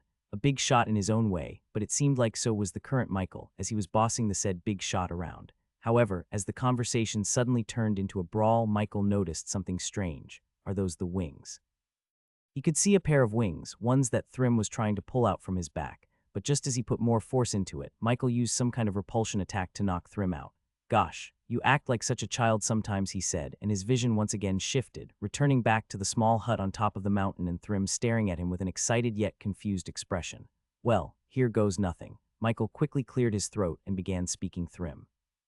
You look just like when you were a kid, how are you? He tried to sound exactly like the previous Michael, and for a moment he thought it worked. However, I am not an idiot boy. I know that isn't the actual you. You are but a fragment of his, Thrym said with a chuckle, seemingly finding this situation hilarious. But his laughter quickly stopped, replaced with a serious expression though. How do you remember that? That was way too long ago for a mere fragment to remember. Who knows anyways, are you going to spare us? Michael went straight to the point. Knowing Thrym's personality, that was his best course of action. It was highly likely that he would be spared after all. Even if he was not exactly the Michael he knew, he was still his fragment. However, the next words left him speechless. Only if you can beat me in a fight. Are you joking? Thrym shook his head. I am dead serious. Let's meet where we usually spar. Oh right, he face-palmed, remembering the fact that this wasn't the Michael he knew. Just as Michael was about to protest, he was picked up and flung outside at a ridiculous speed, rolling a few times in the air to stabilize himself. He finally landed on some sort of a platform. How far did he fucking throw me? Michael exclaimed as it did not feel that far, yet he could see the mountain he was just on in the far-off distance. You are rather sturdy for a fragment, Thrym's voice resounded behind him. He had a small gauntlet on his hands. It seemed like he was some kind of brawler type. Michael sneered and sent a sword of light at him, though it was easily deflected. Stop calling me a fragment, you brute. That seemed to anger Thrym as he suddenly dropped his gauntlets onto the ground and said in a mocking tone, I won't be holding back. Are you ready, fragment? Michael couldn't understand why he was so frustrated with the giant in front of him. It was very uncharacteristic of him. It seemed like his emotions were being influenced, though the system promised him that it wouldn't happen. It's only temporary. I forcefully reawakened those memories for you, so you felt the full brunt of them. Rest assured the emotions will fade with due time. They better. What's wrong? Are you scared, little fragment? Thrym taunted once more, however. A swift mirrored sword of light attack hit his side. Michael tried, but failed to suppress his laughter. How's that for you, brute? Fuck you. Michael prepared himself for the fight as it was now officially going to start. He was obviously not as strong as Thrym, nowhere near in fact. He just hoped that when he said he wouldn't be holding back, he actually would, and a lot preferably. How strong is he? He asked the system and prepared his shields. He looks like a newly appointed king, so around tier 10 is fair. Might be stronger for all I know. It's hard to determine when you are so weak. What's me being weak have anything to do with this? I use your general stats for perception. If you get stronger, I get stronger. Well shit, Michael cussed under his breath and watched as Thrym began walking towards him slowly. But although it might have looked like it was slow, the steps felt hollow, as if he was both there and not there at the same time. Psst, I'm behind you, Michael heard a voice behind him and immediately turned around, however. He quickly noticed that no one was there. And before he could react, he was sent flying into a nearby rock, puncturing his lungs from the sheer force of the impact. Gwa. Fuck, Michael tried holding himself up while healing his injuries. However, just as he thought he was in the clear, he was met with a fist heading straight for his head. But just as it was about to connect, it stopped in front of him. Thrym walked up and sent a small flick to Michael's arm, completely shattering all of the bones in it. How are you so weak? I'm barely using the strength of a tier 2, yet you can't even dodge my attacks. He sounded pretty disappointed. System, did you even try parrying his attacks? Of course, he was using the strength of someone in the very middle of tier 2. The strength difference was obviously too vast for you to overcome. Of course it was. Michael sneered and looked at Thrym directly in the eyes. Why don't you use the same amount of strength as me? Or are you scared? He taunted and was expecting to be punched again. However, much to his surprise, Thrym's mana suddenly became a lot weaker than before. It now seemed like he was around the same strength as Michael. You are right, in fact, he is a bit weaker than you now. Try not to lose. I won't. Michael focused up and healed his injuries. The mana costs were barely noticeable, so he still had plenty remaining. Just like before, Thrym started walking up to him, however, this time he was able to feel the mana perfectly around himself. Interesting. The technique Thrym used was similar to his mirroring technique, except he was doing it with his whole body. But it wouldn't work a second time. Michael knew how this technique worked, even if it was slightly different. The mana seemed equally adjusted, as if Thrym could switch between the bodies at will, similarly to that evangelist he fought on top of the mountain.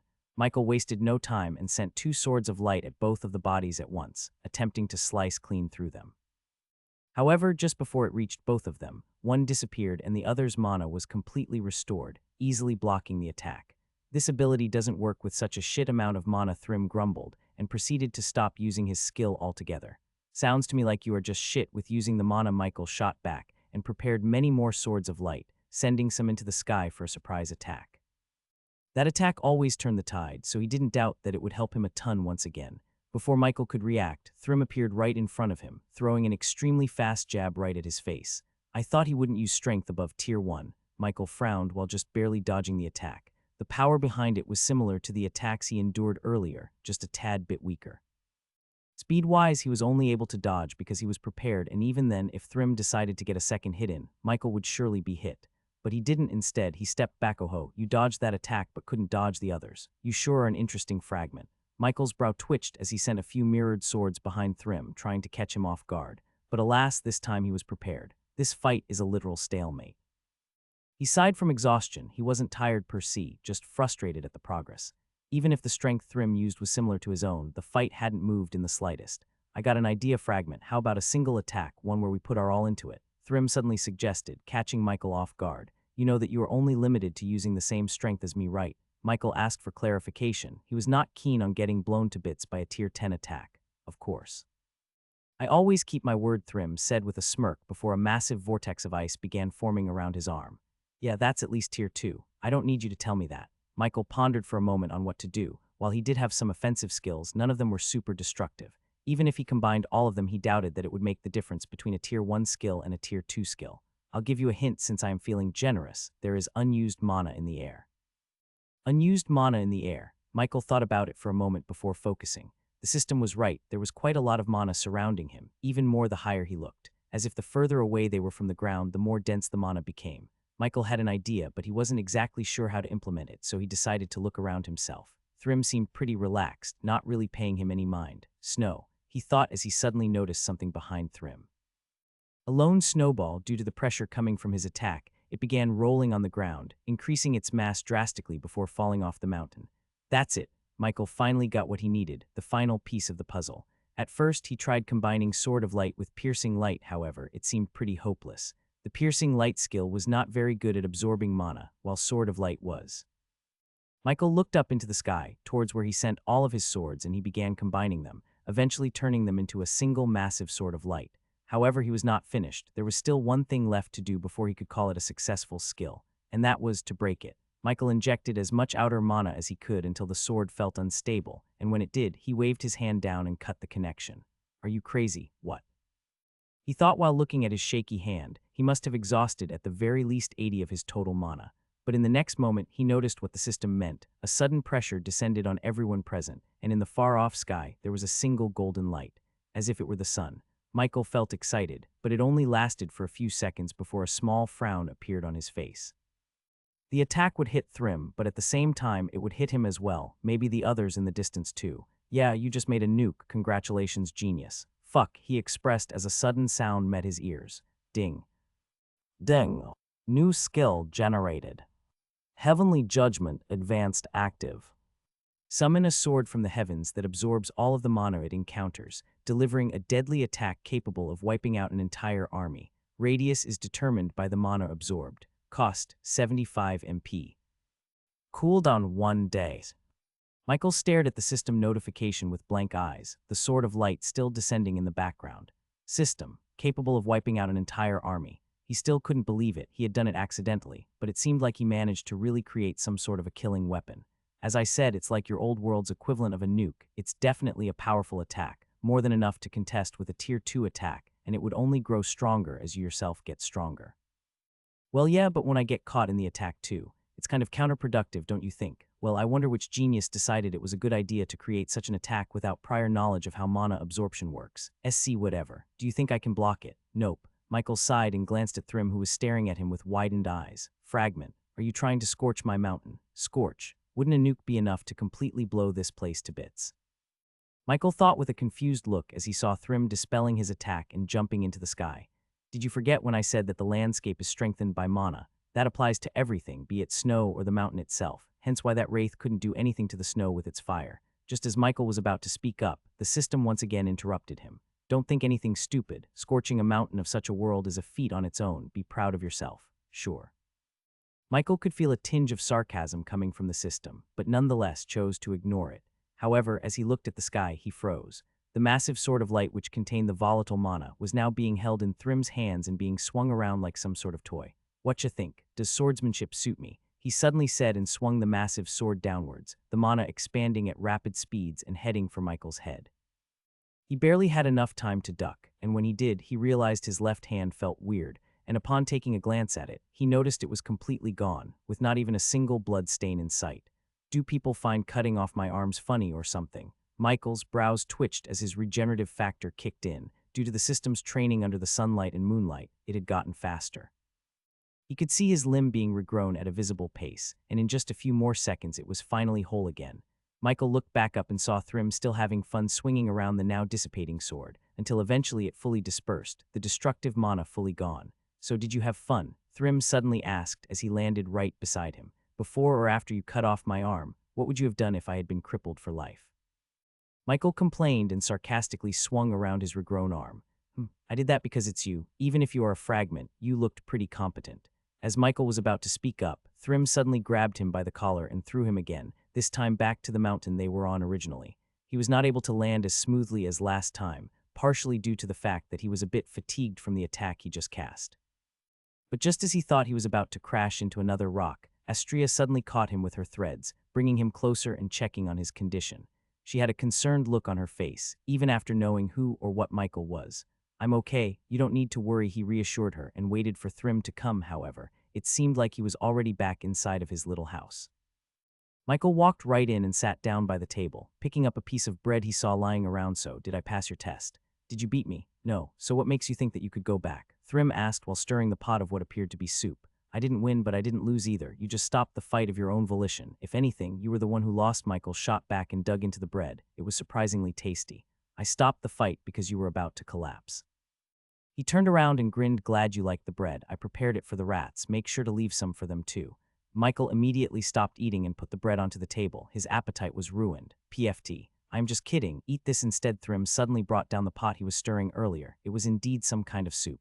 Potato soup. He was a bit confused about how that worked. From what he noticed, the whole area around them was a frozen land.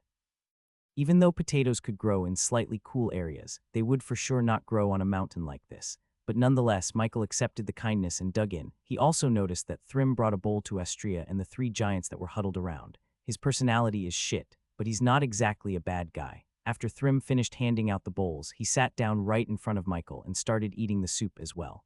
Listen. Thrym, Astria and I were brought here because of a rift. We have 4 more days to find the exit, or we will be stuck here for a long time. Michael tried reasoning with him, however, he was ignored. They ate in silence until finally both of them finished their bowls, placing them to the side. Fragment, what is it that you remember exactly? Thrym asked while not even directly looking at him, instead, looking to the side with a frown. Michael tilted his head. Could you be more specific? Do you remember how you came to this world the first time, how you met me, anything like that? I don't. Michael merely shook his head. He didn't exactly want to sugarcoat it and flood him with false hope. Thrym remained silent, not speaking any more words. System, are you able to tell how old those memories are? Not exactly, but the giants are known for their lifespans. Some could even potentially live up to an eon. The fuck, isn't an eon like a billion years? Michael was genuinely shocked. He was expecting maybe a few thousand years, but definitely not something ranging between millions and billions of years. Yes, though that amount of time seems incredible to humans who had never been exposed to mana, those who were, however, can live an incredible amount of time as well. Yeah, then what about me? Since I have a mana core, shouldn't I live for a decent amount of time as well? Yes and no, you see, even if the bloodline has not fully awakened within you, it's still there. And all I can tell you is that most archangels don't have lifespans, they are practically immortal. Oh, Michael expressed and was about to ask another question to Thrym, however, an oppressive pressure suddenly descended on all of the people present. It managed to make even Thrym shake a bit. Even if it was mild, that was not something Michael expected to see. As for him, he couldn't even move. So the visitor finally decided to show up. Thrym stood up and walked outside, heading in the direction of the powerful pressure. But a sudden noise made Michael flinch. It sounded as though it was a dragon's roar, though he wasn't sure. "Fragment, stay here for a moment. I will deal with this peacefully," probably Thrym said with a cracking smile and sat down on a nearby rock, awaiting for the individual to arrive. Michael was just barely able to turn his head, and upon doing so, he noticed someone he definitely had not expected to see. That's the massive green dragon with black horns came into view and immediately landed in front of Thrym. "Hello, little guy, I'd like Michael back, so do step aside now," the dragon said, and suddenly began transforming into what appeared to be a human form, one that had long white hair and the familiar black goat-shaped horns. "Fafnir, what's he doing here? What business do you have with my guest?" Thrym didn't back down and stood his ground against the pressure Fafnir was emitting. It seemed like Fafnir was much stronger than Thrym. Michael wasn't sure by how much, but the gap was definitely not little. "How dare you question my intentions? I am not. It's just not every day I personally accept a guest. You know how it is, don't you?" Thrym said with a small smile, as if there was a deeper meaning behind his words. "I don't. Now are you going to step aside, or should I make you?" The two powerhouses kept blabbering amongst themselves, chatting nonsense that Michael could not understand. He could finally move again. The pressure seemed to dissipate quite a great deal, and as it did, he finally took notice of the surroundings. The entire mountain was shaking, albeit slightly, however. The entire peak where they were all currently at seemed distorted. Whatever Fafnir was doing, it was influencing the surroundings, as if his mere words were enough to twist the space around him. Astria had long went beside Michael. She escaped from the clutches of the pressure a bit earlier than he had. She was a bit stronger after all. "Are you okay?" She went up to him and asked, a worried expression plastered on her face. Michael was confused for a moment, but suddenly he saw a stream of red appear over his eyes, heading down his face and falling onto the wooden ground. What happened? He was a bit confused. He definitely healed up right before casting his heavenly judgment. And even then, his passive regenerative factor was enough to heal any external injury he suffered. When Fafnir appeared, your HP decreased by 20 from just his pressure alone. From what I can tell, he might have blown your eyes up. They just regenerated way too quickly for you to notice. Michael shivered upon hearing that. He lost his eyes just from the pressure alone. That seemed unbelievable. As he was lost in his thoughts, Fafnir suddenly appeared in front of him, seemingly having already finished talking with Thrym. "Long time no see, kid, how you been?" he said nonchalantly, as if they were the best of pals. Yet aside from meeting him twice, Michael couldn't really say that they knew each other that well. Quite frankly, he was not sure if being associated with a temperamental dragon was in his best interests, but nonetheless he nodded, keeping the act up. After all, as much as this place could provide opportunities for him, it was not exactly pleasant. The cold was slowly getting to him. The house was not heated up either. Most of the cold went through. He was surprised that Thrym was able to cook the food up here, much less light a fire. Training. With this mana density, you might be able to increase your mana core progress by leaps and bounds. Michael took a glance at his status and noticed that he was currently at 40 progress towards the next tier, with only 60 remaining, and he would reach tier 2. However, he had some doubts. After all, he had been training via sunlight and moonlight. Such a direct approach to the cold could potentially kill him. "Don't worry about freezing to death. Let's just wait a bit longer till your mana is fully restored. I can at the very least try my best to keep you alive." Michael rolled his eyes, very reassuring. But he was honestly considering it. There were still a few days left until he had to go back to his world. Going back now would feel like a waste, and if Fafnir was able to enter the rift somehow, he likely had a way out too. The two of them chatted a bit. Fafnir was simply asking him how he had been, the sort of stuff Michael would expect to hear from his relative he hadn't seen in a long time. It felt kind of strange. After all, he didn't have anyone left in this world. Rebecca was nowhere to be seen. For all he knew, she was dead and he could not do anything about it. As for his father, he is likely still well. He was a resilient one, rarely even becoming sick. Michael smiled a bit while thinking of the past. They were good memories, but at the same time they were ones he wished to bury deep inside his mind. He doesn't want to be haunted by his past. The way he left his father was way too abrupt. "Michael," Fafnir called him out of his thoughts. "Sorry." Spaced out for a moment. "That's fine anyway. Are you ready to head out?" he announced and stretched out his hand, his green wings appearing from his back even while he was still in human form. "Actually, could I stay here for a couple more days? There's something I need to do before I go," Michael said with determination. He decided he would go through with the training. It was too good of a chance to pass up. Though he was not exactly sure what to expect, the moonlight felt pretty cold past a certain point. How would the actual cold feel? Fafnir looked to be contemplating for a moment before speaking up. That's fine, there's something I have to do here anyways. I'll be back in 3 days. Will that be enough time for you? Yes, Michael nodded with a small smile. He was beginning to think the system and the books he read were wrong about dragons. Fafnir was just way too nice.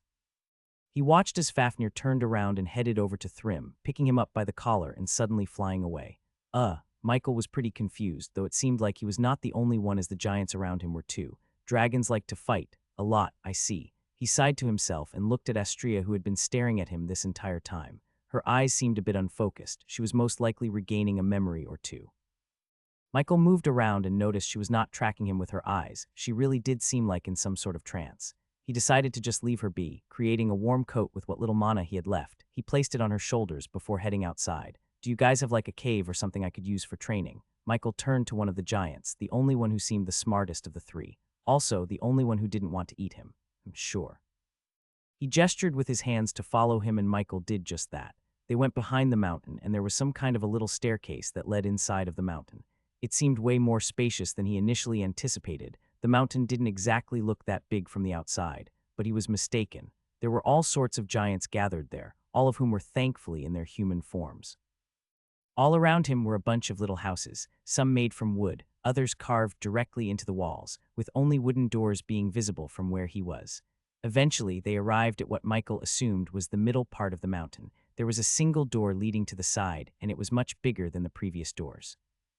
You can come out whenever you want. It seems like you are the guest of our leader, so we will treat you as such. If you need anything, inject mana into the odd-colored wall. I'll come get you, the giant explained and began walking away.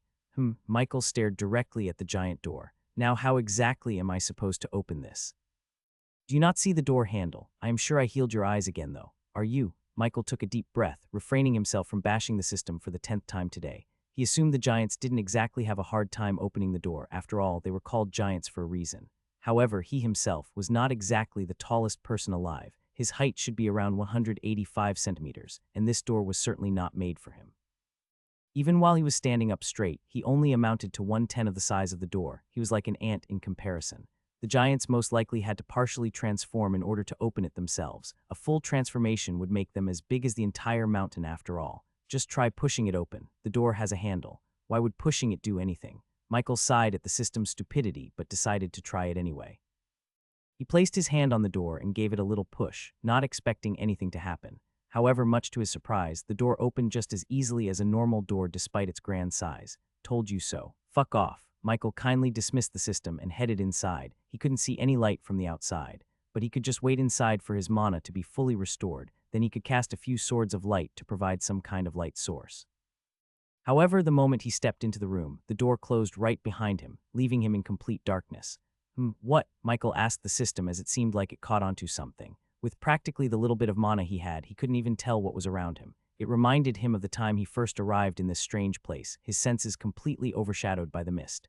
And it was the same now, except instead of the mist, there was darkness.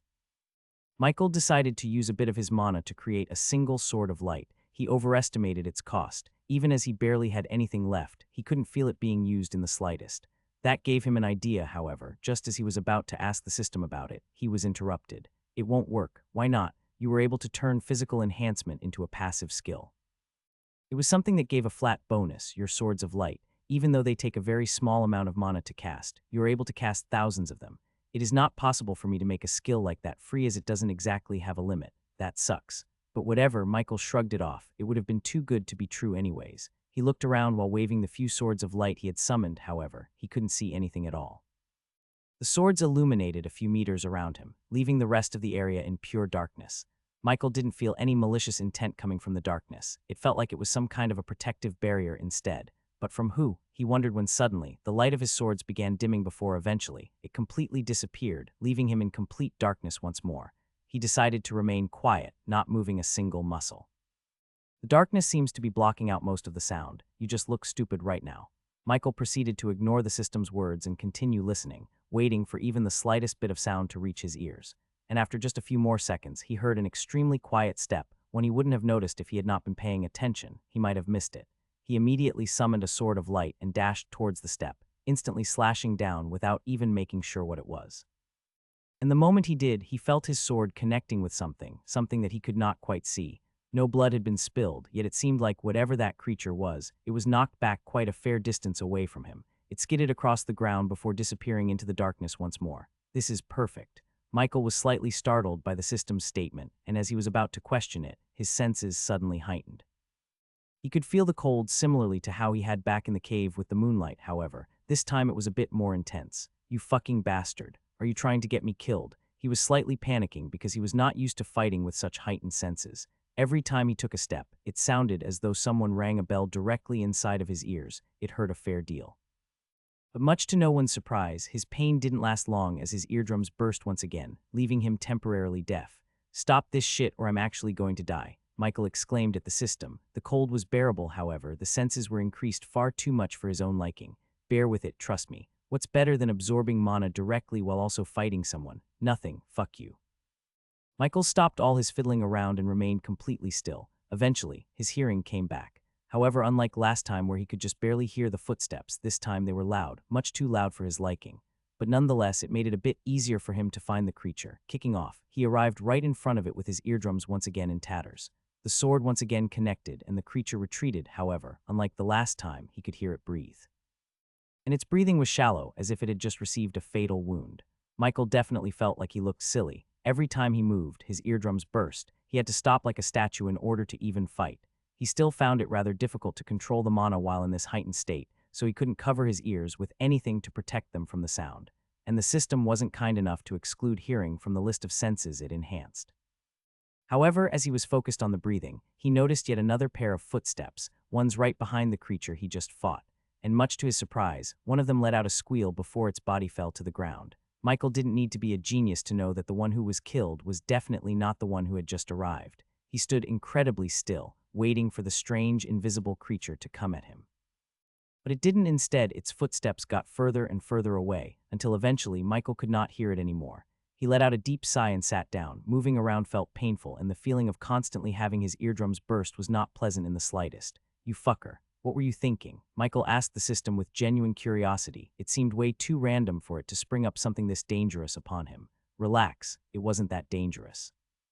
That creature you hit a few times was another wraith, probably one associated with darkness." He felt like it skimped out on a few details, so he urged it to speak up. "And is that all? As for the other one, I am not really sure. Who knows what these giants keep in their training rooms? You said most of your memories are fragments from mine and the past me's memories, right?" Michael asked with a blank look. "Essentially. Was I ever, some kind of a gambler?" "Of course, many times in fact, but that's besides the point. Go on and absorb the surrounding mana. It is quite dense, so you can restore it a bit faster. After that, I will increase your sensitivity." Michael rolled his eyes at the system's comment and got comfortable. "Sure, keep watch for whatever that thing was. You would be able to feel it yourself, but okay." "See, progress my ass." Michael stood up, his body creaking from the pain he just went through. The system didn't go as far as to make it extremely cold, mainly because he was not full on mana. Nonetheless, he did make significant progress. A session that lasted only an hour brought his progress up by 2. And he wasn't even going all out with the training. He could only imagine how much mana he would gain by utilizing the surroundings. However, it was pretty dangerous. After all, he was not exactly alone in this place. "On your 6. Upon hearing those words, he immediately turned around, as if by instinct, but much to his surprise, no one was there. "Just kidding, ease up already. You." Unbelievable, Michael was left speechless by the system's antics. It chooses the worst times to be sarcastic. It was way too cold for him to think straight. He just wished more of his mana returned. Even with the density in the air, he was only able to restore 16 of his total mana after a whole hour. "So what now?" he asked the system, as he was not too keen on exploring whatever this place was. "Get over your fear of exploration. Just go find the wall that the giant was talking about. It would be much safer to train there, don't you think?" "You are right, but where am I even supposed to go? I kind of lost track of where the entrance was." Michael groaned at that thought. He was kind of lost. But just as he thought he was about to be wandering for hours, he remembered one of the newer system functions. "Show me the map." How am I supposed to map anything out when I don't even know where we are? "But yeah, I did keep a trace of your steps ever since you entered the room." "Then stop being sassy." Michael rolled his eyes and looked at the map, walking back to where he first came from. And much to his surprise, there was nothing but fog. "Good job, you fooled me well. I traced it correctly, though." The entrance must have moved. Michael proceeded to ignore the system until he figured something out, since clearly it was of no help. He tried making a dent or even a scratch on the ground to leave a sign of him being there previously. However, it was extremely durable. It was like trying to scratch metal with a napkin. He couldn't leave even a single mark. This whole place felt strange. Ever since entering it, not once had he let his guard down. Michael couldn't feel it, but he could definitely tell that he was being watched. It would be strange for him not to be watched. After all, if there was one monster, there would be more. A decent observation, though I suggest you move a bit to the left. Why? He ignored the system's warning and walked forward, stepping on something squishy. Yet the moment it came in contact with his foot, it exploded like some sort of balloon. However, as it did, a sudden chill ran down his spine, not because it was cold, but because he could feel some sort of bloodlust. The direction was something he was not able to tell, but whatever it was now mad because of whatever Michael stepped in. Told you anyways, run. Michael did not need to hear it twice as he began running in one direction, however. The bloodlust he felt earlier was now more pronounced, almost like it was in front of him. But it was not. He couldn't hear a step or any sort of sound. It felt eerie, even if he couldn't hear anything previously. He was now not even able to hear the static in his ears. Too fucking quiet. Michael felt an ominous feeling well up inside his chest as he continued running. However, even as he ran and ran, he ended up in the same place, stepping on some kind of small balloon again, making it pop. It kept happening until he eventually decided to stop. He was clearly not progressing by running. If anything, it only made whatever was watching him angrier. Come out, he decided to try his luck, but nothing happened. Or so he thought, however. In the next moment, a piece of snow fell on top of his head, barely feeling like much. Even so, that was enough for Michael to understand the current situation. He looked up, seeing a few small red dots a pretty far distance away. And as he did so, one of them dimmed before falling down, landing right in front of him. Michael finally managed to see what it was, however. His expression did not turn for the better. Instead, he felt even more uneasy now. A sack. A massive fucking spider sack. He held it up with one hand, feeling the twitching inside. This is a spider sack, right? Yeah. Michael had always been terrified of spiders. As tough as he thought he was, spiders were the only weakness he had. It was an irrational fear he thought he had overcome after becoming much stronger in this world, however. It seemed some fear remained. I fucking hate spiders. He crushed the sack in his hand, earning another surge of bloodlust. As that happened, he saw the small red spider sacks above him twitch a little, as if it had reacted to his provocation. The spider is up there. No shit, I can tell that much as well, Michael snickered as he continued staring at the still trembling red dots. No, I mean I can feel it up there. It's about to pounce on you, so be more on guard. He flinched and recast Shield of Aegis on himself while also summoning shields all around himself. They didn't take up too much mana, so he cast as many as he could before his MP hit 10. He didn't want to exhaust himself before the fight even began. It's calm. However, before the system was even able to finish its words, he reacted by dashing to the side with all his might, just barely dodging the attack. But even if he did, Michael noticed that the so-called spider was also invisible. He could hear its footsteps, but that was all. What the fuck is wrong with this training room? He cast the piercing light skill, aiming directly at the immobile creature. And much to his surprise, his attack connected and it pierced the spider. It let out a shriek before all sound faded. That's it. He was slightly confused at the outcome. It seemed like a fast creature and definitely not strong either. But it wasn't able to dodge a single attack of his. Something did not make sense. However, as those thoughts continued, he heard a small pair of footsteps, ones that did not sound like they belonged to a monster. They felt human, they felt familiar. But he couldn't make them out before the figure stopped not too far away from him, standing in silence. He began feeling uneasy. After all, the thing in front of him seemed much stronger than the rest. Well, I think it's about time for you to know where you were. What are you talking about? You see, the creatures in this room are not exactly real, instead they are. The system was not able to finish its words as the creature suddenly lunged at him with small but fast steps. He could accurately trace it by using sound. It was a neat trick he was happy he had picked up. The creature was around his height, maybe a little shorter, but nonetheless, it was not to be underestimated. Michael met it in the middle and struck with his sword of light, attempting to slash through it just like he did with the rest. However, the hit merely bounced off as if it was reflected. Ha. Ha! An ominous horse laugh resounded from the creature as it dashed at Michael once again. Did it just use a shield? Michael thought with a frown as he dodged its attack. It did seem stronger earlier, but it was rather weak now that he began fighting it. Its moves were fast but not deadly. It felt way too odd. Michael waited for the correct moment and struck in the middle of its attack, piercing its hollow body. And just like with the rest of the invisible creatures, it completely disappeared after being killed. Was that the same thing that killed the first monster? He asked the system as he resummoned a few swords of light, illuminating a bit around himself. Well, since it didn't let me finish last time, I'll tell you now. The creatures are not real, they are mere illusions. What do you mean by illusions? Aren't they supposed to be? Not interactable. He wondered as he clearly felt his attacks connect. And the laugh, it was definitely not fake. Good illusions tend to do that, but anyway, it feeds off of your fear. I guess the first one was the fear of the unknown. Would explain why they were all invisible. I see. Michael thought back to his fear of spiders as well. It added up a bit. However, the last one still didn't make sense to him. What exactly was it? It didn't fit in the context of his wares. Who could that person be? Don't forget that you have the memories of the other people too, so don't be surprised if some unexpected surprises arise. Maybe he shrugged and decided to walk again. If it was going to give him fights based off of his fears, then he couldn't really prepare for it. He himself was not afraid of many things. As for the others' memories, he was not sure. He hadn't touched them since assimilating with them. Michael decided to put that on his agenda. After all, even though both of them were not exactly strong or smart, they could still provide some knowledge for him, the knowledge that could come in handy. He continued walking, encountering a few of the invisible creatures. However, most of them did not prove a challenge. There was one fight in particular that had been a tad bit troublesome. It was against some squishy small monster. Even before he heard it, a shiver ran down his spine. Killing it wasn't exactly difficult, it was just time-consuming. Every time he cut it apart, it regenerated into multiple new pieces, and he didn't exactly have a way to deal with something like that. He had his swords of light, but they do not exactly affect a large area. As for his heavenly judgment, well, it was on cooldown. Quite frankly, it would have been the first skill he used once he realized what kind of a situation he was in. Michael thought that maybe, just maybe, the darkness would be swallowed up by his sword and he could somehow steer it far away. However, knowing his luck, it would have not gone so well. For your own sake, don't use that skill until you figure out how mana absorption works, else you are actually going to nuke an entire city back home. You don't have to tell me that. He grumbled and suddenly collided with a wall, falling back flat on his ass. Nice one. Fuck off. I didn't see it. Michael rolled his eyes and stood up. There really was some kind of a wall in front of him. He decided to touch it. The giant said that he would come rescue Michael if he did.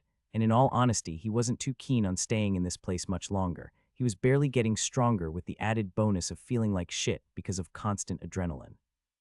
He never knew when a monster could pop out and try to end his life. Even the weak can kill the strong with a surprise attack. Nothing is happening. He held his hand on the wall for a few moments, but alas, it just felt like touching a cold rock. However, the moment he took his hand away from the wall, it lit up, shining a bright hue across a good portion of the room.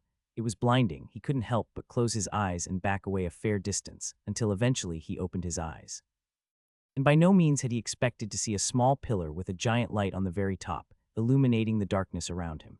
It seemed like some kind of lighthouse, though he didn't quite understand the purpose of it.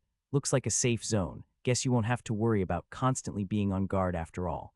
Michael decided to ignore the system and stare at the massive light on the top of the pillar and noticed a faint trace of mana. It was separated into 4 different directions, all of whom were on the opposite sides of this lighthouse. He assumed it wanted him to follow them. After all, he was not exactly sure how he needed to get to this wall the giant talked about. For all he knew, it didn't even exist, and the giant would swoop in just before he died or something. You are pretty optimistic, but look, my advice is to actually restore your mana this time before going out. You still have 3 days left after all. You are right, Michael sighed and walked up to the strange pillar lighthouse and sat down right beside it. However, before he could have time to relax, he suddenly felt his senses expanding, and once again the cold was returning. But this time it was much more pronounced. It was extremely cold. He couldn't understand why the system was doing this since he only had roughly 20 of his total mana remaining. It would not be a good training session by any means. Don't worry, just sit still. The system added and Michael began feeling a little bit warm, albeit the cold had not dissipated in the slightest. But it was no longer unbearable. In fact, he began feeling a little relaxed. However, as he laid back down, he noticed the light above him slightly dimming, and at the same time his mana rapidly returning. In just a few moments, he managed to not only restore all of his mana, but also increase his mana core progress. It went up from 42 to a flat 50. The difference might not have been that massive, however. The 8 difference seemed like his mana capacity increased by nearly double what it had been just a moment ago. There's a lower stage, middle stage, and finally the upper stage. Lower is considered anything under 50, middle is from 50 to 90, and upper is everything above 90. All those milestones increase your strength by quite a decent amount. So do I tear up instantly after I reach 100? He asked with curiosity as all of his fatigue seemed to have faded away. You will reach 100 and then go through the hassle of forming the new mana thread. Only then can you reach the next tier. As Michael took a deep breath and was prepared to once again relax for a moment, the system suddenly interjected. There is still 2 progress worth of mana stored inside that light. I hope you are ready for some training. And before he could protest, his entire body froze up, halting any and all movement, before he began feeling an immense cold rushing through his veins. Endure for as long as you can. Good luck. That was tiring. Michael exhaled a cold breath and stood back up. The light of the pillar had disappeared quite a while ago. But even then, the little lights that were scattered in different directions remained, still shining as bright as ever. and it was finally time to check his status. His progress in all aspects was pretty considerable. Heavenly Judgment, Advanced Active ++. Michael stared at his status with satisfaction. He was halfway to the next tier, and it hadn't even been an extremely long time since he obtained the mana core. He doubted that many could contest with his speed. After all, not everyone has opportunities that allow them to befriend a dragon and travel to a whole different world. But he didn't let it get to his head. After all, he hadn't explored even one of the possibilities available to him. Michael had not even left his world. As the two worlds were in a way connected, his journey would officially start once he left through those portals on the Jayor continent. He would ask Amanda for some assistance to get a higher laid. However, he knew his helping hands must stop eventually, and he wanted it to happen the moment he came back. He expected to live a normal life at first, going to the academy and acquiring some good friendships. However, each time he took one step forward, he took 2 steps backward. The cycle did not seem like it would end. He doubted the academy even had anything left to offer him. His strength had already far surpassed those of his peers and most likely the teachers. Is this fate, a life full of unpredictability? Would you be surprised if someone was controlling fate in order to make the Archangel return just a bit faster? With all the shit I've been through thus far, not really. Well, chin up. From what I can tell, once you reach Tier 2, a lot of the system capabilities will be unlocked, and you will also be able to utilize the bonuses from skill gains. It had been locked due to your strength being insufficient, however. The seal is slowly lifting. Good to know. Michael proceeded to stretch and head to the next pillar. He didn't quite trust the mapping in this area as he had already got lost multiple times. However, as he turned around after walking quite a fair distance away, he was still able to see the lights from afar, one of them even being directly above him, notifying him that he had gone the wrong way. He turned a bit to the side and immediately noticed the light shine in front of him, leading him to where he had to go. Had he not been so lost in his thoughts, he might have been able to see it a bit sooner. Surprisingly, the path was fairly calm. Only a few creatures appeared, and they were pretty weak, not requiring a lot of effort for him to deal with them. But as easy as it was, he knew that at the very end, something would definitely happen. It all felt like a huge build-up to it. The power-up, the testing it reminded him of the time he fought the golden-haired Michael, but this time it seemed more uncoordinated. This time it was definitely not his own trial that he was going to go through, but someone else's. Michael finally arrived in front of another pillar, and just like with the last one, the system subjected him to a moment of Tordu training. His gains were the same as last time. He absorbed all of the light on the very top of the pillar and gained yet another 10 progress, bringing it up to a grand total of 62. The mana purity had also grown quite a lot ever since he first started working on it. He couldn't feel the differences at first, but with every single training session and every single fight right after, he could most certainly feel the difference then. His swords were sharper, his mana formed quicker. It was a great boon, and from what the system had mentioned, it did not have a limit, meaning it could go as high as he wanted it to. The only reason it was synchronized with his mana core progress was because he didn't have any alternatives for increasing its purity at the current moment. Don't question how you get the boons, just make sure you're strong enough to deal with what happens after you collect them all. You are right. Michael watched as the light dimmed, until finally, it went completely out, signifying that he had successfully collected all that he needed to in this location. He looked up expecting there to be a light leading him once again. However, much to his surprise, there was nothing. Darkness was all around him once more. And as he was not paying attention, an attack landed on his body, sending him hurtling back into the pillar, tilting it over and causing it to crash to the ground with a thunderous boom. Parry it. Michael sighed at the system and stood back up. The attack was mostly negated by his shields. All he felt was a small bump. However, as he looked up at what hit him, he was left a bit surprised. He could finally see the weird creatures, and they were definitely not monsters. They looked exactly like humans, ones he does not remember meeting at all. The one in front of him was some kind of a woman. She looked like she had some sort of a grudge against him. Strength-wise, she was much weaker than him, just like the rest of the ones he killed previously. All they had was the element of surprise. But now that it was gone, they were nothing but standing ducks. Michael waved his hand, and a sword immediately pierced the woman's neck, ending her life swiftly. Now that he didn't have to worry about the invisibility, he could use his incredible casting time to his advantage, making him quite the killing machine. But it was a bit strange, killing someone just a bit weaker than him felt way too easy.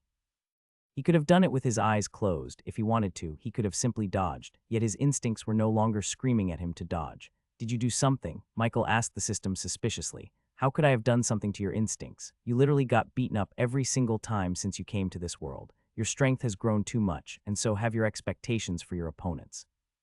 So you're telling me I got that much stronger without realizing it, to the point where I don't see anyone stronger than me as a threat? He didn't seem convinced. I am not going to explain every little detail to you about how your own mind works. Listen, You got stronger, and your instincts will return to normal eventually, presumably once you get used to fighting those similar in strength to you. Michael seemed deep in thought before a flash of light appeared in the corner of his vision, leading him to yet another pillar. Time to get a move on. I can't wait to meet the one behind this. Michael brushed the dust off of his clothing. He was finally at the last pillar after collecting the other two along the way. 82 progress towards the next tier. It was massive. Added on to the fact that his mana purity finally crossed the 100 threshold, reaching 103, his mana had been amplified by a great deal. Yet as he stood in front of the last pillar, he was not exactly feeling confident. After all, whatever awaited him afterwards was definitely going to be troublesome. He had also noticed that his halo had begun glowing, albeit faintly. It was still enough for him to be concerned. Michael was now able to instantly kill those of similar strength to him. However, those who were stronger would most likely pose a greater challenge than he could anticipate. Stop worrying about it already and sit down. I will help you absorb the remaining 10. Fine. He grumbled and sat down, quickly absorbing the light of the pillar. The speed was much faster than the first time he had done it, and in just 20 seconds he was able to fully absorb it, pushing himself into the upper level of his own tier. Only 8 were remaining until he could finally. He also noticed that he was finally able to push his INT stat into the S category, and he could instantly feel the difference. The world felt slower and his mana felt much easier to control. It honestly felt unreal, but as the seconds passed, he adjusted to it very quickly. Michael attempted to summon a single sword of light, but it seemed way too easy, so he opted to summon at the very least 100 of them. And to his surprise, there was no strain or anything of the sort. Just like his other skill usage attempts, it felt effortless. The mana drain wasn't huge either. 2.5 to summon 100 swords of light. That was quite the feat. I could definitely UO. As Michael was about to begin gloating to the system, the light of the pillar reignited. This time, however, it was a pale blue color.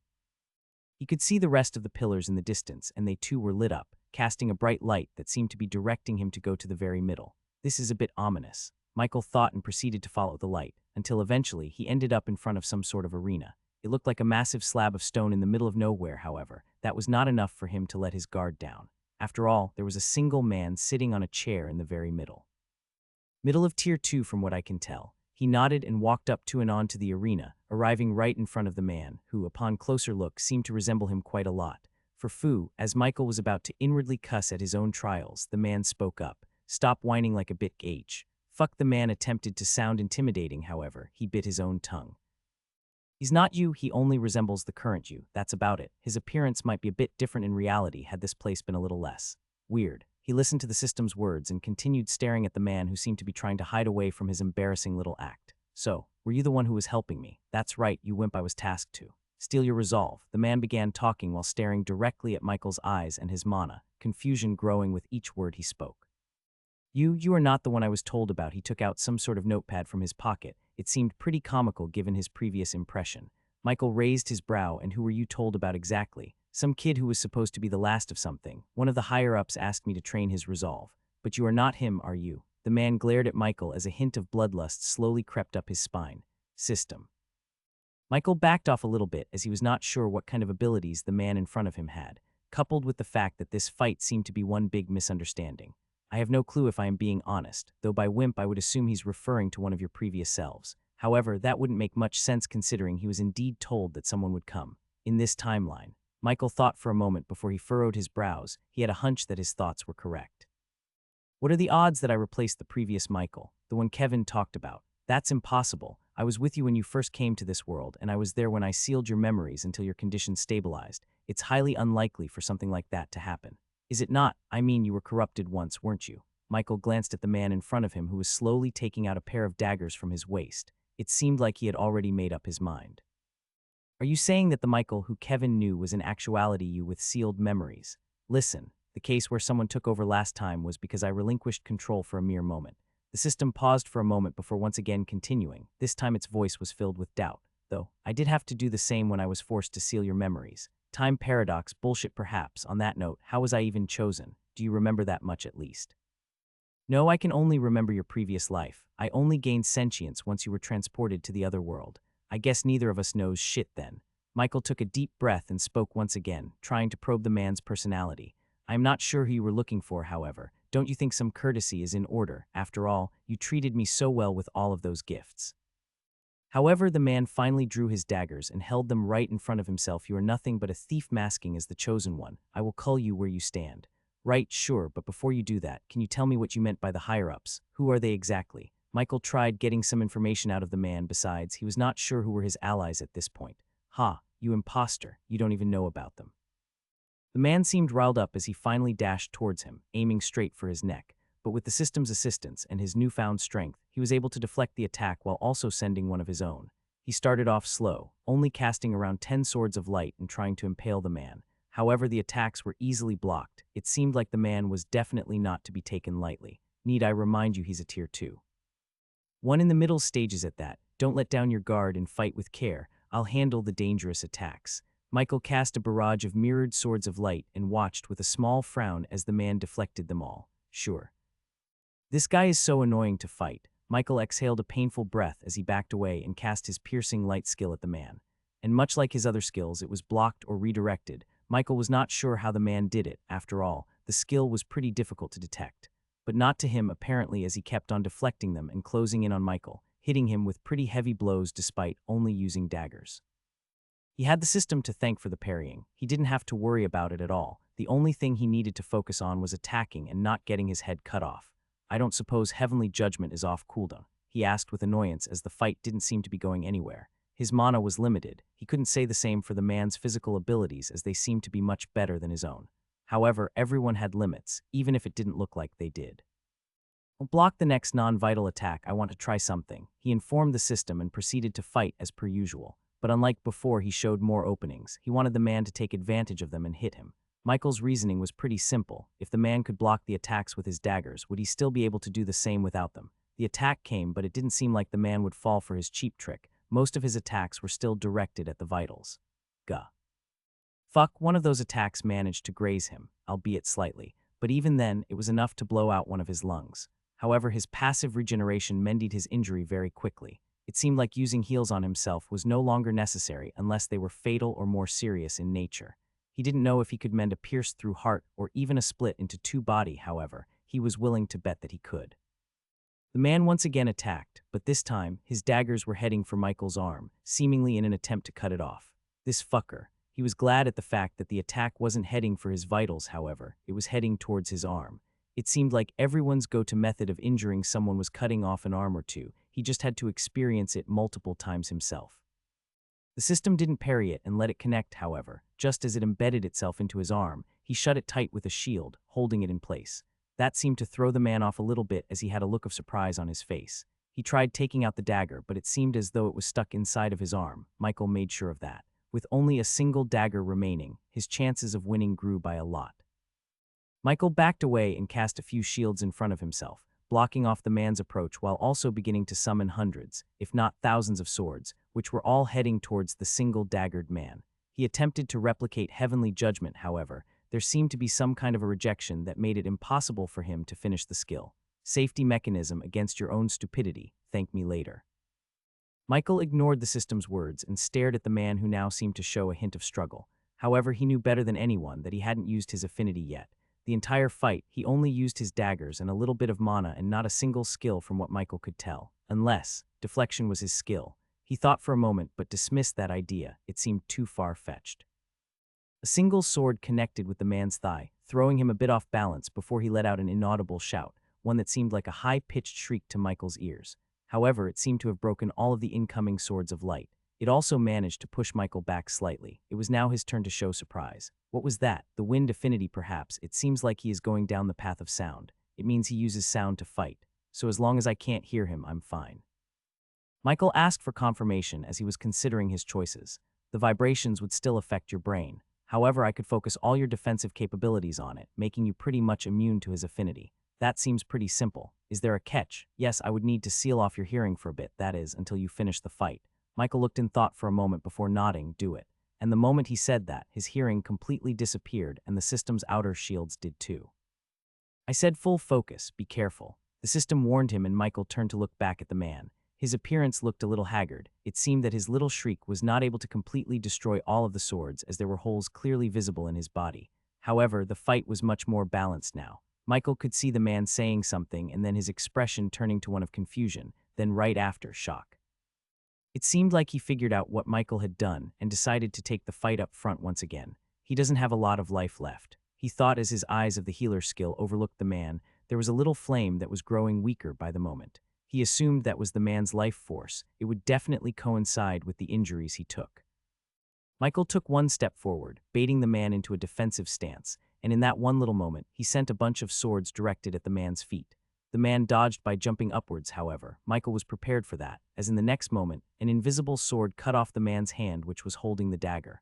All this time, he was preparing a single piercing light, and in the very end, he managed to succeed with his surprise attack.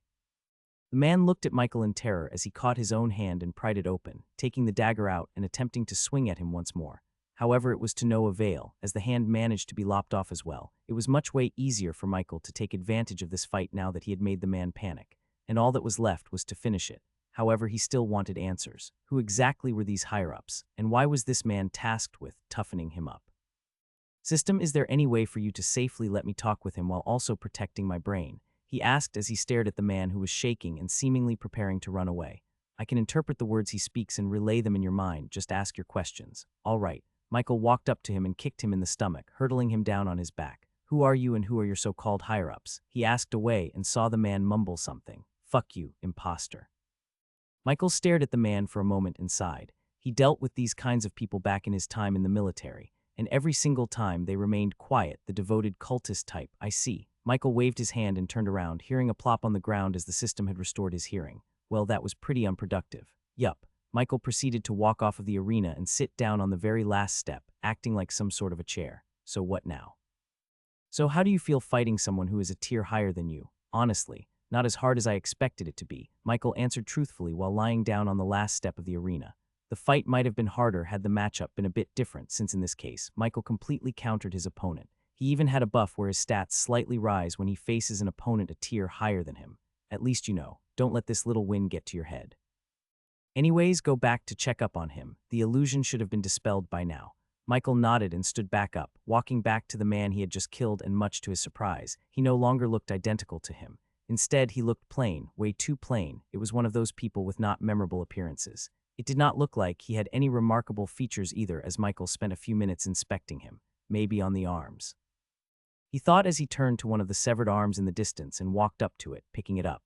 And once again, nothing out of the ordinary besides a pale white dot which he did not pay much attention to. It might have been some kind of birthmark. But just as he was thinking that, the system's voice resounded, and it seemed to hold some hint of urgency. It's the symbol of hell. Hell, what do you mean? He asked in a confused manner. After all, what does a supposed archangel have to do with hell?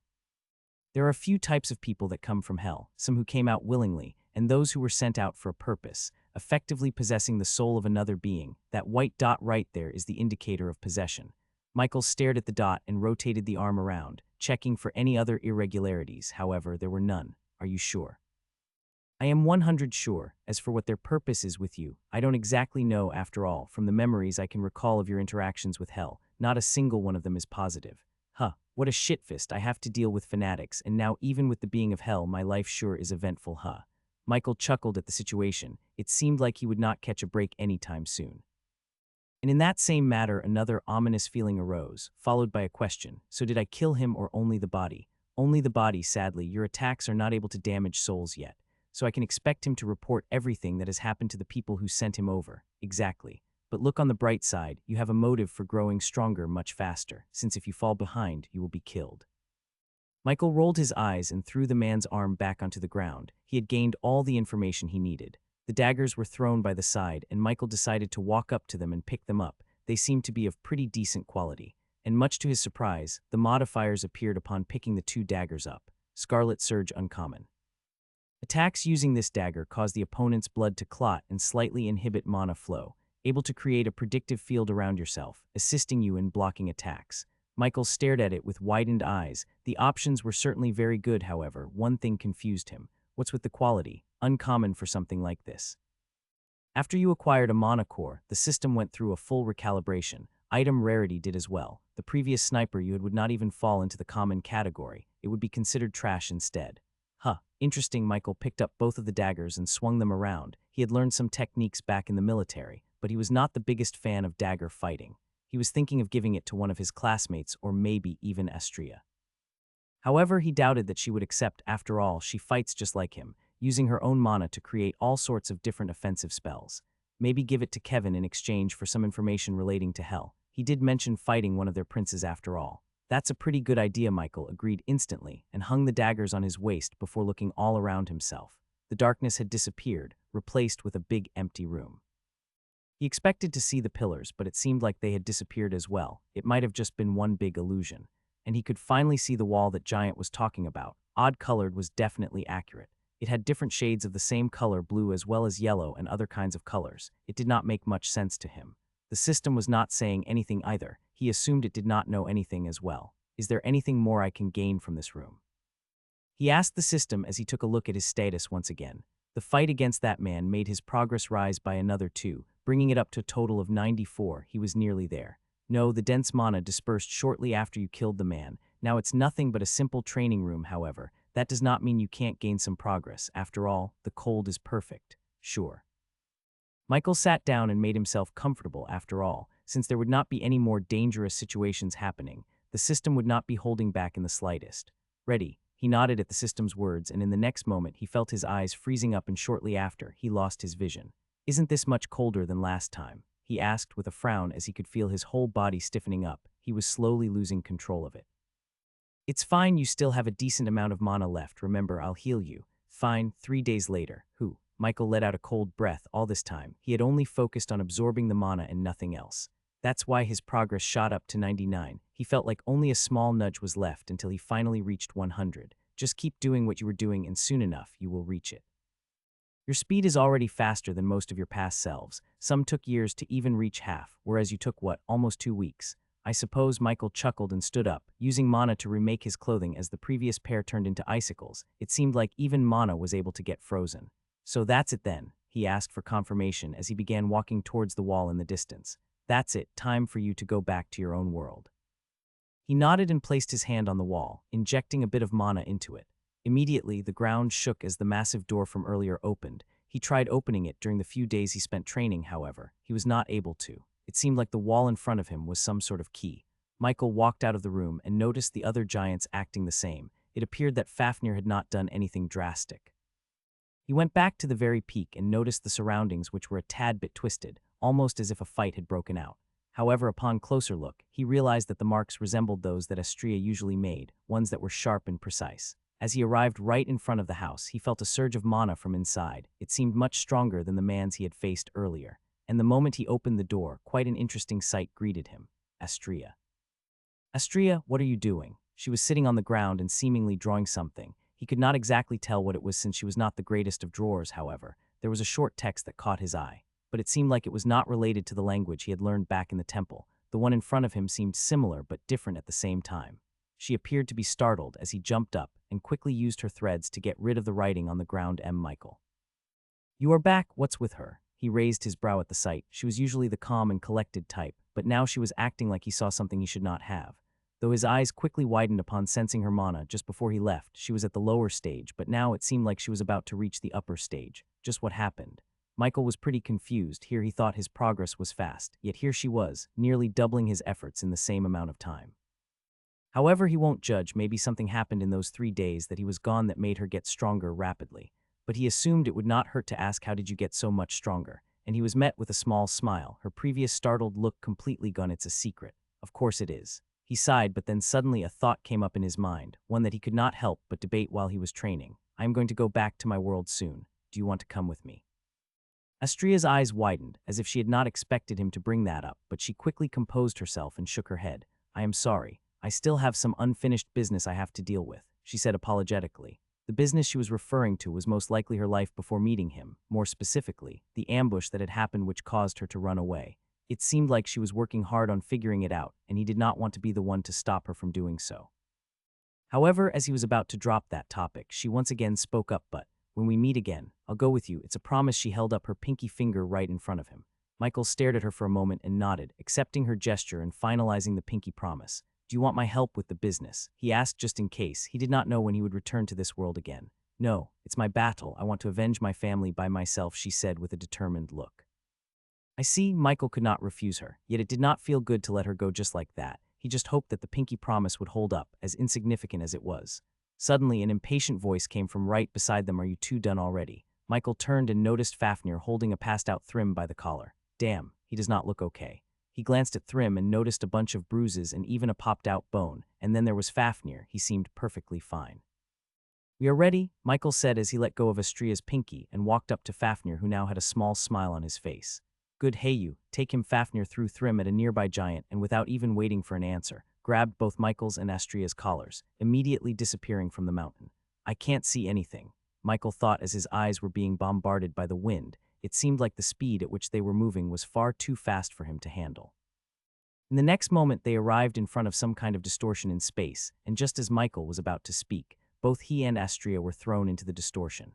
He closed his eyes, and the moment he opened them back up, he saw the familiar house the two of them had been checking out just before they were transported into the rift.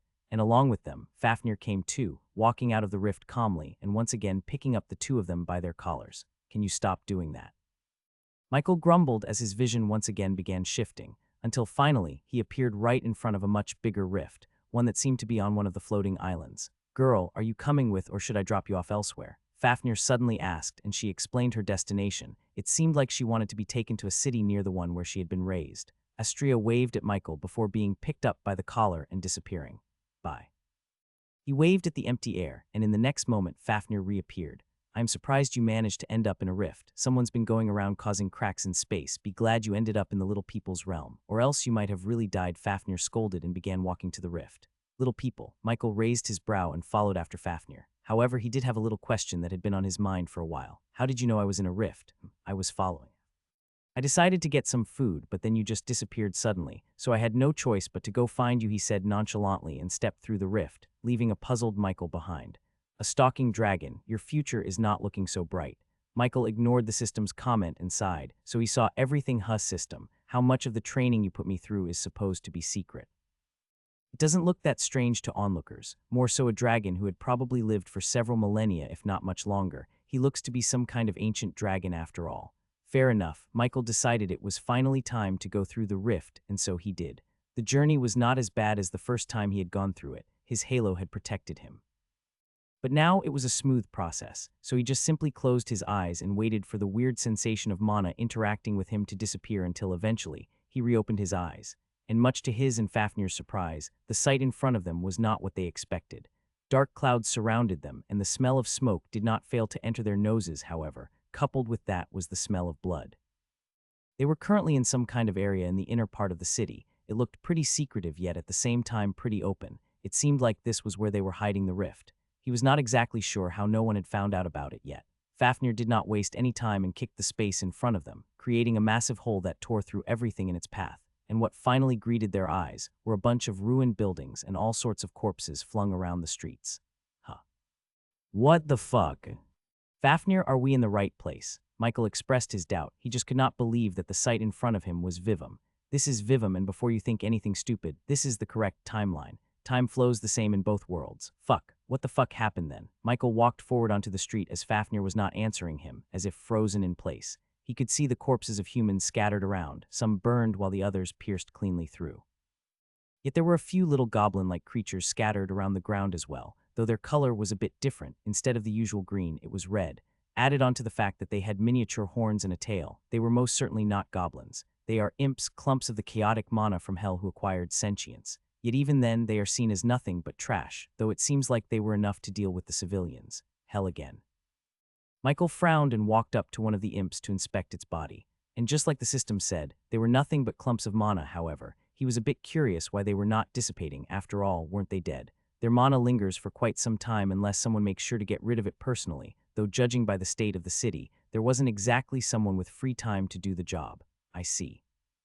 Michael proceeded to summon a single sword of light and sent it directly down at the imp, and immediately, its horrid form disappeared, the mana scattering in the air and heading downwards. "That was kind of you," he heard Fafnir's voice from behind him, and upon turning around he saw him holding an imp. It was still alive. Michael raised his brow. "Why don't you just kill it? It's not going to give you information anyways. I wouldn't be so sure." Fafnir said and suddenly covered the imp in his own mana, before seemingly absorbing it into himself. What is he doing? He did not need to wait long to find out as Fafnir spoke once again. They were summoned from the capital of hell. What a bunch of idiots. He sounded a bit conflicted. Just as Michael was about to ask another question, he was interrupted. Go find your friends or something. I have to deal with some stuff. With those words, Fafnir disappeared into thin air, leaving Michael alone again. Aha. All right, Michael sighed and proceeded to scale a nearby building. He realized that he could use mana to hold himself onto all kinds of surfaces, and as he finally climbed to the very top, he saw the entire inner part of Vivum. Ruins was definitely an understatement. There were areas that housed massive craters, ones that seemed to wipe out quite a fair chunk of the city and take a few buildings along with them. The buildings which were not affected by the blasts were slightly tilted, as if the aftershock still managed to affect the structural integrity of all those buildings. Michael glanced to the side and frowned. The academy looked extremely roughed up, as if half of it had fallen and the rest was protected by some kind of barrier. As for the government headquarters, they were the least affected building in the inner part of the city. He was just glad that it did not seem like any harm came to the outer part of Vivum. After all, he held the slums quite dear to his heart. He wouldn't want them to suddenly get bombed. I guess it's time I head back to the academy. I wonder if I am late. Michael chuckled at his horrible joke, trying to make this shitty situation less shitty. You are in fact late, by a whole hour at that. You should get moving. It seemed like the system went along with his banter. However, as he was about to drop down and run over to the academy, he suddenly asked, do you think I could make a glider or something? Well, you can survive the fall if you do end up failing, so I'd say go ahead and try. Michael smiled and began using his mana to create another pair of clothing. However, this time it was not regular clothing. It was more like a wingsuit, one that perfectly fit him. That looks stupid. Why don't you try using your swords to fly instead? No, how am I even meant to balance on top? Oh, he facepalmed as he realized he could just use the mana to glue himself onto a sword. Michael quickly discarded the wingsuit and summoned a slightly larger sword of light than normal. He stepped onto the sword, and it was shaking a fair deal, though he assumed that was only normal considering he had never done something like this before. It took him a few minutes to stabilize properly. Even with the usage of mana, it proved to be a bit difficult. However, in the end, he got the hang of it and was able to move around on top of it. But flying still seemed to be a bit out of his comfort range. Maybe he would try this some other time. Stop being a wuss. However, at the system's words, the sword suddenly began levitating right above the building as it flew a bit to the side, exposing him to a couple 100-meter drop if he were to fall. You can control it. Also, are you fucking crazy? Michael began wobbling on top of it, finding it difficult to control, but as his wobbling continued, he noticed something off. Are you moving the sword on purpose? He asked the system in a frustrated tone as he noticed a few irregularities in the mana surrounding the sword. As soon as he mentioned that, the shaking stopped and he was able to balance on the sword without issue, even slightly walking around on top of it without it moving even a little bit. Well, you caught me, but I was not tampering with it. I was helping you stabilize on top of it. Since you are a wuss, you overcomplicated the process a tad bit. But hey, it's fine now. You can go to the academy. Michael was speechless at the system's explanation. Nonetheless, he decided to move the sword slowly, and much to his surprise, he was stuck on top of it perfectly. He sped it up until the wind made it hard for him to breathe. Nice going, genius. You are not in the city anymore. Michael turned around and noticed he had flown quite a far distance. The city was now in the far-off distance. Whoops, he chuckled, finding flying a bit fun. He proceeded to fly at a high speed back towards the inner part of the city and then towards the academy. As he was right above the academy, Michael saw a couple people outside. He could even recognize a few of them. Lena, Chloe, Liam, Kevin. A frown formed on his face as he began looking around more intently, focusing on the entire area below him. However, there was still someone missing, a loud and annoying person. Where's Elizabeth? Michael floated down from the sky and dropped onto the ground, startling everyone present. At a closer look, it seemed like some were even wearing some kind of a gas mask, presumably to protect their lungs from the polluted air. He did not understand why they needed to do that though. After all, weren't they awakened just like him? Your body and abilities are different. If they are exposed to the toxic gases for long, they would see a decline in their abilities. I see. He walked up to the surprised Lena and passed by her. There was nothing he wanted to talk to her about. However, there was one person he wanted to talk to, and that was Kevin. Michael, sup, where is she? Michael got straight to the point as he did not want to do these little word games which did nothing but waste time. Right, she is safe. Kind of, Kevin replied hesitatingly as if hiding something. But Michael caught on. Tell me, you see, she is safe, but she suffered some injuries. Michael raised his brow at Kevin's words. Did he forget that he was standing right in front of a healer? Just as he was about to point that out, Kevin spoke once again. I know what you're thinking, but she does not have a simple injury. It's more like a curse. Can you cure curses? He was a bit caught off guard by that comment. He completely abandoned Purify as he deemed it good enough, but now that it had come to this, could he somehow do it? System, any way for me to cure a curse?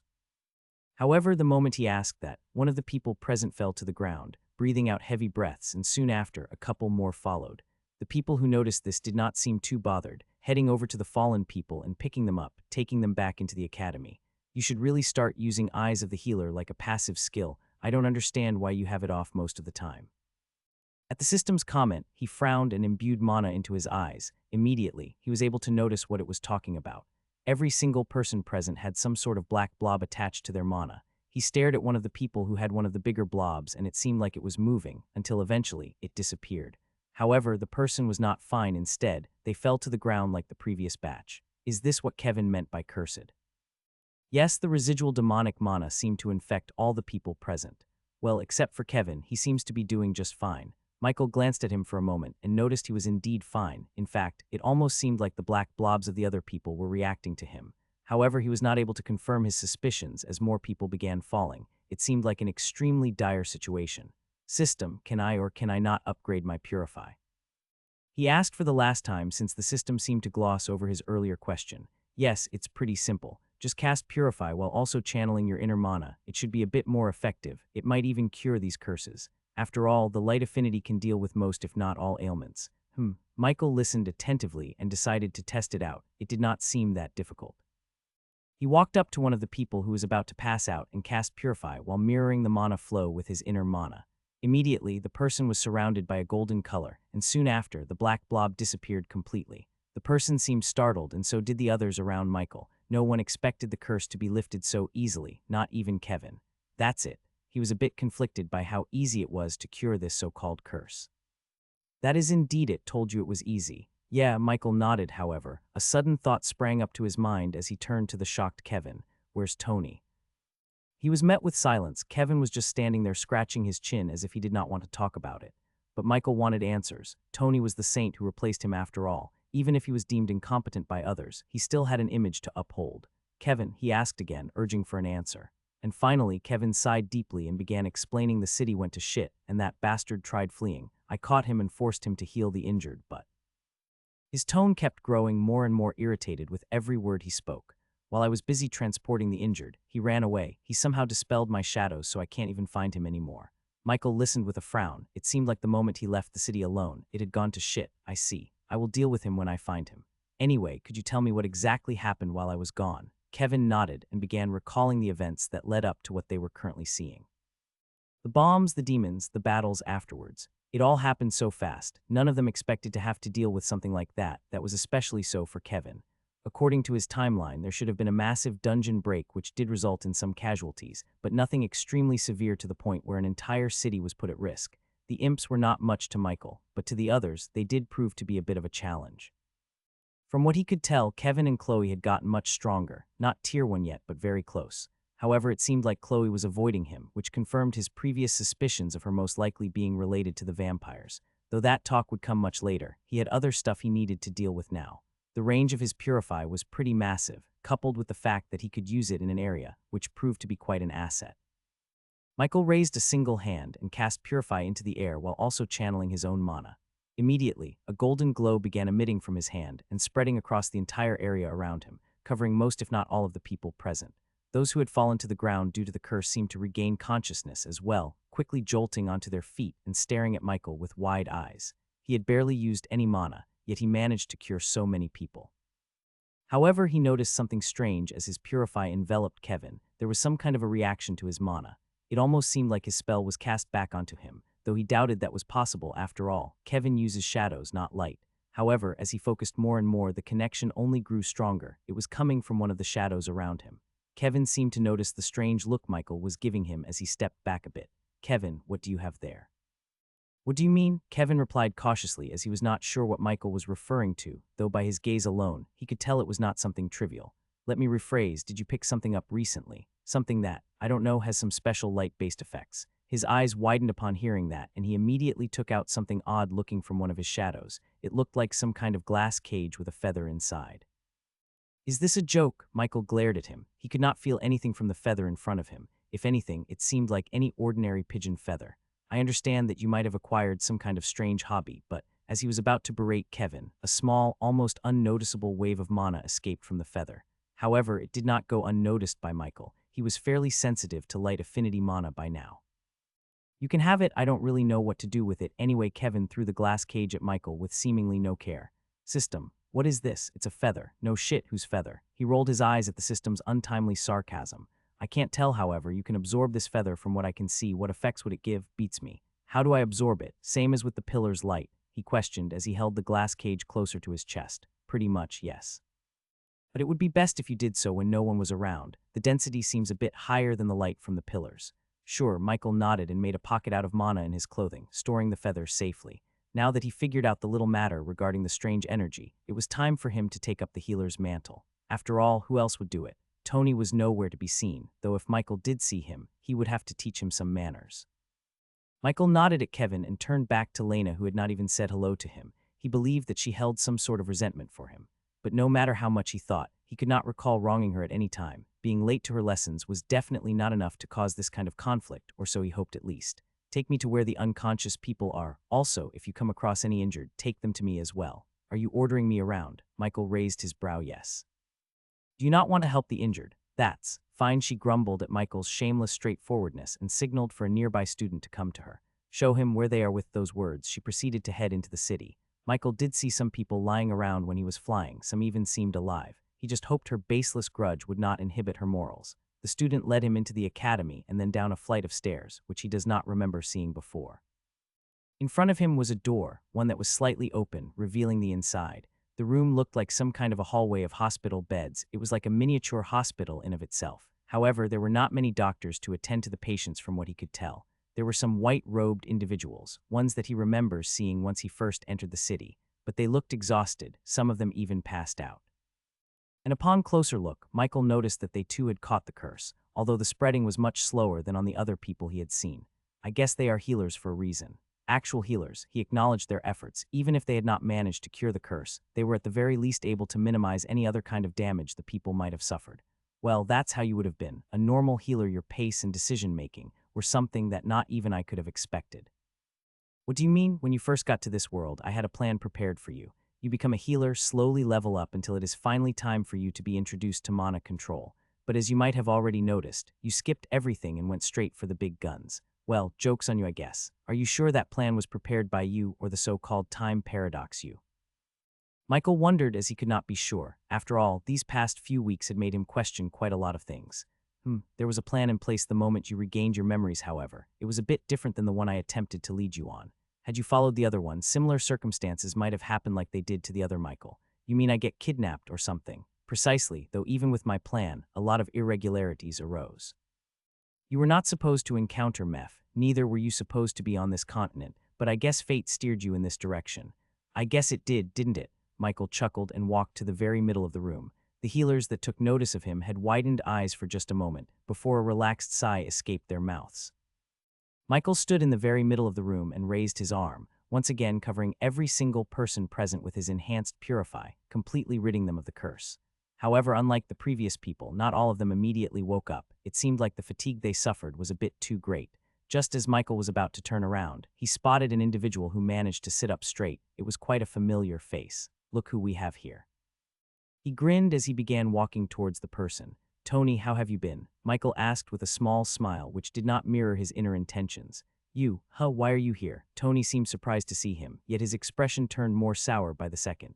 Why are you interrupting the saint's rest? He said in a flat, disregarding tone, which caused Michael's smile to slightly twitch. The healers around him seemed to hear that too, as they tried their best not to laugh. However, some chuckles could not be held back.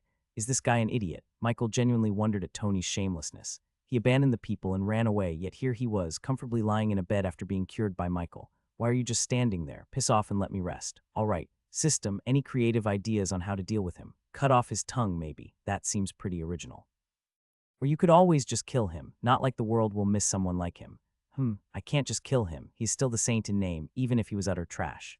Michael debated on the punishment, however. The doors of the room suddenly swung open, and just like many of his previous encounters, a powerful kick flew towards him at a speed he could just barely react to. Michael blocked the attack and carefully maneuvered around the patient so as to not injure them. She is always so.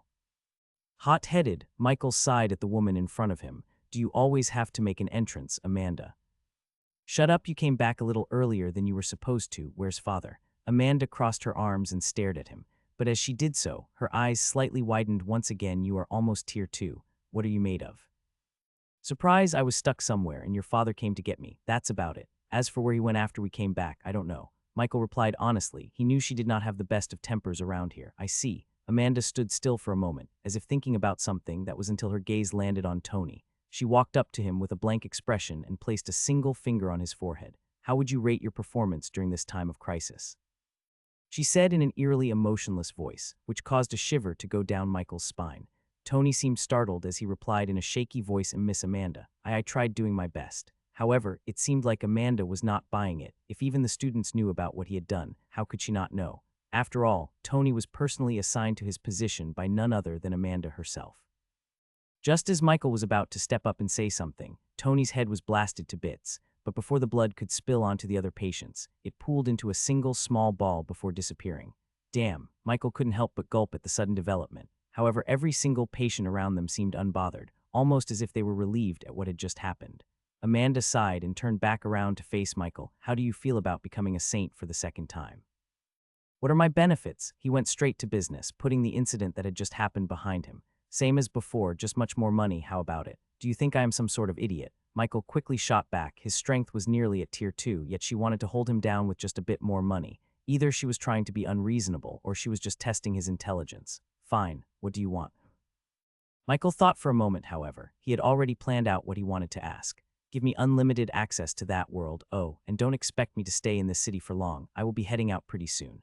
Michael had been thinking about it ever since reaching the first tier. What was the point of him staying in Vivum any longer? All that he was doing was hindering his own progress and the rate at which he was improving. He needed to move to a much stronger world. However, he still had some things left to do before then, namely, finding out more information about Hell and maybe coming back to his previous continent. There was Meph whom he wanted to meet before heading out. He had a few things to ask regarding his imprisonment.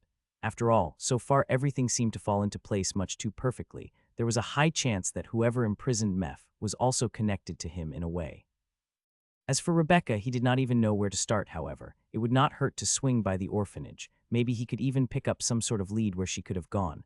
There were other things that he could do, but they were all pretty low on his importance list. Michael watched as Amanda debated his demands with a frown on her face before nodding at him hesitatingly. Fine, bastard. But while you are here, you must do your duties to the best of your abilities. Unlike that trash from earlier, she said in a stern voice and began heading out. However, she stopped in the doorframe and turned back to him. There will be a ceremony in an hour. Don't be late. With those words, she left, leaving him speechless. Another ceremony. Is that really necessary? The people want a hero or just someone to rely on in dire situations. Tony was a pretty bad example, but you, on the other hand, are the perfect candidate. You not only have a great reputation, but also exceptional healing abilities. I know, I just don't understand why the ceremony is necessary to portray that. Just make an emergency announcement or something. A ceremony will provide a bigger impact than a simple emergency notice. Just go through with it, not like you have to do anything. Remember the last time? True. Michael nodded. The system was not wrong in the fact that he did not need to do much last time. All he had to do was stand there and drink out of some sort of cup filled to the brim with water. Anyway, Michael cast Purify on himself, and immediately the curse he had acquired upon killing the vampire had vanished. It was strange that his Purify was not being upgraded to a higher rank. After all, the skill was pretty solid now. When you dispel someone who is afflicted with mind control, that should do the trick even if you can technically dispel it. Without doing so directly, I suppose it does not count. This has never happened before, though. There is a first for everything. Deal with it. Michael proceeded to walk around the entire room and heal those who seemed a bit injured. He had quite a bit of mana to spare after all. Flying did not consume anything at all since he was only using the swords of light, nothing else. He felt a bit of pity for the healers. It seemed like they were tirelessly working ever since this incident first happened.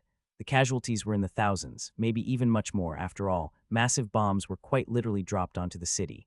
And to think it only happened due to unfortunate timing. If only Fafnir had still been in Vivum, something like this would have never been allowed to happen. Don't dwell on what could have been. I am not, I just think the timing was a bit too perfect, Michael replied to the system as he finally finished healing the rest of the people in the room. Creating a perfect healing spell still seemed a bit difficult, however. By casting Aegis of Light's healing mode and slightly amplifying the mana, he could heal most of the people fully. It was a neat trick, and he felt like he would be able to do it to everyone around him. However, the mana cost seemed to increase exponentially as he tried healing more than one person. As it was right now, he could still bear with it.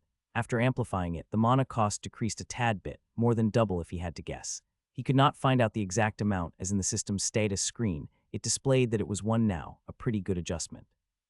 Sadly, he could not enhance his combat skills like that. It would be too overpowered considering they were already pretty destructive and their mana costs were negligent. As he was lost in his thoughts, a voice resounded behind him. It was a woman dressed in a healer's robe, St. Michael. Yes, Miss Amanda said to be on time. You are about to be late.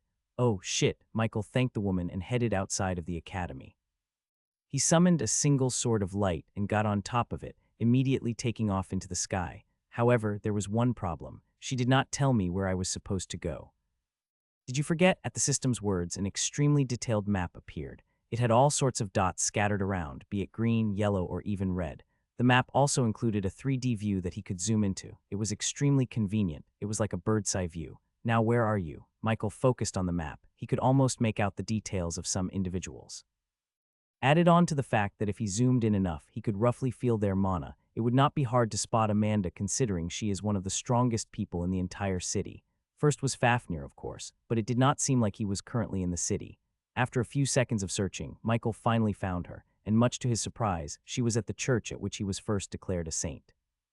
He had assumed that the church had fallen, after all. A bomb dropped right beside it. Wouldn't be surprising if it had been caught in the blast after all.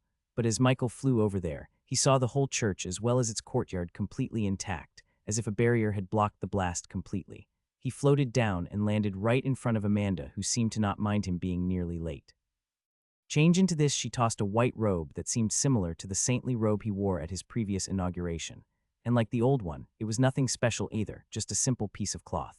Michael tossed it on himself. His golden mana clothing did not make him feel uncomfortable, even with the extra layers he had put on. All right, what now? He asked, and suddenly, Amanda took out a camera that had a red light shining on the very edge.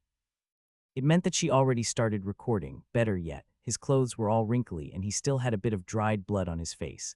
But nonetheless, Michael smiled at the camera, waiting for Amanda to start talking. However, even after a few seconds passed, she had not begun talking, only looking at him with a small, mischievous grin. This woman. He inwardly applauded her shamelessness, but on the outside he was quite pissed. He was apparently expected to provide some kind of speech, and the icing on the cake was he was never good at speeches. Even back in school, he had memorized them perfectly, yet when it was time to actually do the speech, his brain went blank. Safe to say, public speaking was never his forte, much so in front of the entire city. Nonetheless, he began speaking what was on his mind. Hello everyone, some of you might know me from before, I am the previous saint. Michael took a deep breath and continued. Due to the current circumstances, the goddess has summoned me to act on her behalf, to restore this city to what it was and combat the remaining demons. Fuck, what else do I say? Anyway, for that reason, I am back as the official saint for an indefinite amount of time. Please put your worries at ease, he finished, and Amanda immediately cut off the camera. Nice, it was not live, but nonetheless, valiant speech. She gave him a thumbs up. Nice one, Amanda. Why are you on her side? Michael sighed at both of their antics and took off the white robe. He preferred his mana clothing over the regular stuff. You are so funny, is there anything else? Or can I go now? He asked impatiently. He wanted to absorb the feather already as Tier 2 was just around the corner. There was also the talk he wanted to have with Kevin regarding hell, but that could wait. The same could be said about the conversation with Chloe too, however. It was not that important. After all, his interest in vampires was minimal. He did not even know they existed until just a few weeks ago. You can go also, there will be an event held at the academy in a week. It's important, so make sure to attend, she said and began walking to the side. Much to his surprise, the driver who had always accompanied her was still alive. Amanda got into the car and drove away. She was not that hung up on goodbyes, it seemed. But he did not mind, after all, he now had a bit of time to himself. Michael decided to head back to the academy. He wanted to absorb the feather right away. However, as he got closer and closer, his expression turned sour. Conveniently, a certain part of the academy was blasted to bits, which so happened to be where his dorm was located. So once again, he was homeless. Maybe it is time to cash in the check. What CHO? He had completely forgotten about the $1 million check Amanda had given him after the dungeon incident. He could have cashed it in last time, but he was glad he did not. After all, the slums welcomed him with open arms. However, he wanted some peace. If he decided to go absorb the feather in the slums, there would be quite a lot of people trying to bother him. Wait. He suddenly froze as he looked at the rubble which had been his room previously. The mana refining orb was in there, but probably not anymore. It looked fragile already, yet a whole building fell on top of it.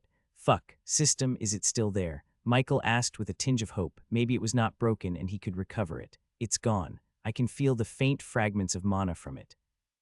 Oh, and I don't want this to weigh on your conscience, but the reason this part of the dorms exploded was because the orb interacted with the demonic mana, causing an explosion of its own that decimated. Well, you can see how much. That's just great, so how am I supposed to refine my mana now? Reach tier 2, you will get a pretty big power-up and maybe even a method to increase it, but don't worry, you will find a way to refine it soon. Michael raised his brow at the system's cryptic comment and proceeded to head to the government headquarters. He did not know where his check went, but Amanda could probably write him a new one. No one stopped him as he headed up the elevator and into the round table room, where Amanda was currently napping. But upon noticing him, she shot a glare at him. Miss me already. What do you want? I want to cash in that check from before, Michael said confidently, but her next response made him speechless. It's expired. What? I said it's expired. Do you seriously think $1 million check would last years without expiring? Michael just stared at her blankly. Can't you, unexpire it, as a token of gratitude for the saint coming back?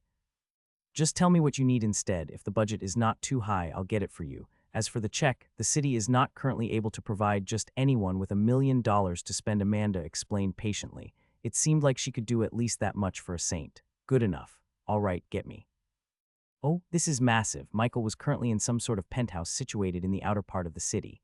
While it was not as luxurious as the ones in the inner part, the sheer amount of money kind of closed the distance. However, the only reason he was allowed to stay here was because Amanda had let him. She said it was her personal guest house. Rich people's stuff. Michael could not quite understand, but nonetheless, he appreciated it.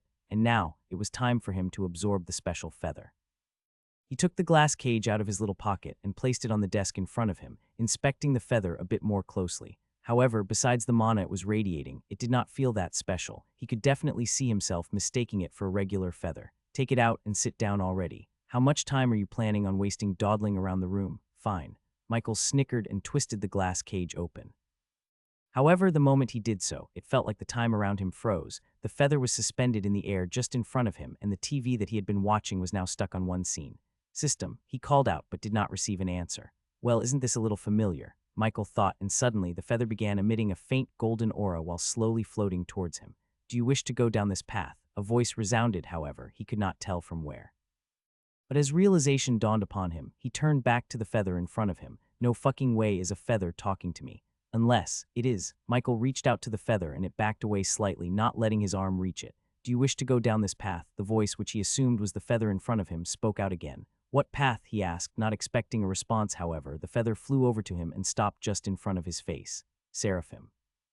Upon hearing those words, a sharp headache assaulted him and just as quickly went away. He had obtained a few memories. The influx of memories was little, however. They definitely seemed important. Important enough for even the system to recognize them as such. +5 synchronization.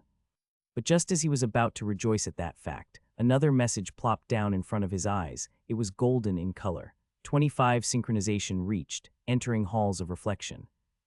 Michael attempted to scramble to his feet and cancel it, but the moment he was about to touch the golden panel, his hand went through it instead. And just like that, his vision shifted, and he found himself in some sort of dark room with eerie chandeliers covering the ceiling. He was sitting by a table, seemingly alone, but his silence was soon interrupted by an ear-piercing noise. Ding. There. The noise made him scrunch up. It was way too loud, almost as if someone detonated a grenade inside of his ear. However, as he gathered himself and looked up, he saw a completely red status screen in front of him that displayed a strange message. Recompiling anomaly, please wait, what the fuck is happening? Michael looked around himself. The surroundings still seemed eerily quiet. He almost thought that they were frozen in time. But upon a closer look, he noticed they were not. A grandfather clock was situated on the ground, and it was constantly making noise. He just could not hear it earlier. System. He attempted to call out again, but no response came. It seemed like he would really be doing this alone. Michael did not know what went wrong. He was planning to go to the halls of reflection after hitting tier 2. However, it seemed like his plans were pushed forward a tad bit. As he was debating his next course of action, the loud noise once again assaulted his ears. Ding. Halls of reflection difficulty, readjusted 11 difficulty, set realistic depiction of events, initiated. After those last few messages appeared, silence once again returned. However, Michael felt a bit uneasy. The system had not told him a bunch about whatever these halls of reflection were. He thought he could ask it just before he was about to enter. Though the difficulty might prove to be a bit of a challenge, from what he could tell, it was an 11 replica of the original events of whatever memory he was about to replay. Coupled with the fact that his knowledge regarding the seraphim might have been the reason why the anomaly happened in the first place, he was not feeling exactly confident. Even in his memories, the seraphim were portrayed as mighty beings who stood on the same level as God. There were not a lot of them, but each one could destroy an entire galaxy in just a mere moment. He even remembers one of those beings patting his head. It was pretty silly, but that's where his memories ended. All Michael managed to find out was a bit of history regarding them and a bit of a gander at their strength.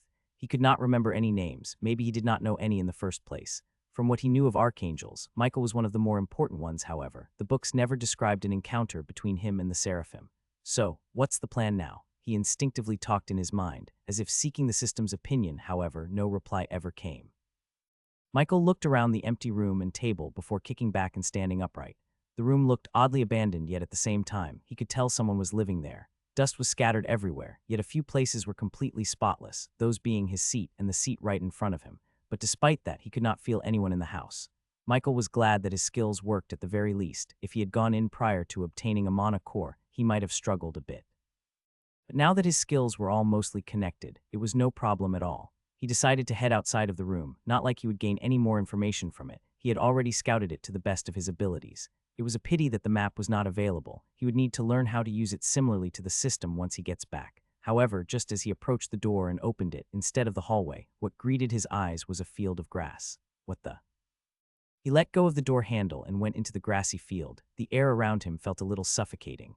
It was almost like the mana was way too overwhelming for the current him. 11 difficulty my ass. He grumbled and turned back around. There was another door he had seen in the room previously. Maybe that would take him into the hallway. However, just as he turned around, he noticed something strange. The door in the room that had been there just mere moments ago was now nowhere to be seen, as if it vanished while he had his back turned against it. And as that happened, the mana in the surroundings slowly began to grow denser, causing him to feel slightly overwhelmed. This isn't how I expected my evening to go. Fuck, Michael gritted through the pain of his insides seemingly being crushed. However, as time went on, his body began adjusting. He was slowly getting used to the pressure. Although that did not mean that he was okay, it still felt suffocating. But suddenly the pressure disappeared. It almost seemed like it was not there in the first place, but he knew better than to think that. Illusions were one thing, whatever that pressure was something else entirely. However, as he was lost in his thoughts and the discomfort he felt, an annoyed voice resounded from right in front of him. Are you going to get up already? Michael looked upwards just to notice a very short man. He could almost call him a dwarf, yet he was just tall enough to not be labeled as one. The strange part was, Michael knew the dwarf somehow. Toad, I told you not to call me that, you fucking pigeon. The dwarf began pouting as he got closer to Michael and hit him on the head. It was a fairly weak attack. He did not even attempt to dodge it or negate it level-wise. The dwarf would be around level 40. If Michael wanted to, he could swat him away like an actual toad, but of course he would not do that. However, the situation still seemed a bit strange, almost as if he was gaining memories the longer he interacted with the surroundings. They did not return instantly, returning almost as if they were fragments, bits of déjà vu. Say, Toad, or rather, Baldur, could you remind me where we are exactly? Michael asked with a kind smile. From what he could gather, they were really good friends. Asking stupid stuff would not throw the dwarf off. Baldur stared at him like he was some sort of an idiot. Pigeon, have you gone senile? However, Michael just stared back into his eyes, seeking an actual answer. You are serious. We are in the garden. Those two fuckers keep breaking the laws of this place, so we were sent down to screw their heads on straight, Baldur explained with only a tinge of patience.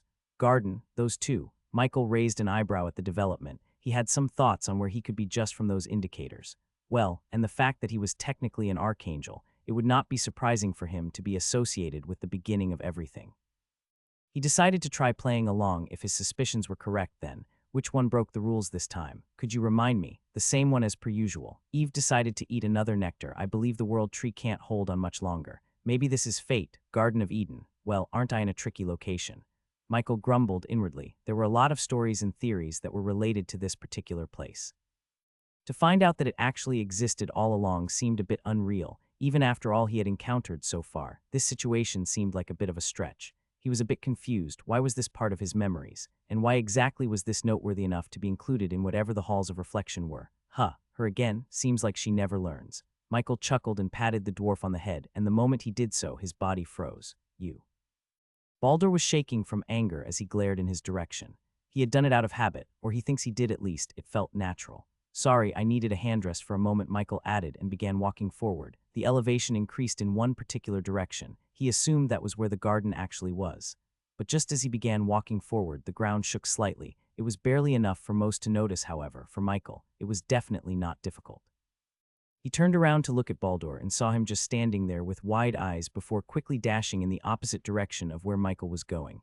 Guess up was not the way. He sighed and proceeded to run after Baldur, although it was a bit difficult. Michael was surprised at the speed of the dwarf. He looked extremely weak, yet what he was seeing now did not add up. It was a struggle for Michael to even follow his afterimage. He was just glad that they were heading in a straight line. If the path had been a bit different, then he would have been lost long ago. However, he was not sure if he imagined it, but his speed was a little faster than usual. As they were running, a large tree appeared in the distance. It was so big, in fact, that Michael was unsure how he had not seen it earlier. And strangely enough, it looked like it was radiating some sort of weird type of energy. It was not mana, but close enough to be considered as such. The only reason Michael was sure it was not mana was because of his encounter with the rifts. It released the same type of energy. The energy of chaos. It was similar, but on a different wavelength. He could interact with it by using his inner mana, but it felt more like a chemical reaction than anything else.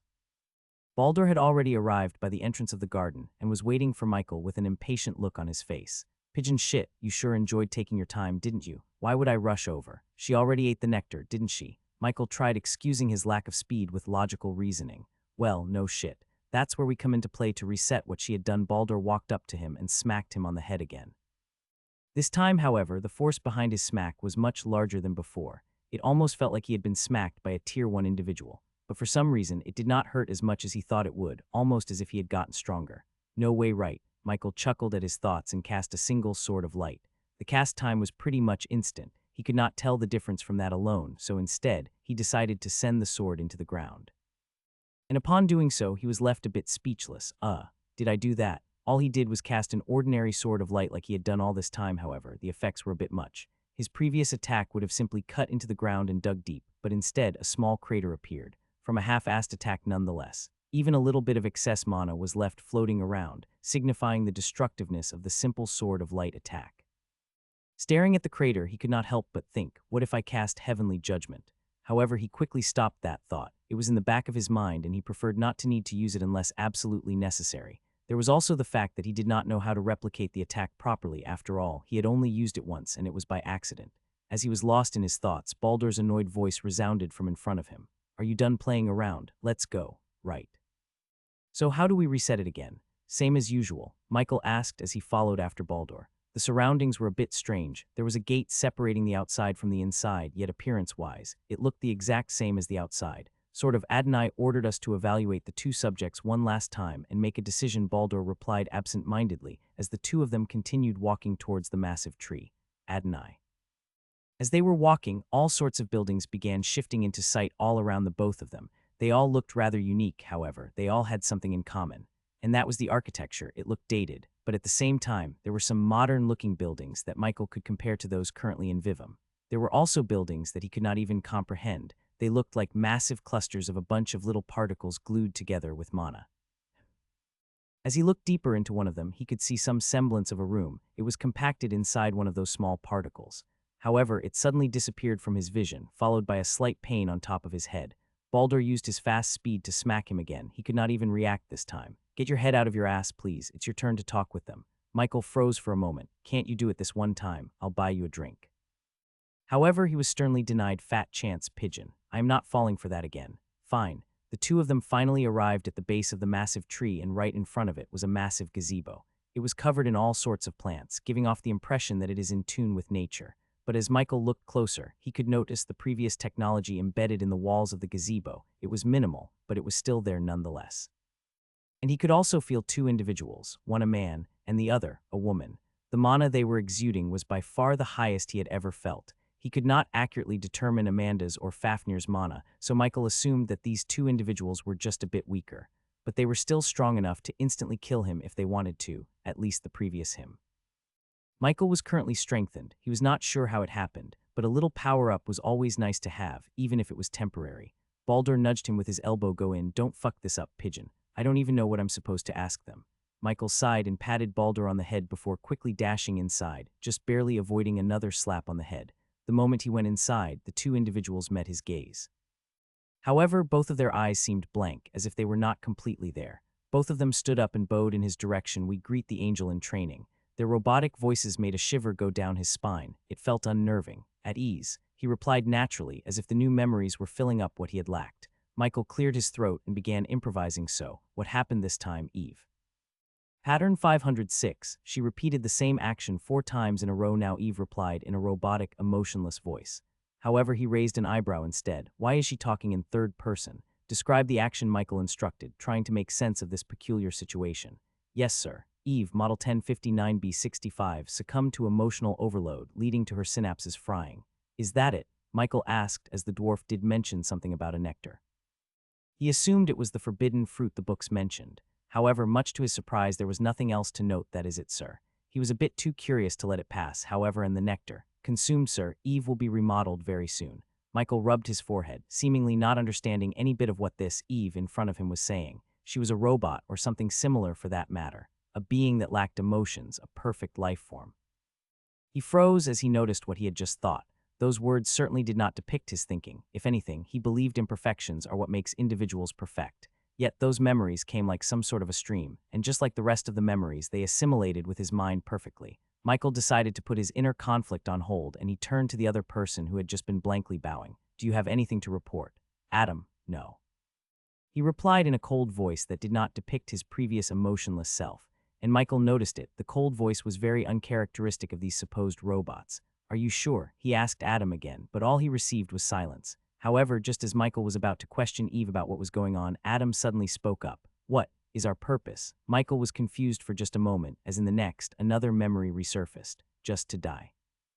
He thought to himself, as it seemed a bit cruel and nonsensical. He did not even want to express it out loud. Out of the two of them, Adam seemed the most aware. Eve looked like some hollow shell of what she could have been. Michael walked up to him and stood right in front of him. What do you think your purpose is? He was once again met with silence, yet he knew that Adam was genuinely considering his question. After all, his eyes, although mostly blank, showed a small reaction, one that did not fail to escape Michael's perception. I believe our purpose is to be alive. Adam finally replied. His cold, almost emotionless voice had a tinge of conviction riddled within it.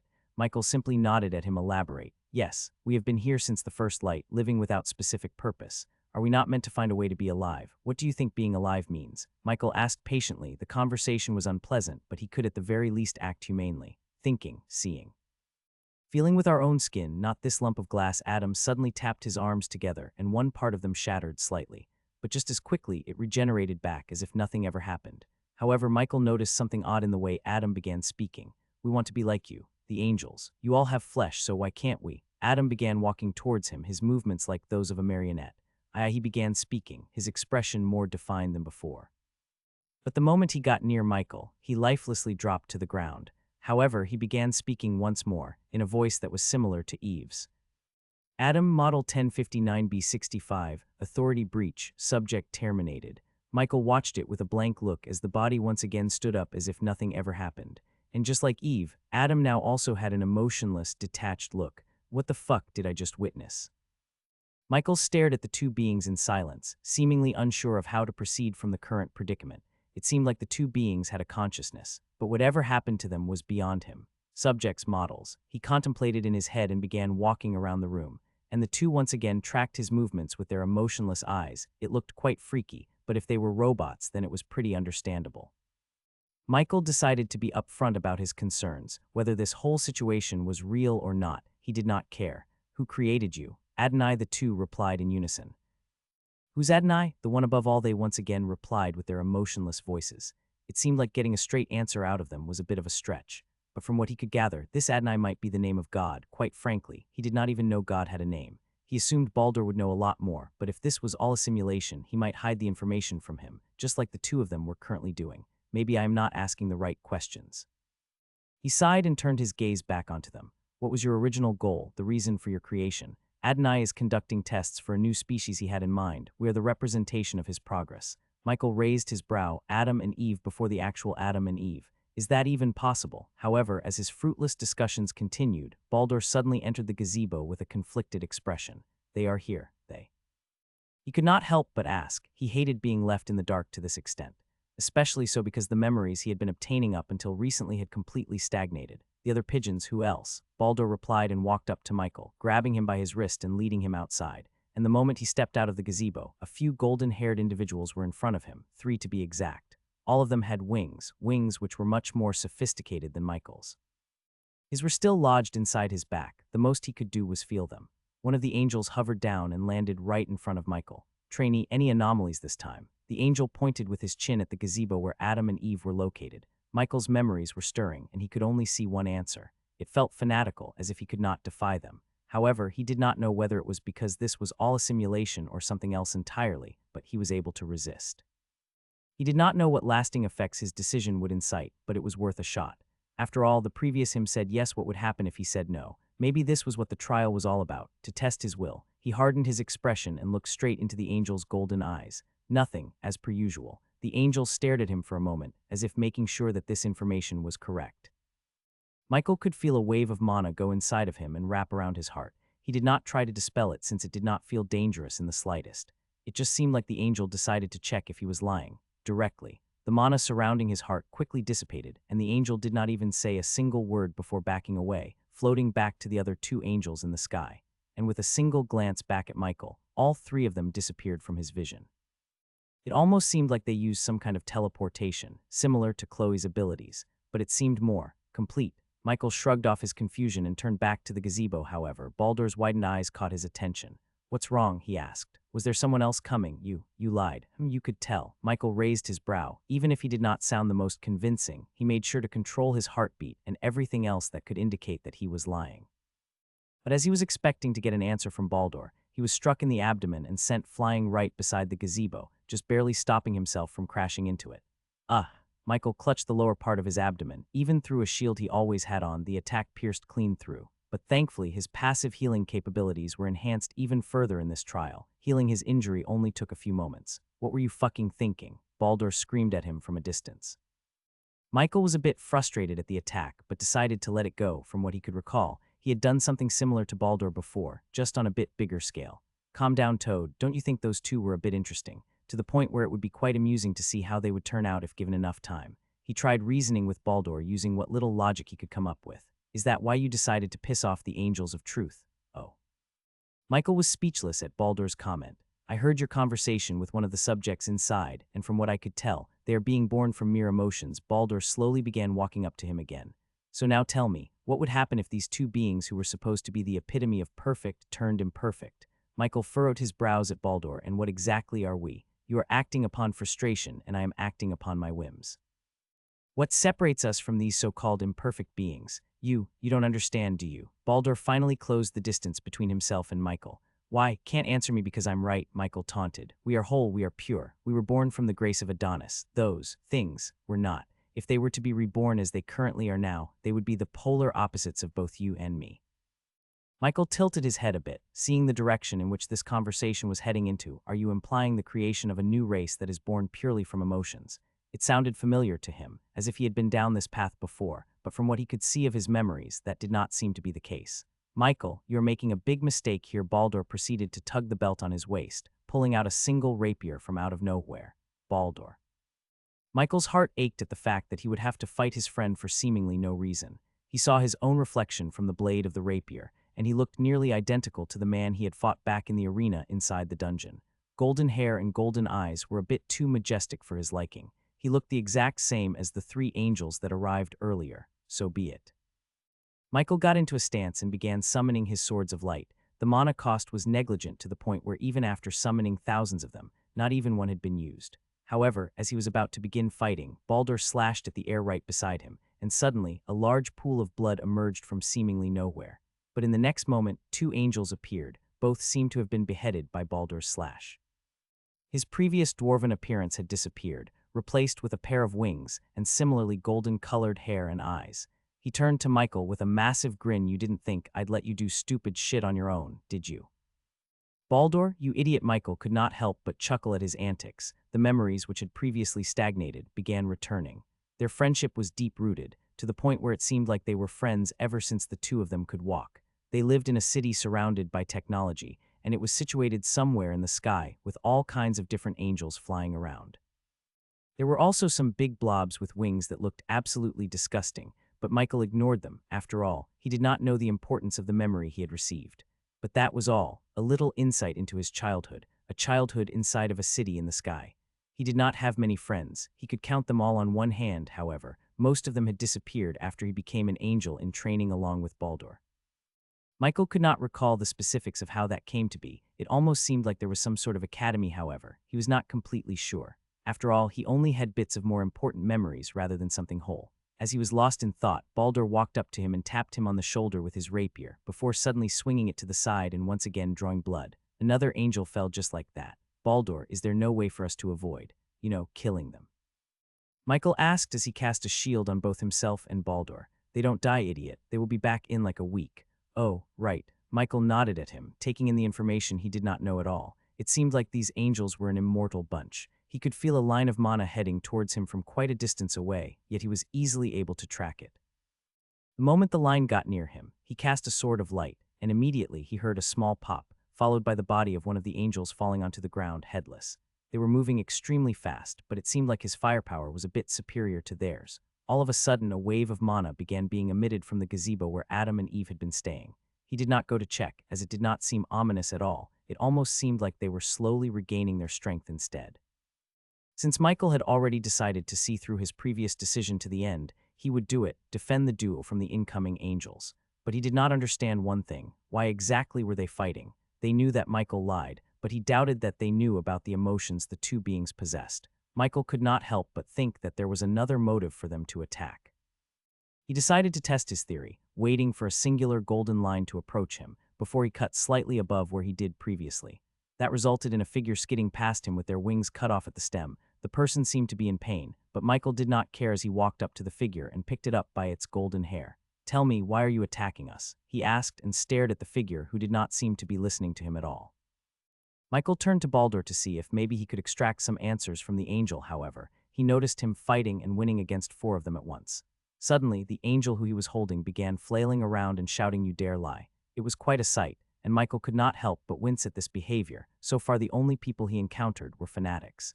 The evangelists and now even the angels. It seemed like a shitty pattern that he would love to get rid of. But at the very least, the angel seemed more sane in the head than the evangelists. The angel actually seemed to understand what it was doing, so Michael decided to try taking advantage of that. "What did I lie about?" he asked once again while using his mana to hold down the flailing angel. But once again, the angel just kept repeating the same things over and over again, not even responding to any of his questions. Michael thought that they were a bit different from the evangelists, but maybe not. He tightened his grip and crushed the angel's head before heading over to assist Baldur. The fight did not last long, as the only thing he had to do was cast a single sword of light to kill one angel. They were way too weak. The only strength they had was their speed. However, Michael could not help but think that whatever this group was, were only the scouting party. There was no way the angels he heard so much about in stories and all sorts of books this week. And he did not need to wait much longer to find out, as shortly after the two of them finished off the last angel, a grand presence descended onto the both of them, rendering them motionless. "Michael, Baldur, why are the two of you testing the limits of your authority?" A voice resounded from right above them. Michael turned to look upwards and noticed a single figure, one that had 6 fiery red wings coming out of its back and a radiant halo on their head, the seraphim. He continued staring at the figure. From what he knew, they were extremely busy beings who watched over the affairs of many worlds at once. Added to the fact that they were also the protectors of heaven, it was extremely rare to see them out and about. But considering the importance of Adam and Eve, he assumed it was pretty justified to see an equally important figure appear before the two of them. The seraphim waved their hand, and suddenly, the gazebo by the side was completely revealed. The two figures, Adam and Eve, were in some sort of black cocoons, still radiating incredible mana that even managed to slightly suffocate Michael. But like previously, he slowly adjusted to the pressure and kept staring at both the seraphim and the cocoons. They seemed to not only radiate mana, but also some type of other energy, the energy of chaos, which he was a little bit familiar with. "Good job," the seraphim suddenly said to both Michael and Baldur, causing confused expressions to appear on their faces. However, their confusion did not last long, as all of a sudden, the seraphim appeared right in front of the two of them and grabbed Baldur by the head, taking him back to the cocoons in which Adam and Eve were residing. "What is it doing?" Michael stared at it with a tinge of caution. Ever since the seraphim arrived, he had a pretty ominous feeling. They were righteous beings, ones that embodied God's will. However, this one seemed a bit different. This one had greed in its eyes. It held Baldur right beside the two cocoons, and Michael could see the chaotic energy slowly entering his body, corrupting the existing mana of light. and suddenly Baldur's body began emitting an ominous mana that seemed to affect the surroundings, Michael included. But before he could protect himself against the mana, it disappeared and Baldur plopped down onto the ground, seemingly lifeless. Yet the mana he had been radiating just a moment ago was still present. In fact, it was still increasing. As he was paying attention to his friend, the two cocoons opened up, revealing the two figures whose appearance did not mirror the one he had seen before. What the? Perfect? The seraphim's low voice resounded, sending a chill down Michael's spine. Adam and Eve, the previously normal-looking individuals, turned into something different. Eve now had pitch-black hair streaming down to her waist and eyes that he could not quite see the depth to, as if they were mystical. And as for Adam, he looked identical to Baldur, and he even had some of Michael's features as well. It seemed like whatever happened turned him into some sort of angel. Or so he concluded, but the energy Michael could feel coming from him was nothing like the angels. It was ominous. It was chaotic. Lastly, there was Baldur, whose mana had long lost its golden shade, and it had now turned into the same ominous property much like the two others. Michael could do nothing but watch as his friend was being changed right before him into something he could no longer recognize. Baldur, he called out, seeking confirmation for his inner turbulence. However, the seraphim's voice filled with anger resounded silence, pup. And the moment it did, he could no longer feel his body. It was the same as when the seraphim first arrived. He managed to free himself earlier, but he was too weak to take advantage of that fact. Michael's inner conflict grew as the memories began rapidly returning, and for some reason they were overlapping with what he was seeing currently. However, there was one difference. Baldur was not present in his memories. It seemed like he disappeared just before the seraphim appeared, but he could not quite tell where he had gone. Just as Michael was preparing a last-ditch effort to somehow break free, Baldur glanced at him for a moment and flashed a small yet hollow smile. In the very next moment, Baldur raised his rapier and slashed his own neck, severing it. Baldur. Michael stared at his friend's severed head, not even able to call out his name due to the pressure. However, the seraphim seemed amused as it walked up to Baldur and kicked his corpse. You're still self-aware. What the fuck? Is this even a real seraphim? Michael wondered with anger and hatred clearly present in his eyes. But before anything else could happen, Adam stretched out his hand, and suddenly an odd-colored mana enveloped Baldur.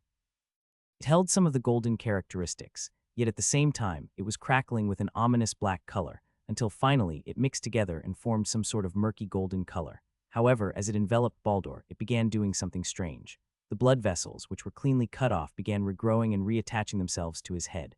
And suddenly, the moment it was all finished, Baldur's head slid back into place, and he shot up from the ground while breathing out heavy breaths. He was revived. Michael continued watching as it looked the exact same as when he healed the people in his first ever dungeon, those who had their necks broken. But he doubted that he could reattach a severed head just like that. It seemed like quite an intricate process, weaving all those blood vessels together. It seemed quite difficult. Adam, however, was still wearing a blank expression. Despite his transformation, it did not look like he found that action difficult at all. However, as Michael focused on the mana Adam and Eve were emitting, he was a bit confused. It reminded him of the mana the imps from Vivim had. The imps had much weaker mana, but he could still feel similarities between them and the people in front of him. Even Baldur felt the same. Thankfully, after his head had been severed, the rise in chaotic power halted. Maybe he could still somehow return to how he was before all of this happened. Oh, you are an interesting one, aren't you? The seraphim once again picked Baldur up, and this time, it fully crushed his head. But this time, unlike Adam, it was Eve who began healing him. However, her mana was much darker. The golden shade could barely be seen, until it finally combined and formed a nearly black-colored mana with just a little bit of golden mixed into it. Nonetheless, it had the same effect as Adam's mana, as it managed to completely restore Baldur to his previous self. But his expression was filled with horror. After all, he had just died twice. You are quite the fascinating creature. You turned almost as perfect as them. The seraphim chuckled under its breath and patted Baldur's head.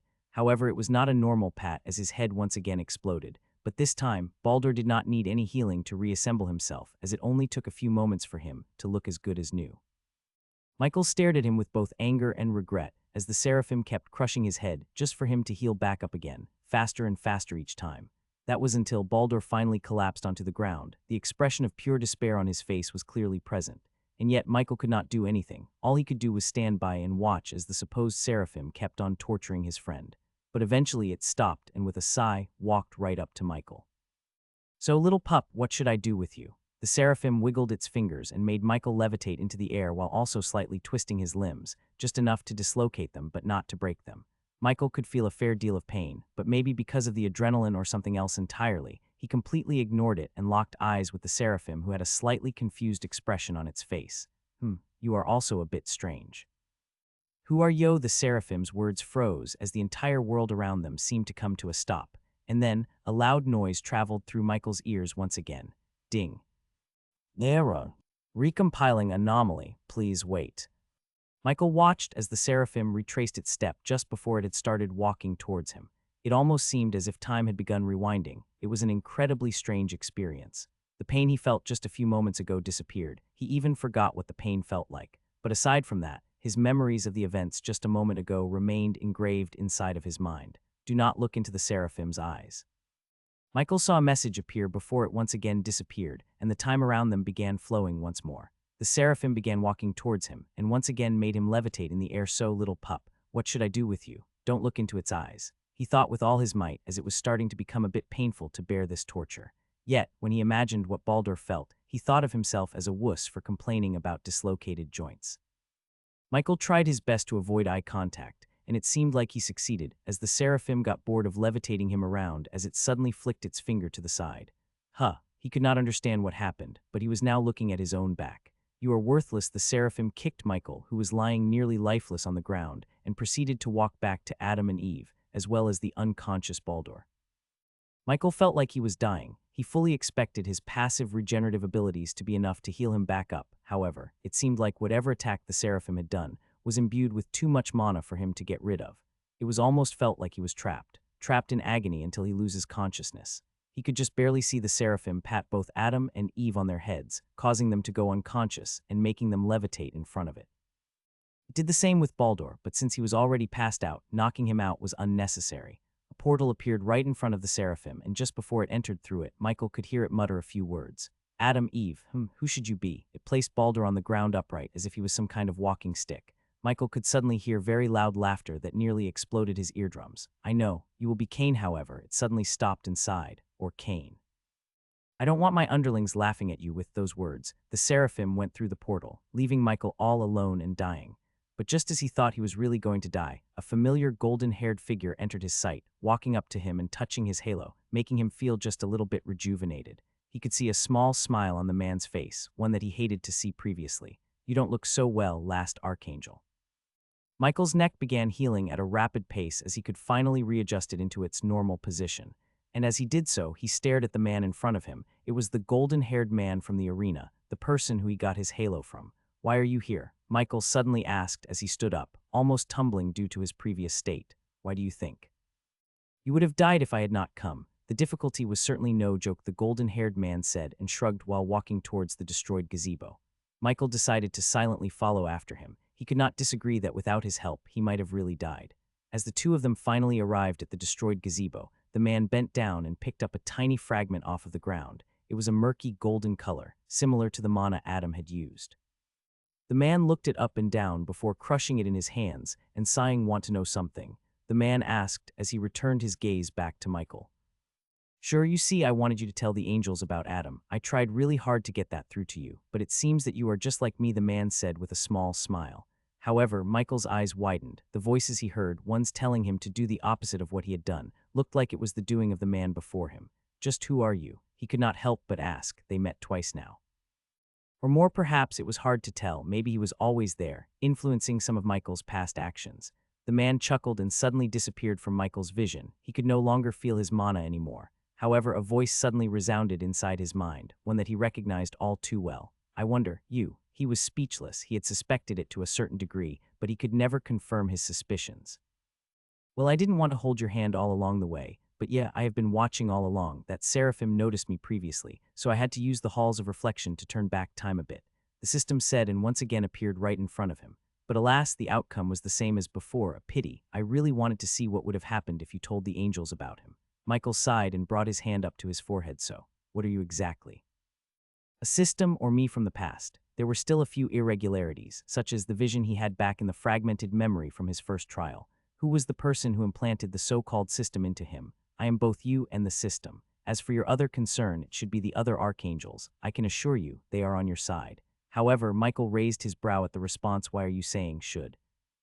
The first fragment was most likely Uriel. As for the second one, it was one of the newer archangels, Rhaegal, who, as you remember, had actually introduced himself. The system paused for a moment and then continued. As for why I am saying should, that's because you are an anomaly. All of the previous Michaels were handpicked because they were related to the original in a way. You, however, are different. You were chosen by someone while I was hibernating, and you have no clue who that was. Michael asked as he absorbed the knowledge regarding his selection. Even if there was not a lot of information regarding it, he still had many questions, but if the system was actually him and knew everything, he could always ask them later. The only clue I have is that whoever it was trying to corrupt both you and me. After all, just as the academy started, I was replaced until the little girl freed you from whatever that parasite was. The system chuckled while talking about Freya. It seemed like there were some prior connections between them. Michael simply nodded. It did make sense. The Michael that Kevin had known was what the current him was supposed to be if things had gone as they should have. But maybe because of Kevin's regression or some other factors entirely, his fate had been altered. Anyways, Michael, you can call me whatever you'd like. System Michael Mickle. It does not matter. It is nice to formally meet you. With those words, the system comically bowed. Likewise. So could you tell me something while we are still in this halls of reflection thingy? What exactly am I here for, and why have you never taken over the other Michaels? Don't you want to live? He asked with a tinge of curiosity. The system flashed a small smile that seemed a bit hollow and disappeared once again. I have lived for thousands of eons. I have experienced everything there was to experience, even death. My only wish is for heaven to have another competent ruler. If he could be similar to me, even better. Do you think I want to rule over heaven? He raised his brow at the system's explanation. A ruler must be strong and, well, obviously not stupid. You have the qualities to be the perfect ruler. Oh, and before you say you don't want it, the benefits you get from being the ruler of heaven are quite bountiful. After all, since God is dead and the seraphim are scattered across the universe, you would be the most important person there. Michael was left speechless at the system's attempt to bribe him, however. Another question suddenly arose. What was that feather? It's Gabriel's from what I saw. You can harness the strength of the seraphim if you cultivate your wings with the feathers of the archangels. That does not mean you would become an actual seraphim, though, only a halfling, but nonetheless, it's a good boon you should accept. Fair enough. He shrugged and turned around. In front of him was a golden portal. Is this the end of the halls of reflection? Michael asked the system for confirmation.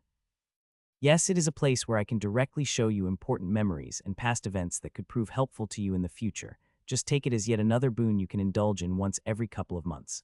Why not sooner? Is there a cooldown like with the trials? No, I just can't break the laws of space and time that frequently, after all, I am currently powerless. Michael rolled his eyes at the powerless being who managed to turn back time and proceeded to walk through the portal.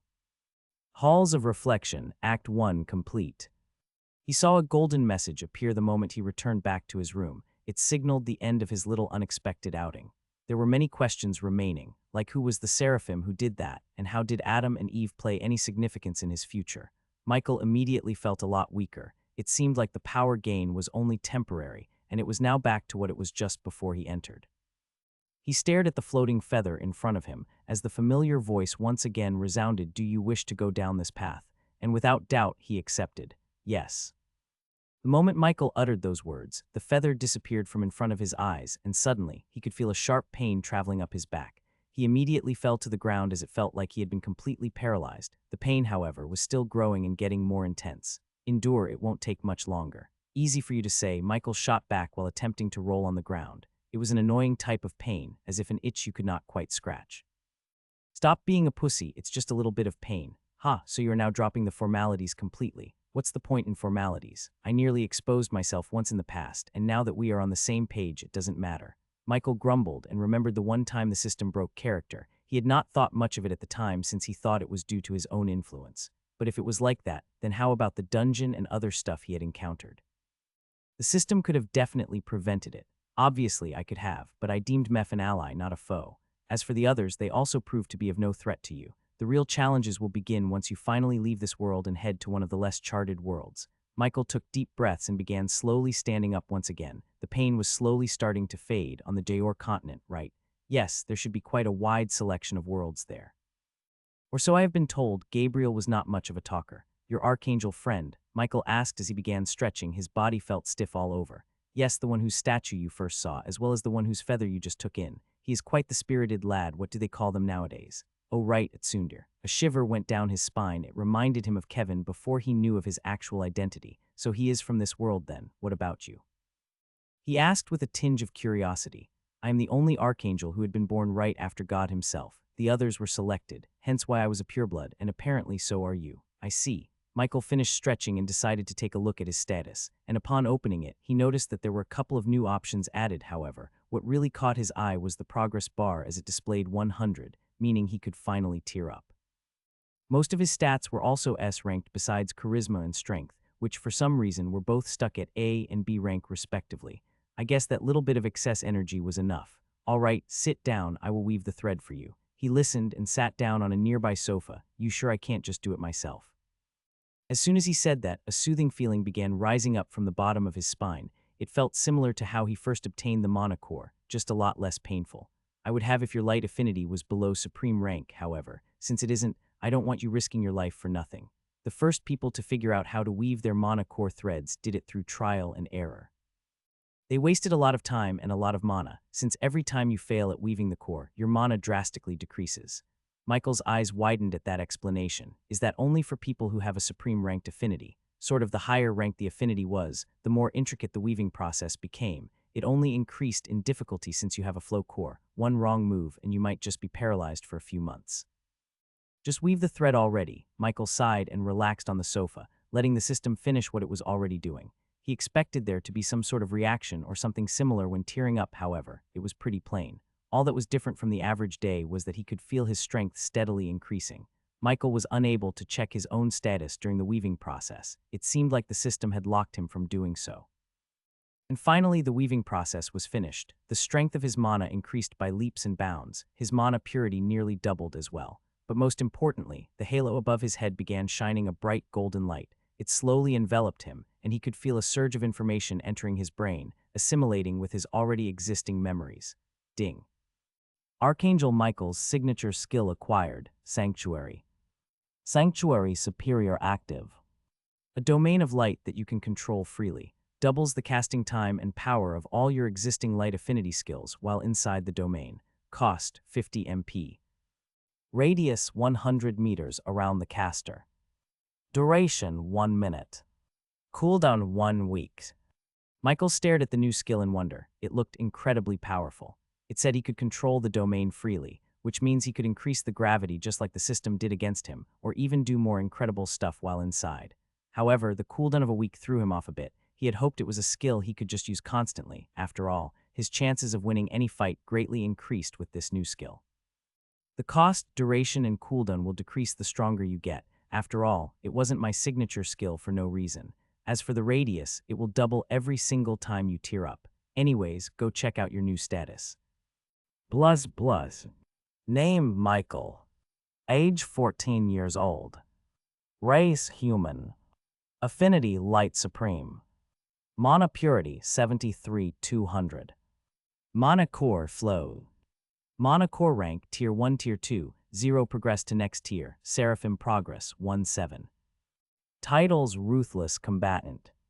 Raise all your stats by 1 minor rank when facing enemies at least 1 tier above you. Being of Light. Increase the effectiveness of your light affinity-based spells by 25.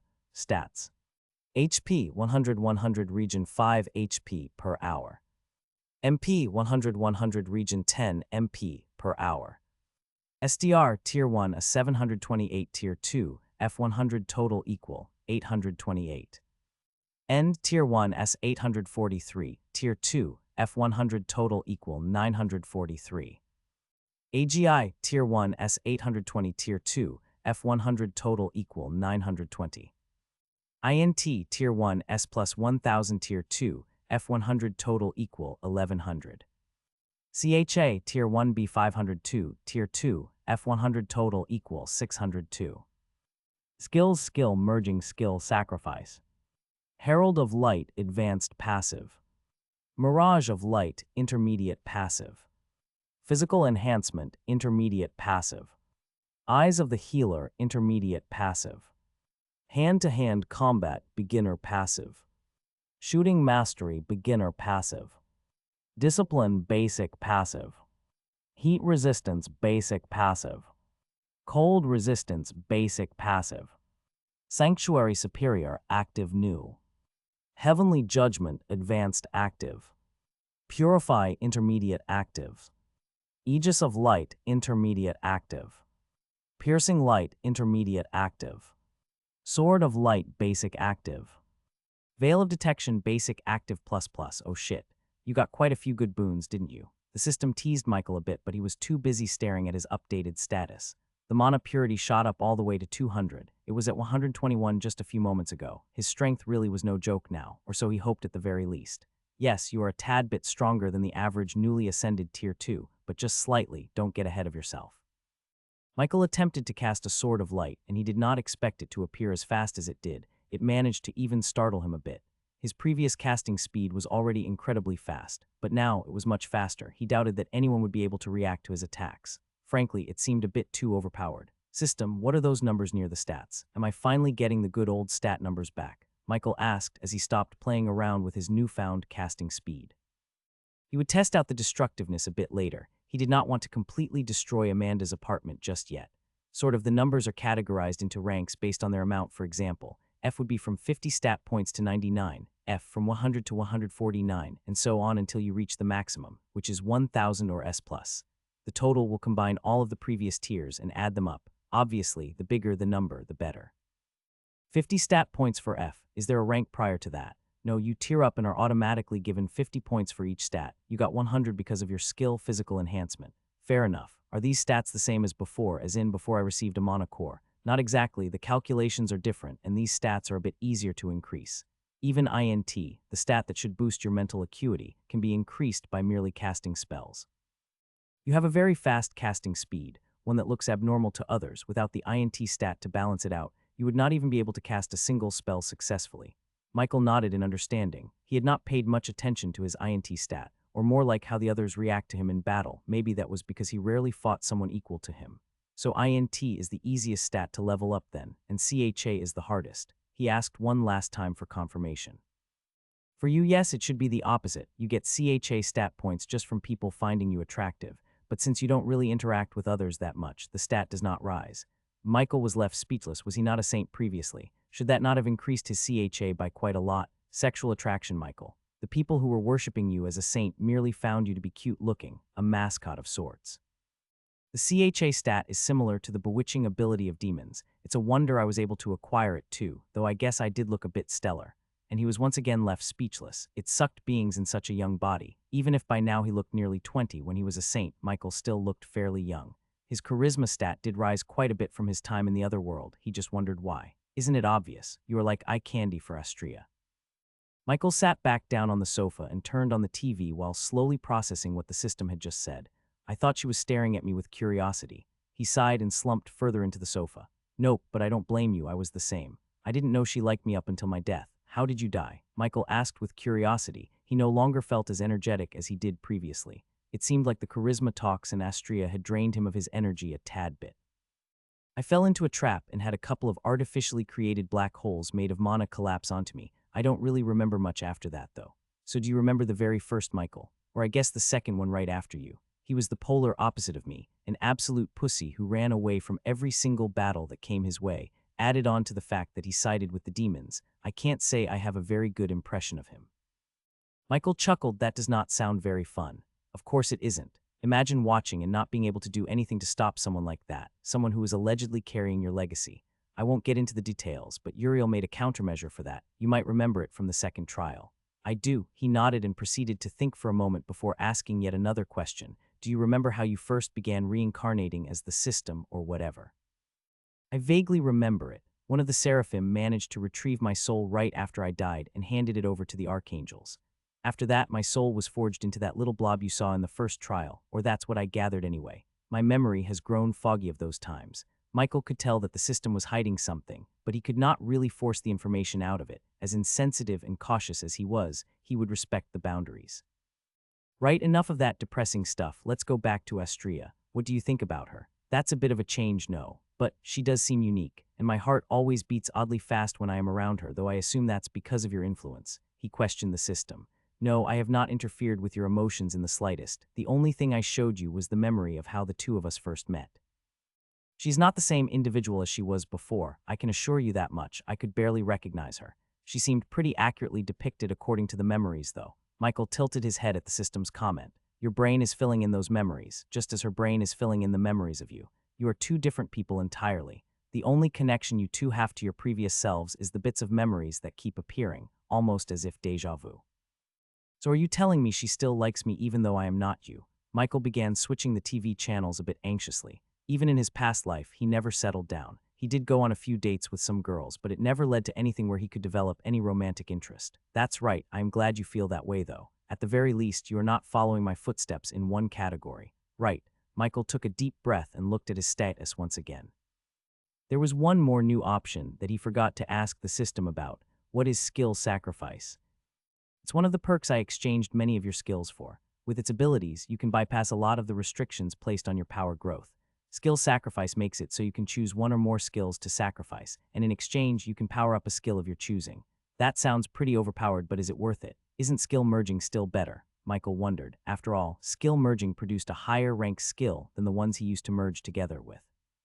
But at the same time, he knew that enhancing his already existing skills would be very useful, as normally, they can only be upgraded under special circumstances. Well, you kind of answered your own question, didn't you? But yes, both are equally as good, but I would say skill sacrifice is a little better since there is no defined limit to how much you can enhance a single skill. I see. That is pretty interesting then. Can I test it out now? Michael asked while opening his status and clicking on the skill sacrifice button. Why ask me if you're going to do it anyway? Do keep in mind though, the skills you sacrifice will not reappear and will not get stronger. For example, if you sacrifice Sword of Light, it would no longer show up as a skill, but since you had prior experience of using it, you would still be able to do it. So kind of like my mana clothing ability then. Yes, the same skill can only be registered once. When it is gone, it can no longer come back to the system, so choose wisely which skill you want to either merge or sacrifice. Michael nodded and looked back at the skill sacrifice window. It looked nearly identical to the skill merging one, but the order was a bit reversed. He needed to select a skill to enhance and then right after, a skill to sacrifice. It seemed like he could enhance both passive and active skills. It was definitely a great thing. However, as that thought came to mind, he quickly exited out of the skill sacrifice window and opened up skill merging, but despite his high expectations, he was left disappointed. Michael expected to be able to combine passive skills, yet it seemed like enhancing them was the most he could do at the current moment. Don't worry too much, you will have a bunch of skills in the future. It would be the perfect time to merge them then. He ignored the system's words and opened the skill sacrifice menu back up and debated on which skill to enhance. It seemed like he could only enhance the already existing skill with other skills that were of the same rank, pretty much just like with skill merging. Michael thought about it for a moment and noticed that there was only one clear choice, and that was to enhance the Sword of Light skill. All of the other skills proved to be quite useful, and it would be best if he held on to them for a while longer. As for the skill he decided to sacrifice, it was Veil of Detection, the skill he practically never used because he already managed to passively feel the mana around him, practically the same as what the skill was supposed to do. Michael had asked the system about it previously, and why it had not turned into a passive skill, but it just gave him some lackluster response about how there was already a similar skill to it or whatever. It's not lackluster, you just don't know how to use Eyes of the Healer yet. When you figure that out, your life will get much easier than it is now, trust me. Right, I'll do that later first. I need to enhance this skill, Michael said and pressed the sacrifice button. A bright blue light instantly flashing in front of his eyes, momentarily blinding him. But once it was finished, what greeted his eyes was Sword of Light Beginner Active. Summon one or multiple swords containing the light affinity. Cost 1 MPS. The same looking Sword of Light skill, its description had not even changed. The only thing that did was the rarity, as it only went up from basic to beginner. Michael slumped back even further on the sofa. Is this some sort of joke? He could not believe that this was what he got from the supposed skill sacrifice. The system had made him think that it would be special, yet it was pretty underwhelming. Your impatience is your greatest flaw.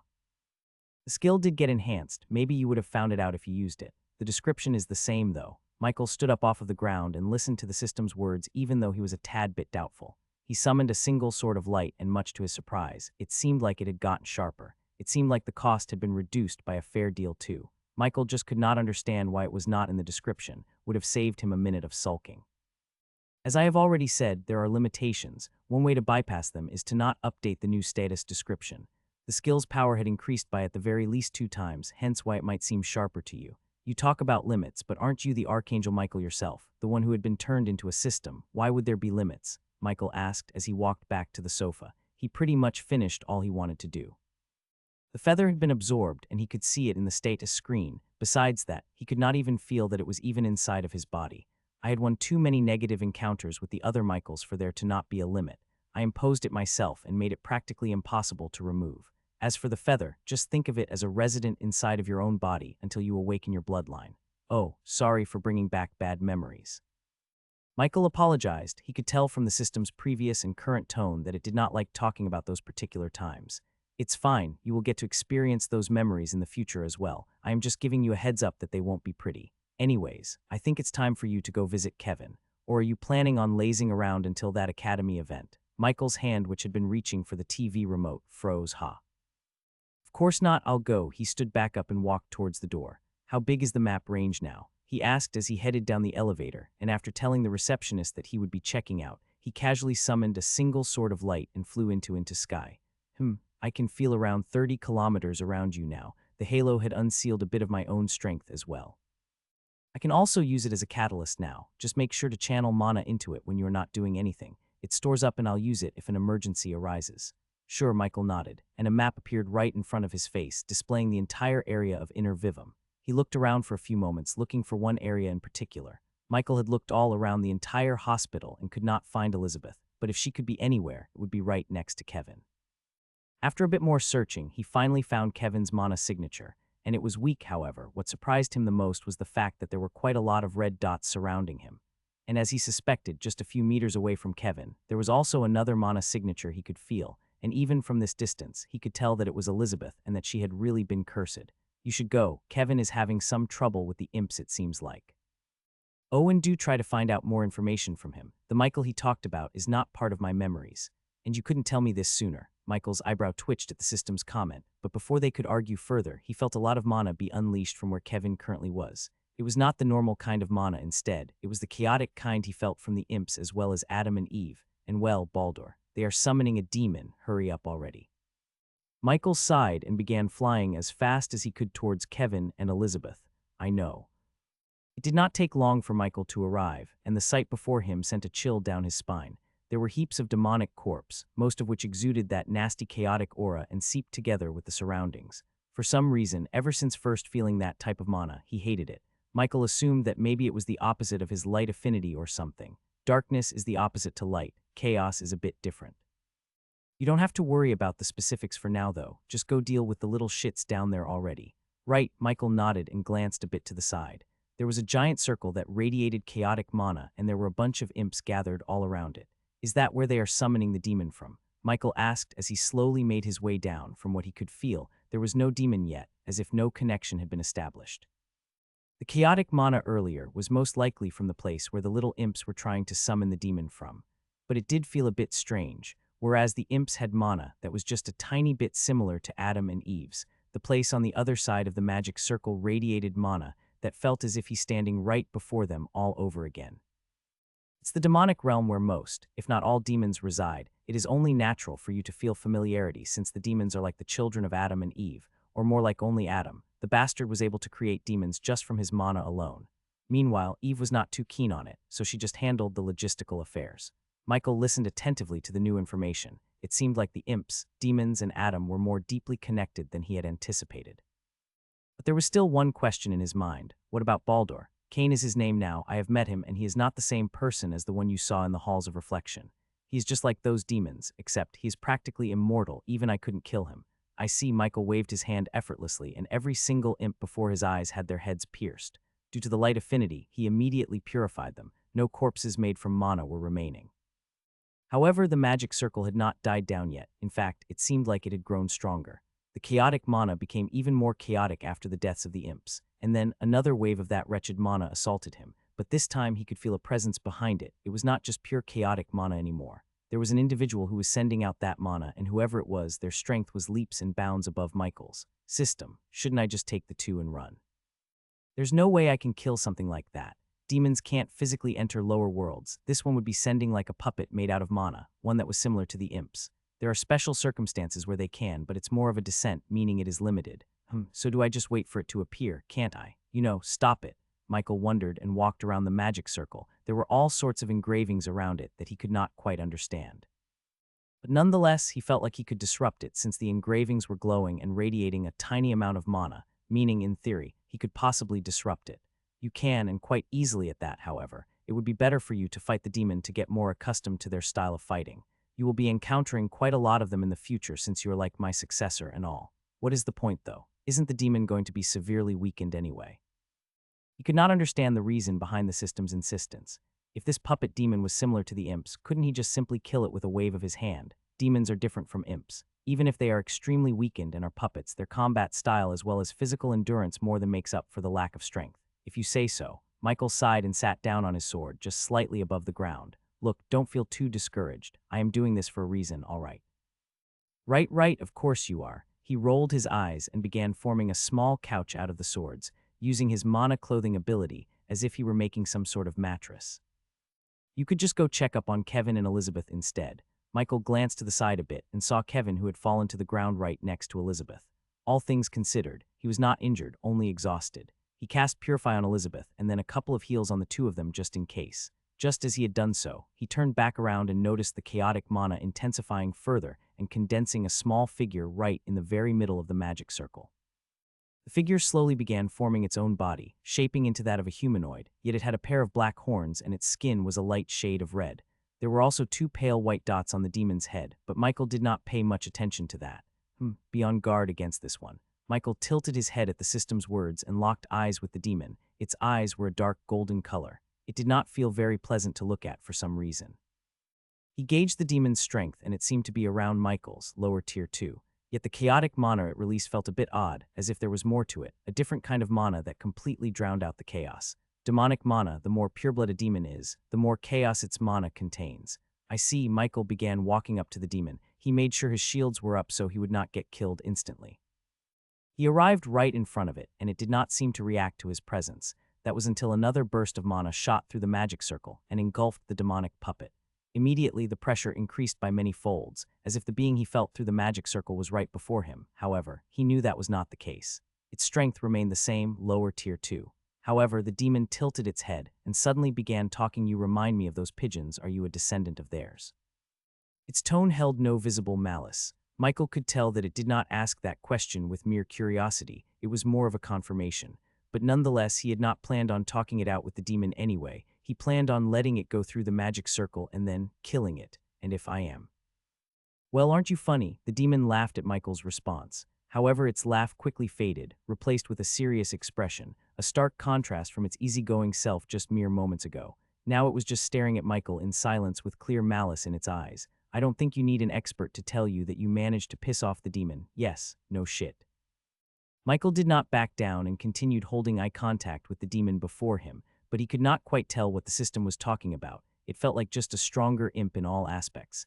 Its body looked like it was made out of pure mana, however. There were a few places where there was a bit more mana than normal, and the system further confirmed his suspicions. They have a core in their bodies. If you find it and destroy it, the puppet dies. The same applies to demons, but if you manage to destroy a demon's core, you can kill it fully. So they are practically immortal until you destroy that core. Michael asked and backed away from the demon. He could feel the slight rise in mana around him. It seemed like the fight would begin soon. Yes, they are immortal until you destroy the core. There are ways of sealing demons to get rid of them as well, but it is not as conventional as just killing them straight up. No surprise there, it's less trouble to just destroy the core, Michael thought, and suddenly, the demon moved. Its speed was definitely not fast enough for him to have trouble, so he simply cast a few swords of light, interrupting the demon's momentum. However, much to his surprise, the demon did not stop. Instead, it let the swords pierce through his body all the way through. But despite Michael's confusion and confidence, the demon's body immediately began healing up, the fist-sized holes being patched up faster than he could even process. And before he knew it, the demon's attack connected with his shielders, shattering them. Michael was sent hurtling backwards, however. He managed to catch himself with the use of his flying capabilities. There was a little bit of blood trickling down from his mouth. It seemed like the demon's attack managed to hit a vital organ, through his shields no less. Did he concentrate all of the mana into a single point? He thought the punch was pretty straightforward at a glance, but since he had been focusing a fair deal, he managed to find out that all the mana around the demon's fist condensed itself and shot out the moment its fist connected with his shield. The system could most likely turn the tides of the battle, but he preferred to get some hands-on experience himself. After all, it would not be very helpful to him if the system parried and blocked most of the demon's attacks. That's the spirit, but yes, they are pretty tricky foes, especially if they are the same strength as you. Oftentimes it would result in a loss. Well, I don't plan on losing. Michael stared at the demon, who had a mocking grin on its face. Is that all you can muster? It spoke as it began walking towards him with slow but mana-enhanced steps, as if it could leap at him with full force at any moment. And it did. Before Michael could taunt the demon further, it dashed at him with its full speed once again.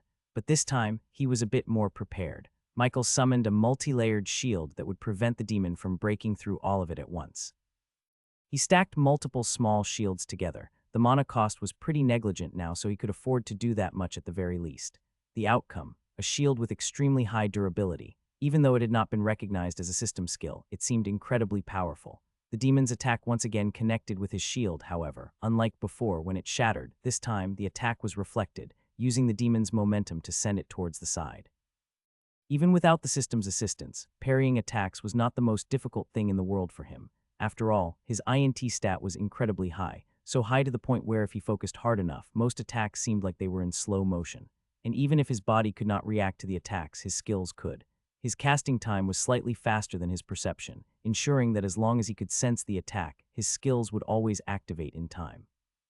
It even managed to startle the demon right before him. It seemed like it did not expect such a strong shield, considering it easily pierced through Michael's first shield.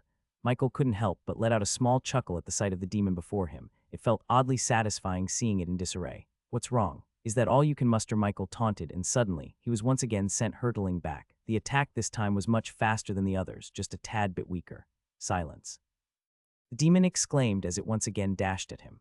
But Michael did not even need to cast the multi-layered shield. The little amount of mana that it was now using was not enough to pierce through even his normal shield, let alone the much stronger version.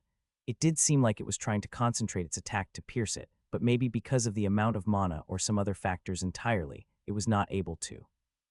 The onslaught of the fast but weak attacks continued, until eventually, the demon backed away with a frustrated frown on its face. All this time, Michael was trying to pinpoint the exact location of the demon's core. He could feel that there was more mana in certain areas, but upon closer look, it just turned out to be something else entirely, mostly just massive lumps of mana.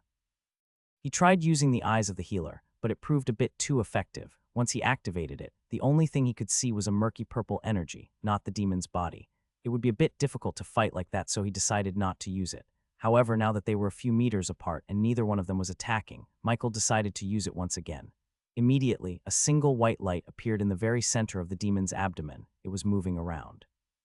The light was slowly moving around across its entire body, the head, the arms, the legs, and it kept repeating in that cycle. How did I not see it before? Michael was a bit confused. If the light was so prominent, how did he not spot it earlier? You were not focused enough, but now you are. If you had used it before the fight even started, you could have easily killed the demon with your first attack. But isn't this a bit too simple? He wondered.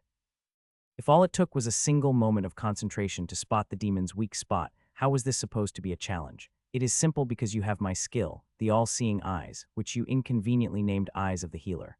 Also, it was not meant to be a challenge, more like practice. This demon does have peculiar abilities, but maybe because of its arrogance, it refuses to use them. But as the system's words dawned, the demon's horns began glowing an ominous black color, and the mana it was emitting seemed like it had doubled. Its body began getting covered in all sorts of engravings, similar to the ones he had seen previously on the magic circle. Safe to say, whatever the system just said came back to bite him in the ass. Michael stared at the transformation with a blank look on his face and face-palmed. Nice timing. Michael stared at the transformation in silence. Could he stop it? Probably. Would he? No, it might seem selfish of him to do such a thing. After all, without them going all out, the surrounding buildings had already fallen, only some were standing, albeit barely. But did it even matter anymore? The entire city was in ruins anyway, and there were no living civilians anywhere near him. It was a total wasteland even before he had arrived. Well, Amanda will chew you out for damaging her city. You sure you want to go down that path? Michael shivered upon hearing the system's words, but upon taking a look around him, he already knew he was going to receive an earful. He turned his gaze back to the demon, who had still not finished its transformation. Its strength did not seem like it was growing at all. It honestly seemed like all it was doing was buying time. "Are you done?" Michael asked, and sent a single sword of light right at the demon. Surprisingly, it dissipated upon impact. It reminded him of the evangelist priest he had fought up on the mountain, as well as the couple of others. They all had similar spell-nullifying abilities. However, he was no expert. Maybe there was more than one ability that looked nearly the exact same, who knows. After a few more moments of waiting, the demon finally finished its transformation. Quite frankly, its appearance did not change much since the very start of the transformation. Its strength, however, did spike up by quite a lot. If Michael had to guess, the demon likely broke through and was currently around the middle levels of Tier 2. It seemed a bit unreal. but from what he could tell, its strength was finite. Every single move it made drained a bit of it, meaning it would be a battle of attrition. That's right, you could either run around and wait for the demon to gas itself out, or you could go ahead and kill it while it's strengthened. Which will you choose, I wonder? You say that, but it can probably pierce through every single shield I have. It would be a tough fight, especially if it used that mana nullifying ability again. I would not be able to kill it if it did, Michael complained, but nonetheless took a defensive stance. After all, running away while also making sure Kevin and Elizabeth were safe would not be the easiest task to accomplish. Not everyone can be saved, sacrifices must be made. In this case, however, you stand a fair chance of winning against the demon.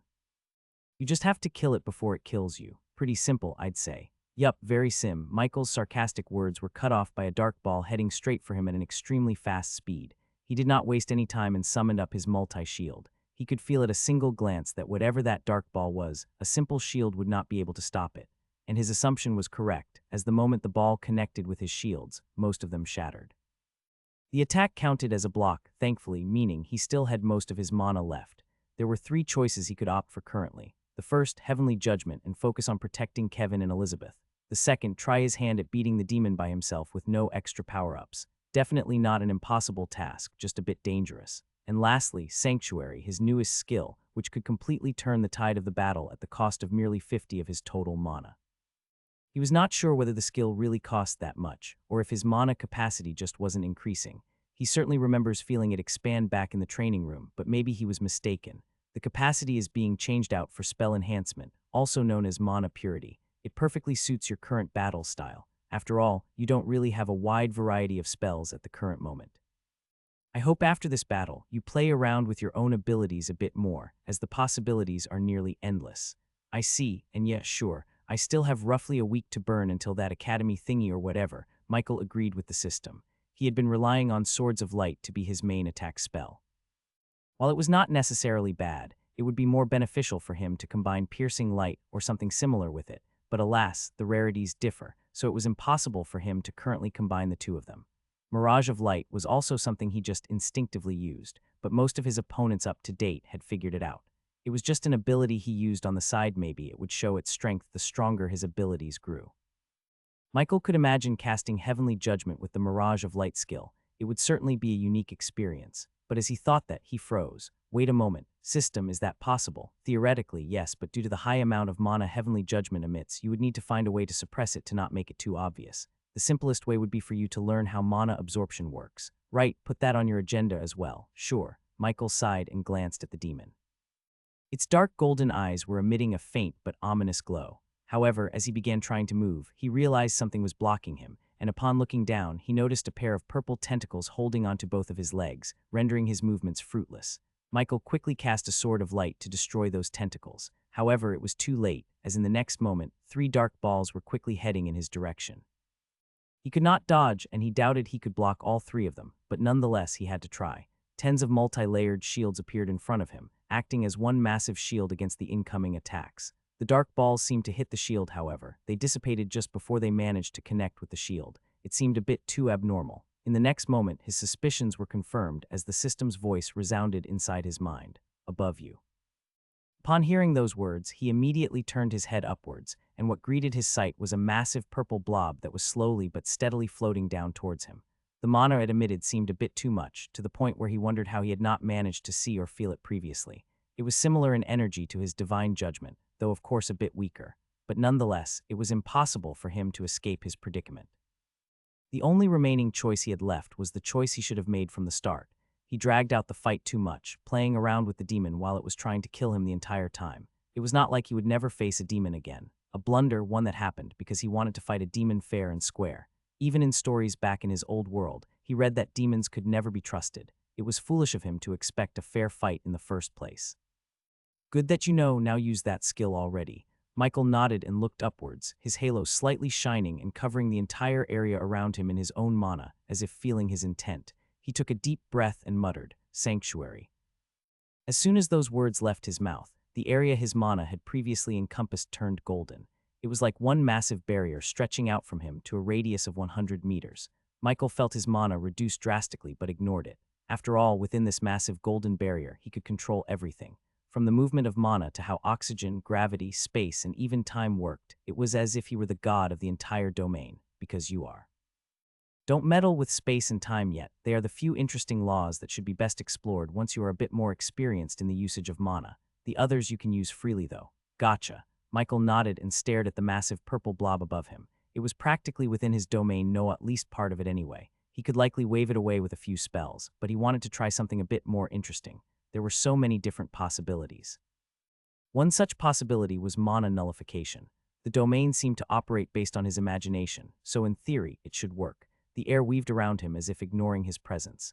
The intoxicating power he hadn't had just moments ago was now in his hands, but nonetheless he waved off that strange feeling of greed and imagined the massive blob above him dissipating by making its mana go rampant. And much to his surprise, his ideas flowed out in real time. What he had imagined did indeed happen. The purple blob twisted and disappeared into seemingly nothing, leaving behind only a few mana particles that his domain absorbed. Surprisingly, once it did, he felt a bit of his mana restore, which gave him another idea. Could he simply imagine mana flowing into him and fully restoring it? But upon trying, he was unsuccessful. As broken as this skill seemed, it still had some logical limitations. However, if there was a source of mana, like the massive purple blob, he could siphon it. He just had to imagine the mana dissipating and refilling his reserves or substituting the excess mana for a shield of his own. The possibilities were endless. He just had to think of the mana dissipating and refilling his own reserves, or even substituting that excess mana for a shield of his own. The possibilities were truly endless. Michael couldn't help but smile. It really was an overpowered skill, and to think there were still 2 tiers above it. While he was lost in thought, the system's voice resounded. You sure are ambiguous, though keep that imagination at bay for now. The skill will end in 20 seconds, so it's best if you finish the fight fast. You never know what might happen if you drag it on again. Oh right. Michael realized he had been wasting time brainstorming, even though a frozen demon was right beside him. The demon had a frightened expression on its face and was trembling slightly, a stark contrast to its previously proud and confident demeanor. Michael summoned a bunch of swords of light and surrounded himself, leaving just enough space for his eyes to see the demon. Suddenly, with a mere thought, he swapped positions. He appeared where the demon had stood moments ago, and the demon was now inside the cocoon of swords. The system had warned him not to mess with the laws of space, but for something so minor, he assumed it would be fine.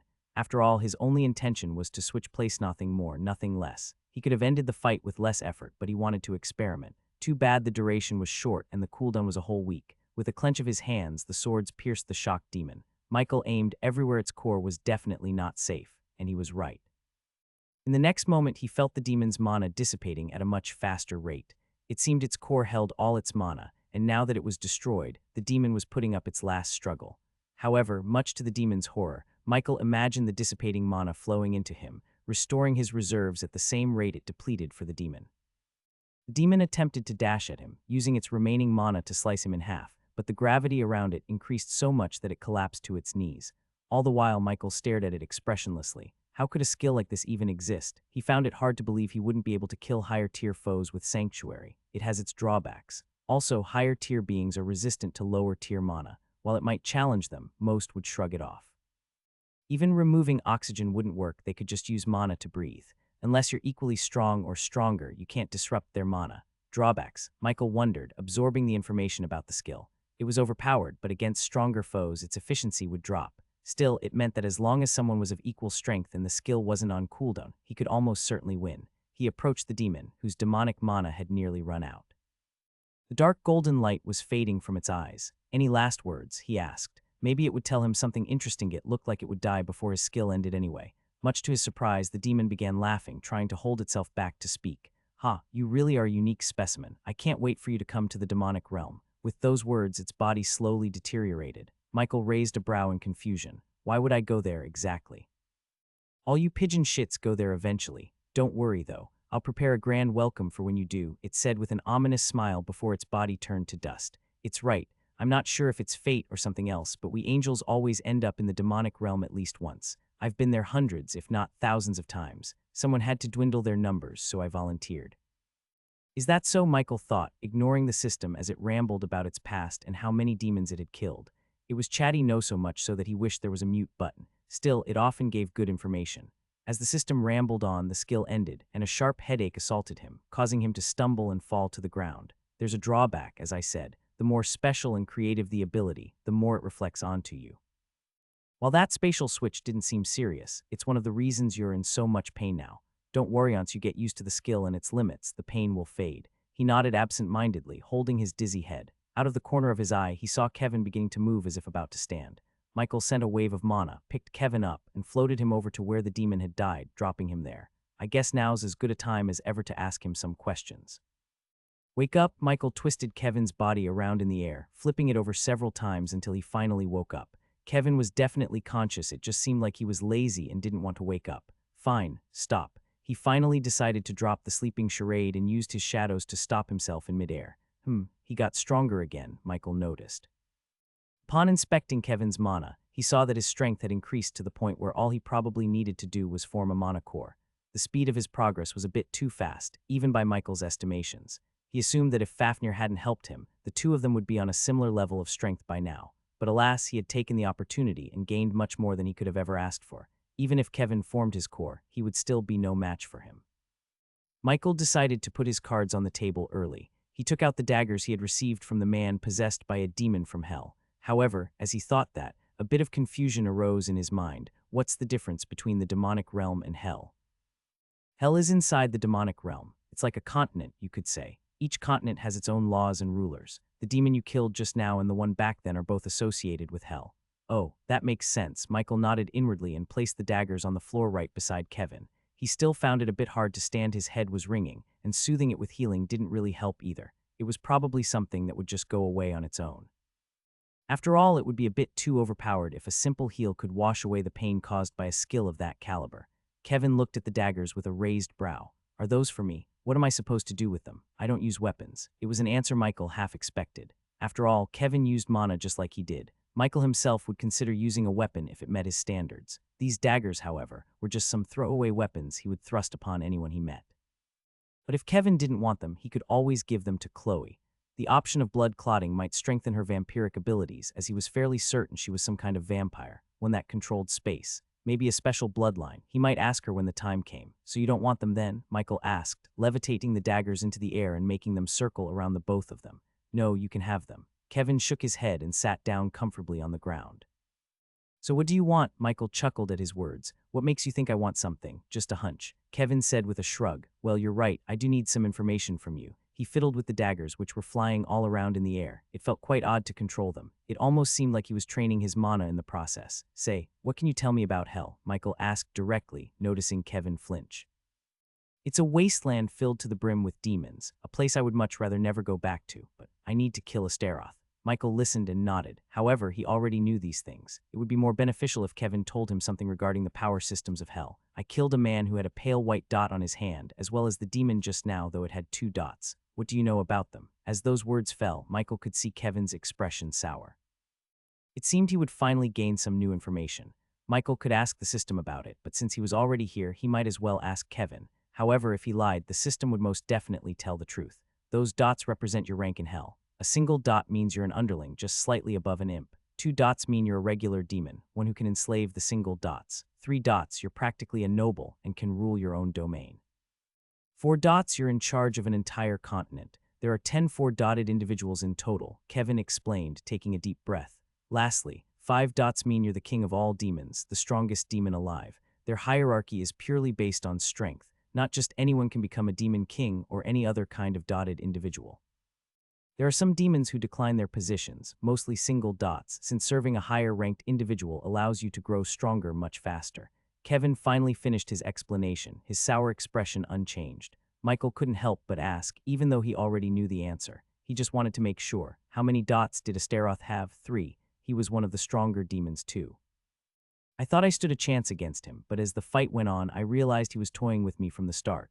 Kevin's voice grew quiet, malice clear in his tone. I see. So the demon's hierarchy is based on dots. How comical. Michael chuckled at their creativity, but nonetheless he still felt cautious in his heart. If there were only 5 different dots, the strength disparity must be immense, considering there were 20 tiers in total. Evangelists demand so many different hostile enemies and he hadn't even left his world yet. It was really a wonder how his luck brought him so many encounters with such beings. Anyway, system, was what he said the truth? Michael asked. He could never be too certain. Yeah, every bit of it is accurate. However, Astaroth is a 4-dot, not a 3-dot. I remember him from a few of the past Michaels who died in hell. He used to be a trickster, a strong one at that. Kevin really didn't stand a chance. To guard an entire continent, one's strength must be at least tier 12, maybe even higher. Have none of my previous selves met the Demon King? He wondered. Nope, none of your previous selves lasted long enough to even come close to the Demon King's strength. I see. Michael took a deep breath and stood up. His dizziness had finally faded. He patted Kevin on the shoulder and walked toward Elizabeth. Shortly after, Kevin followed him. It seemed like she was about to wake up as well, as she was rolling around on the ground groggily.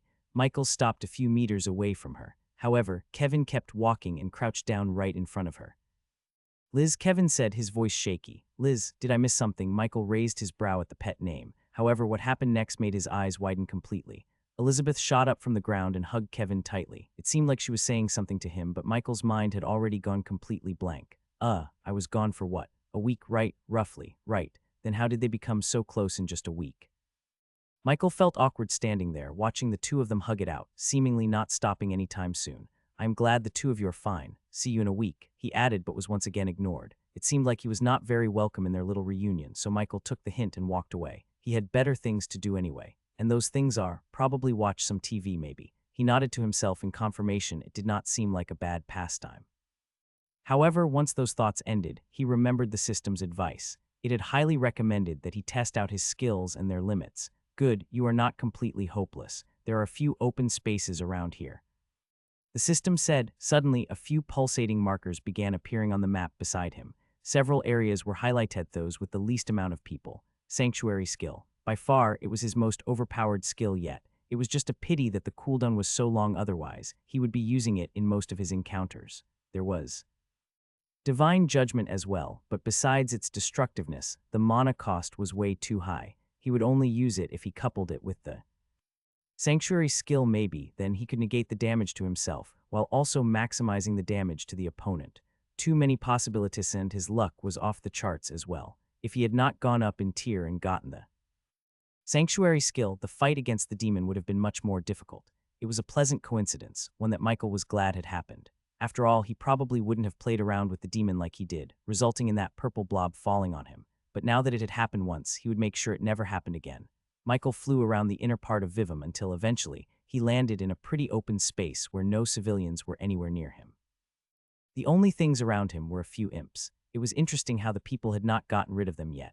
After all, there were many strong individuals in the city, some of whom even had mana cores. The amount was certainly not large, only a few people in the crowd, and most of them were unsurprisingly wearing the government's uniform, a professional suit that did not seem compatible with battle at all. Maybe it really was incompatible. After all, the imps were still lurking around the city.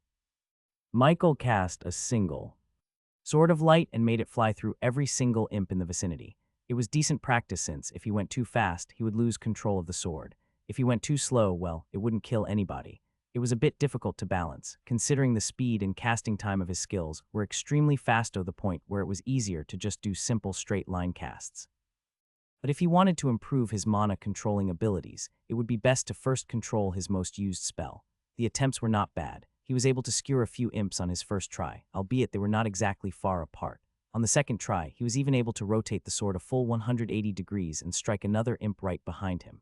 He was getting better and better at it the more he tried. But alas, there were not an infinite number of imps. In just a few short minutes, he had killed most of them already. Besides gaining a tad bit more control over his swords of light, he did not feel that much different. However, he still had quite a lot of time to spare for his so-called training. Do you want to try the other part of the training I mentioned? It's not as painful as direct absorption, but nonetheless, its effects are nearly identical. Michael raised his brow at that comment. Here. He was a bit cautious because, while there were no people around, he never knew when someone would come. And if he was paralyzed by pain like with the other type of training, it would prove quite troublesome. You won't be paralyzed, probably. You don't sound very convincing. Michael snickered and made his way to the flattest part of the area he was currently in. Whatever the system was planning, it would be best to be prepared for everything. All of a sudden, a voice resounded from behind him. It sounded very similar to his own, and upon turning around, he noticed it was the system in its human form. You are misunderstanding me. Also, while I am in this form, call me Mikkel. Michael sighed at the sight of him smirking. Sure, see Mikkel, what do you have in mind then? Nothing serious, just a little spar is all. With those words, Mikkel stretched out his hand, and the halo on top of Michael's head began shaking uncontrollably until, finally, it started levitating in front of them. Insert half of your mana into it. I don't really have much mana of my own, so I need you to split your reserves with me, Mikkel said and pointed at the halo, which was emitting a faint golden glow.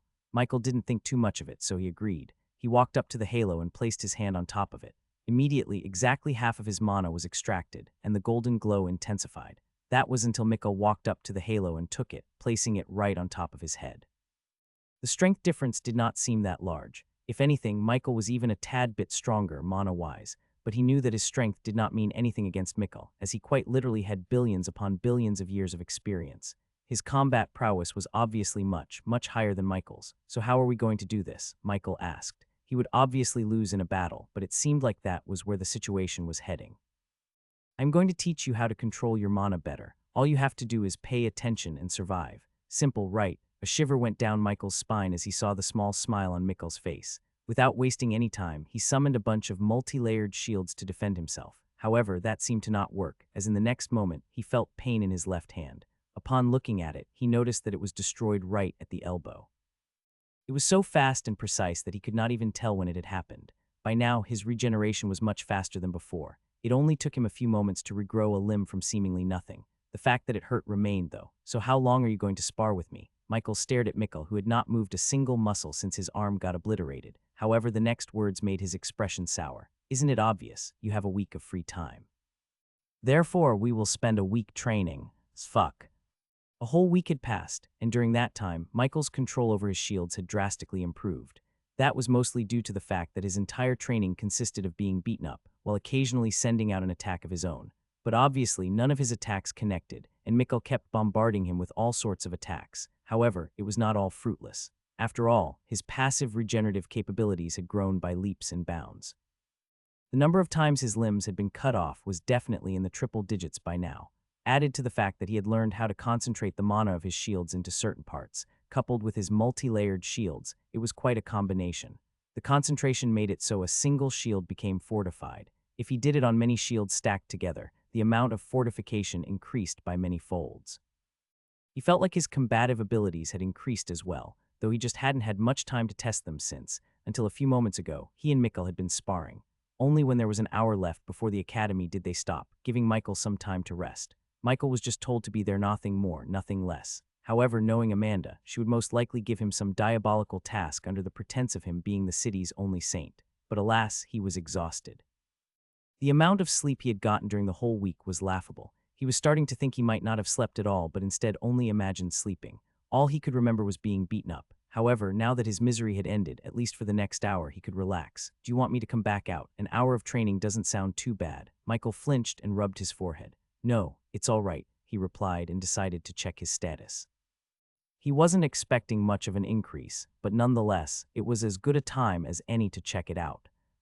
Stats had risen quite a lot, while CHA was nearly identical to what it had been a week ago. He felt quite salty about it, but it wasn't like he could do anything. After all, he didn't want to chase the affection of many women, he wasn't that kind of guy. But even then, an increase of only 5 total. CHA stats felt a bit odd. System, are you doing this? He asked with suspicion. Of course not. I can't change your stats as I please. The only thing I would be able to do is to combine or sacrifice a skill which without your permission or certain circumstances I would not do. Michael was still a bit suspicious, but he let it go nonetheless. He felt like his CHA stat was a bit inaccurate, a bit self-centered, aren't you? He ignored the system's teasing and made himself a new pair of clothes. No matter what clothes other people gave him, his mana-created ones were still the best. Michael thought it might be interesting to work on a suit of armor for himself in the future, though for now, he could continue relying on his shields. His healing skill had not shown any progress, sadly. No matter what he tried, he still couldn't figure out how to get the perfect heal. He sat around, contemplating different ideas until it was finally time to head to the academy. His clothes looked decent, and he did not look dirty either. It seemed his clothing had a function of removing any excess dirt or stains, for that matter. It was a pity they couldn't also repair themselves. It would save him a bit of time. Maybe in the future, he could figure something out, though. Michael decided to wrap up his rest, summon a sword of light, and fly straight to the academy at a speed that seemed a lot faster than usual. Normally, he kept his flying speed a bit slow since he still had trouble controlling it, but now he could go much faster with the same amount of control. He finally arrived and noticed that only a few people were gathered, those from his class, more specifically. Lena was sitting on a bench by the side, talking to a few classmates, while Chloe, Kevin, and Elizabeth were discussing something among themselves. Michael immediately moved in their direction. They were basically the only people he somewhat talked to. There was Liam as well, but he wasn't very talkative. The reason they were acquainted in the first place was because Michael had saved his mother in the slums. As he got closer to the three of them, he overheard something about some kind of tournament. He was definitely not late, so how had he not heard about it? "Oh, Michael, I was wondering where you went." Kevin noticed him and said with a faint smile. "Sure you were." Michael simply nodded at him and glanced at Elizabeth, who, as always, was glaring at him. And then finally Chloe, who by now no longer avoided eye contact with him since he had already managed to remove the curse the vampire had placed on him. The two of them exchanged nods of mutual understanding. Michael was obviously not going to point out the fact that she was a vampire in front of the whole class. Or what was left of it anyway. He could count 8 people, including himself. The rest were gone, most likely dead. Michael sighed and glanced toward the academy entrance. It seemed like whatever he had come for was finally starting. There was a small podium, and on top of it stood Amanda, wearing oddly luxurious and fancy clothes. She took a glance around at his classmates, pausing for a bit longer when her gaze reached his. Nonetheless, she did not act out. Instead, she cleared her throat and began speaking. "You might already be aware of why we all gathered today. If not, then let me remind you." Amanda paused while shooting a glance at Michael. "A tournament between the academies is scheduled to happen in a few days. Regardless of circumstances, we have to attend. That is why I need 5 candidates." She once again glanced around the entire class and continued, "Which of you would like to participate?" "An academy tournament, and she wants me to participate. Is she that desperate to win?" Michael could not help but think. After all, his strength had reached tier 2, and she had most likely noticed it by now. It would be stranger if she hadn't. Her strength was much higher than his. He was not against participating, but he assumed it would look bad for Vivum if they ended up destroying all their competitors. They might even get the wrong idea and think he was some sort of instructor. All sorts of misunderstandings could arise.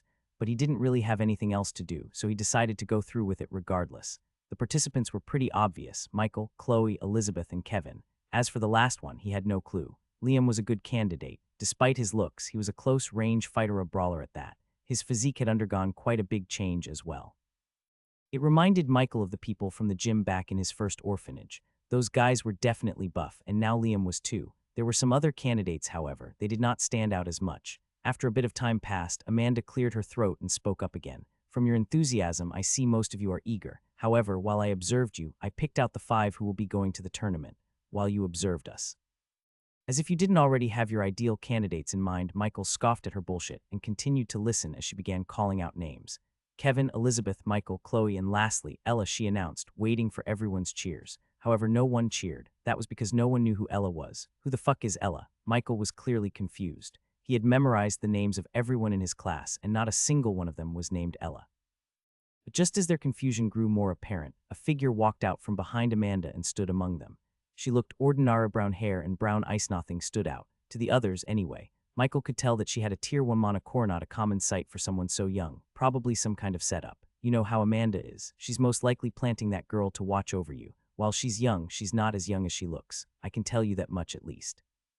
Why would she order someone to keep watch on us? Aren't I here? Michael was a bit skeptical, but nonetheless nodded at the girl, receiving a nod back. They all stood together and waited for Amanda to speak again, instructing them on what to do next. "Right, glad you all got acquainted. The rest of you who have not been chosen can go back. The same applies to you as well, Lena. I will take over from here," Amanda instructed, and the students began to disperse. Lena looked a bit hesitant, but nonetheless went back into the academy. Even though a large part of it was destroyed, it seemed she still had obligations to attend to. "As for the 5 of you, come with me," Amanda said and walked off the podium. The familiar car and driver stood by the side. The car was spacious enough to fit all of them inside. Michael could sense another individual in the car, someone with a monocore who was at least tier 1. So many individuals who would be considered powerful were gathered, and yet the world was still mostly unaware of them.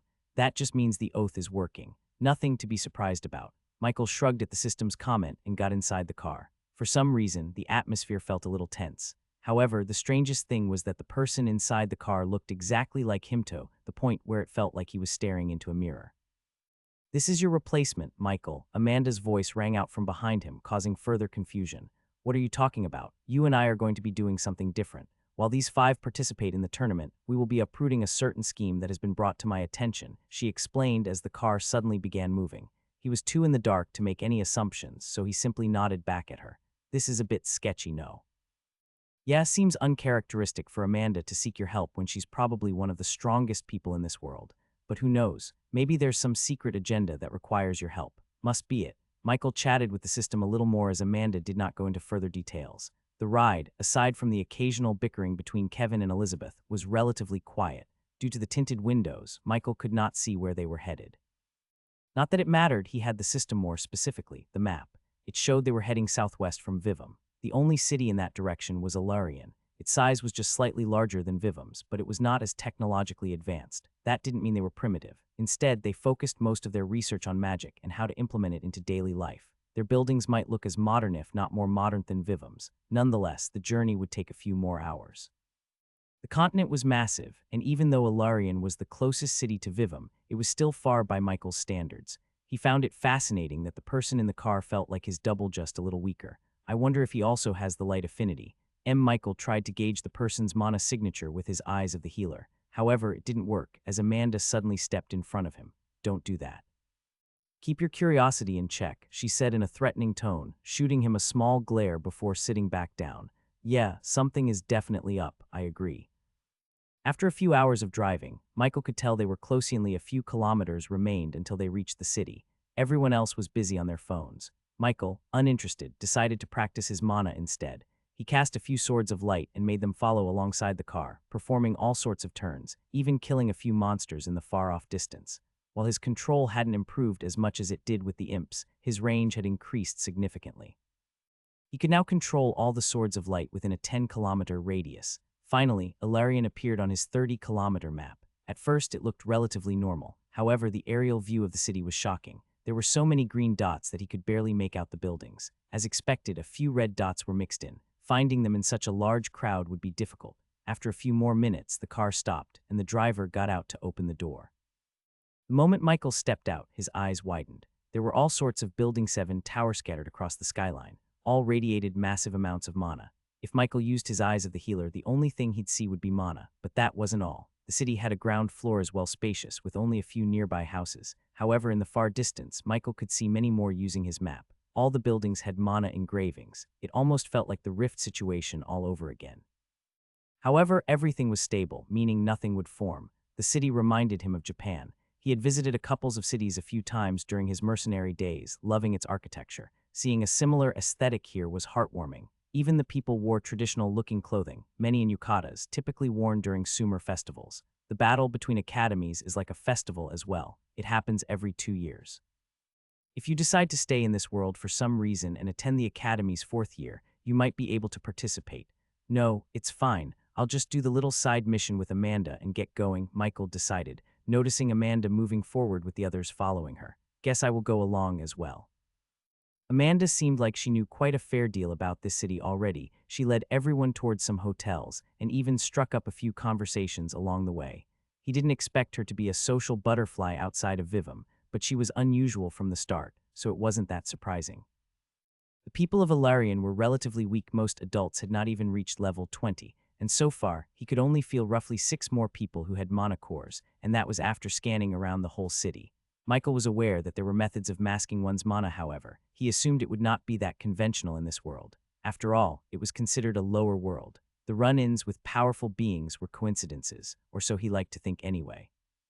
He doubted that fate would play around with his life like that, but having a rough guess of the powers people above tier 10 possessed, it might actually be the case. Maybe even the being who wanted to corrupt him, perhaps he was the one who caused his life to shift in such a way. After they were settled in their hotels, it was time to move again. Amanda had mentioned something about meeting a mutual acquaintance, though Michael was not really sure who she was talking about. Fafnir, maybe. Not quite. It is someone you might have gone to a dungeon with and almost died. Shinjin. Yup, it appears that he lives between Ilarion and Vivum. I could feel some people who were hiding their presence near a few particular mountains we passed by. Most of them were swordsmen just like him. Were they strong? Michael asked. He could not feel those people himself or even see them on the map. They have some kind of technique that converts mana into physical power. It's not bad. If you are a pure physical fighter, then it's perfect. Most of them are not tier 1s yet, but their bodies are basically perfect for assimilating with the Danshin core. So in short, yes, for their current level, they are strong. Very short answer. He scoffed and followed along. They headed to some sort of private plaza. It seemed strange to see an area that did not have people, considering the city was currently packed to the brim. But nonetheless, even his map made it clear the place was empty. At most, he could see 20 scattered dots, 18 of which were green and the remaining 2 were red. Is this the scheme she wants uncovered? Michael could not help but think as they arrived next to some sort of glowing pillar. Amanda glanced at everyone behind her and announced, "Come closer. We will be transported in a moment." Everyone listened to her words and huddled closer. She placed her hand on the pillar, and suddenly they began descending downwards at a rapid speed. It was like an elevator, one that was going directly into the ground. He could feel the platform below him being held up with mana alone. Michael could also feel a little breeze coming up at him. He assumed that the affinity of the mana was wind. As he turned to look above, he noticed that they hadn't descended as much as he thought. It felt like hundreds of meters, but from the looks of it, it was no more than 10 meters. System, Michael asked out of curiosity. Some kind of mana tunneling, something similar to the wormhole theory, just not as perfect. He raised his brow at the explanation. You mean two spaces connected across long distances, something like that. If you don't understand, just think of it as spatial magic. It is similar in a way, so you would not be exactly wrong. As he was about to speak to the system again, a large wave of mana washed over him, and in the very next moment disappeared. Michael was a bit confused, but as he looked upwards, searching for the hole from which he had come down, he saw a ceiling a couple of 100 meters up. It really was a strange depiction of the wormhole theory, definitely not what he was expecting. Nonetheless, upon taking a few looks around, he noticed that they were in some sort of cave. The cave gave off a similar impression as the slums of Vivum, just on a much larger scale.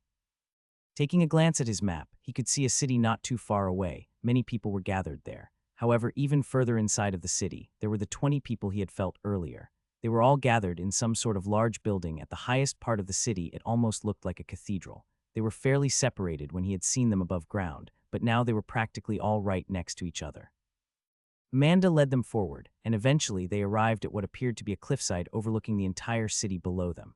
There was a mountain passage on the right of them that led directly down to the city. It was a bit more fancy looking than the slums, at least. As for the city, it looked almost identical to the upper part. He could feel mana all around it, just gave off a bit of a medieval feeling, much more than the architecture up top. Medieval-looking Japanese architecture did not sound too bad, though. They followed the mountain passage down to the city and were greeted by a few people who acted as tour guides. It seemed like Amanda had not been down here before, as her eyes were showing traces of amusement every single time she saw something interesting. But that brought up the question, what was this place? If she had been to Alarion before but not the underground part, then when exactly had it come to be? Michael had assumed that Amanda was pretty old. She was an elf after all. From his knowledge of elves, he knew they lived for a couple of thousand years. If she was the daughter of a dragon, perhaps even longer. She's not that old. From what I can tell, she's still around 700–800 years old. Hard to tell with elves since they look the same no matter how old they are. His eyes widened upon hearing that, and he took a quick glance at Amanda. She definitely did not look like a grandma. What? She asked with a trace of annoyance. Nothing, Michael answered and looked away. It was strange seeing someone so old look so young. She even acted like a teenager at times. Looks can definitely be deceiving. After a couple of minutes of walking, their little tour finally ended, and they arrived in front of some fancy restaurant that would definitely cost thousands to even get on the reservation list. However, Amanda casually walked in and showed the waiter her ID, and immediately she was escorted to a luxurious table. Michael and the others tried walking after her, as they had done thus far, but much to their surprise, the waiter stopped them. "The miss told me to inform you all that you can do whatever you want until the tournament, and that you know where your hotel rooms are. Good luck," the waiter relayed and walked back to his post. Michael and the others were equally as stunned. She just went ahead and ditched them. Better yet, he had not even cashed in his $1 million yet. He had become the saint, but there were still no opportunities to do any saintly work, meaning he was currently broke. As he was busy solving his inner conflict, he noticed the others scattering. Kevin and Elizabeth went somewhere together. Michael's double and Ella went their separate ways as well. And as for Chloe, she walked inside the restaurant, showed her ID, received a shocked expression from the waiter, and was led to an even more luxurious table than Amanda's. He was speechless at the turn of events. "Is there an adventurer's guild or something similar?" Michael asked the system. He would make sure to take a tough request to earn a lot of money. Being broke due to circumstance was becoming a little tiring. "Yes, there appears to be some sort of guild, the association or whatever, similar to the one you encountered back in those villages." Michael nodded. His next destination was clear. Perfect. Is this it? Michael had headed back to the upper part of the city the same way he had gone down, via the spatial elevator. And now he was standing right in front of a massive building. It seemed like a gigantic castle. Better yet, it had the word association carved into the walls and highlighted with some sort of glowing white substance. It was surprisingly not mana. He guessed the little bit of technology they had was used to make other things look pleasing to the eyes. Michael went inside and was greeted by a long waiting queue. There were a bunch of people standing in different kinds of lines, all of them awaiting their turn. Do I seriously have to wait here? The lines were a bit longer than he thought. They seemed to spiral up the stairs and onto the second floor, meaning the receptionist was no longer down here. That also meant he was essentially going to be wasting all of his time, and better yet, he could not do anything about it. There had to have been some kind of VIP system, but from what he saw, no one had passed him in line. Surprisingly, everyone was pretty calm, and none were venting their frustrations at the waiting time. Not a great time to arrive in this city, I suppose. The others are likely also short on funding, else they would not all be gathered here waiting patiently in the lines. Probably. Michael glanced to the side. It really did look like some sort of castle. It almost made him think he might have entered the wrong place. The procedure also seemed a tad different. He was expecting to see the requests plastered all over the walls, yet there was nothing like that to be seen here. Instead, he could see people going down the stairs with little plaques in their hands, all of which were a different color. A couple were gray, others orange, some even green. He assumed it had something to do with their strength or maybe even the request type, but he could not be sure. After all, he knew nothing and now had to wait for God knows how long. Just practice your skills on the side, no. It's not like anyone would notice your usage of mana. There is not a single person with a mana core here. Michael glanced around for a moment. Eyes of the healer, making sure that what the system had said was accurate. After confirming it, he sent out a few extremely slim swords of light outside, making sure no one saw them or even detected them. Good, Michael nodded to himself. It did not prove too difficult, almost like the lower-level people were not even able to tell that he used a skill, but for that, he could thank his extremely fast casting speed. Is Sanctuary off cooldown yet? He asked the system and walked forward every couple of minutes, making sure his spot in line did not get taken. At the same time, he was controlling the swords around the entire outside of the building. A few more hours. Though besides that, what do you plan on doing after this whole event? Are you going to visit that old continent of yours or go straight for the other worlds? Michael thought for a moment and responded, honestly. I'm thinking of paying a short visit to Meph and then probably heading out. As for Astria, I am still weaker than her, and from her story, the people she will be going up against are very strong. So you want to get stronger first and then come back. That is not a bad plan. But then what? What do you mean? After you get strong and help her, what comes after? Michael flinched upon hearing the slyness in the system's voice and decided to ignore it. It was starting to get some strange ideas. After several hours of waiting and very unproductive training, it was finally his turn to speak with the receptionist. The second floor was a bit more spacious than the first. It almost made the first floor seem useless, which from what he could tell so far was indeed the case. It was just a place where you could sit down after a tiring day and relax, definitely not while there were hundreds of people present though. The receptionist stared at him for a moment and pulled out some sort of orb. It was emitting a tiny amount of mana whose property he could not recognize. It almost looked like it was artificially made. That's impossible, right? Technically, it is possible. Imagine the mana people exude when they fight. If the properties clash, it would cancel each other out and the excess mana would be possible to contain, even if only temporarily. But they managed to harness it more fluidly than the people of my time. It is quite fascinating. That device will most likely scan your mana. Odds are it will break, but who knows? Maybe it can detect those with mana cores. Michael nodded and placed his hand on top of the orb. Immediately he could feel it pulsating, and a very small amount of mana was traveling up his arm. As it reached the very top of his arm, the mana split at the shoulder and headed in 3 different directions. One thread of mana was heading for his brain, another for his heart, and the final one for his abdomen. He immediately understood what it was playing, and it was trying to search for mana cores in those particular areas. However, he did not have that kind of mana core. Instead, it was something a bit more special, a core located in the spine. The flow core. The mana kept swirling around looking for any core in sight, nearly enveloping his entire body in the search all but the spine. Until finally, the search was over and the receptionist took the orb back and placed it under the table, a bored look on his face. Choose a request, he said, handing Michael a tablet. It had a similar technological outline as in the villages. There were different categories, and the one he was most interested in currently was monster subjugation.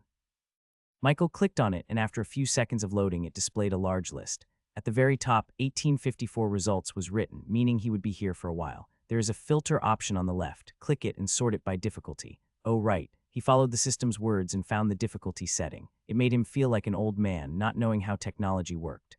Wolf King, Basilisk King.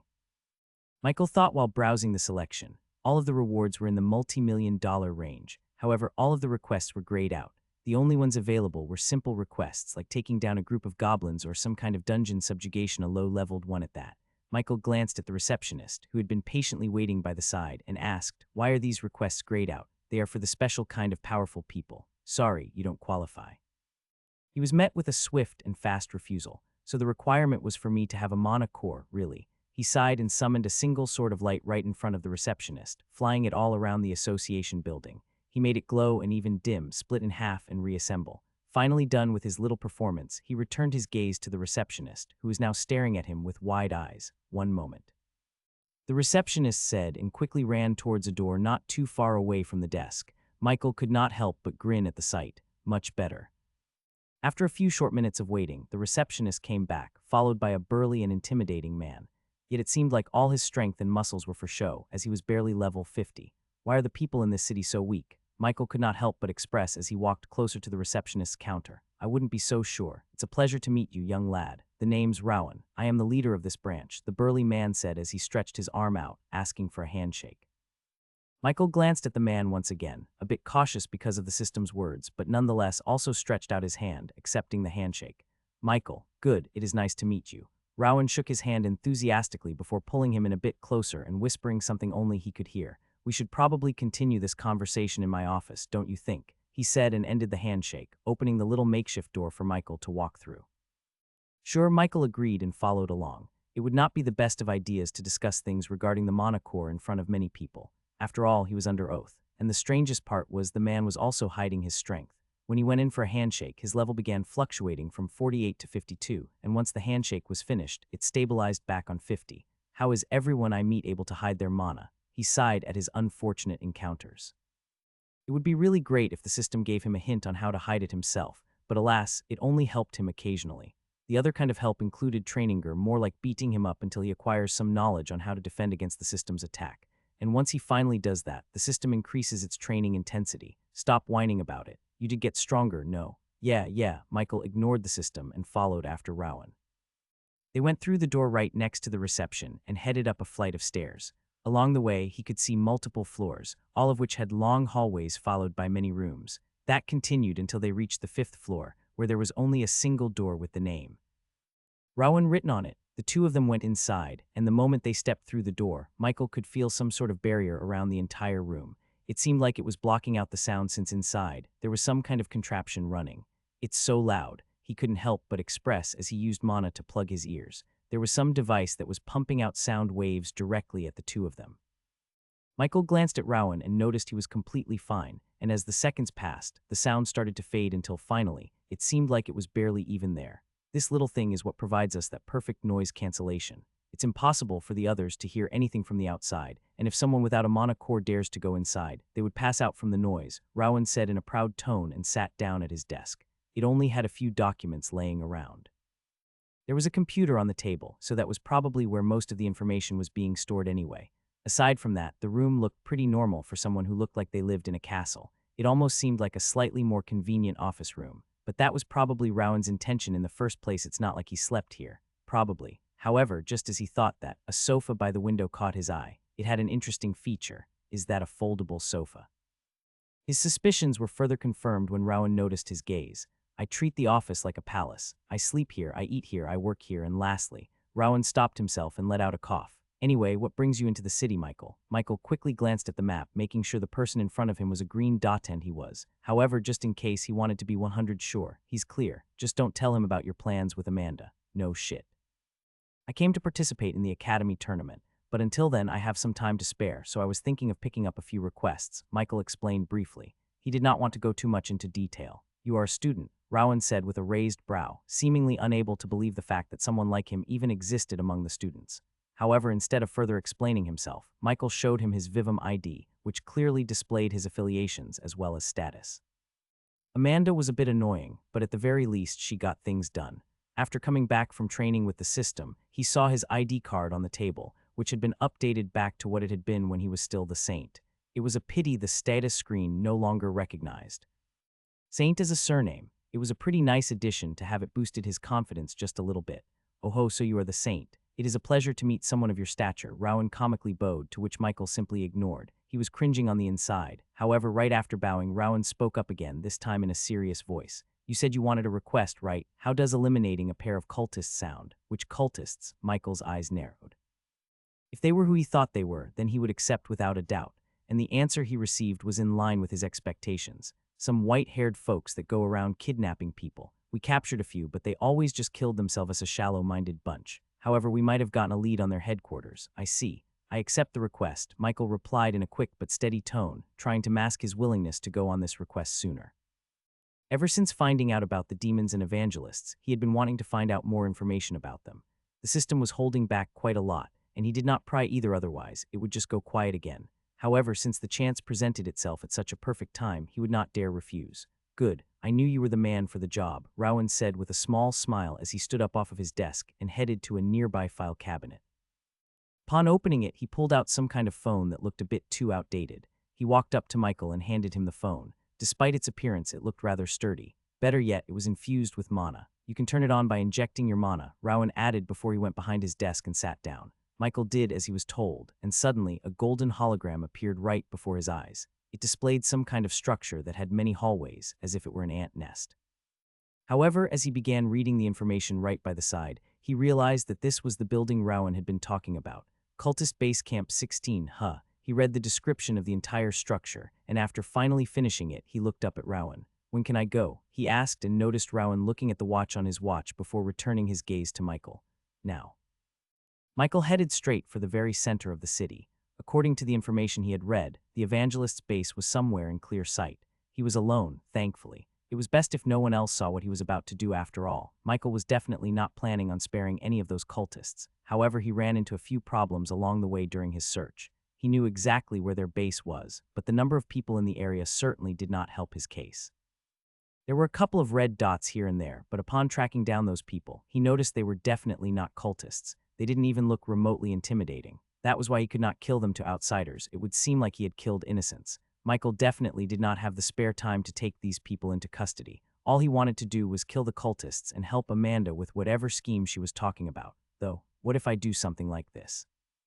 Michael had a thought as he walked behind a group of red-dotted individuals, so they appeared according to the map. However, as he took a glance with his eyes of the healer, he spotted that their mana was a bit congested, as if they had forcefully practiced it. That wasn't entirely wrong. Somyeon had forcefully manipulated their mana to increase their strength. The result, a monstrosity inside their bodies. Michael raised a brow at the system's words. What monstrosity? But just as he asked that, he noticed something in their brains, hearts, and abdomens.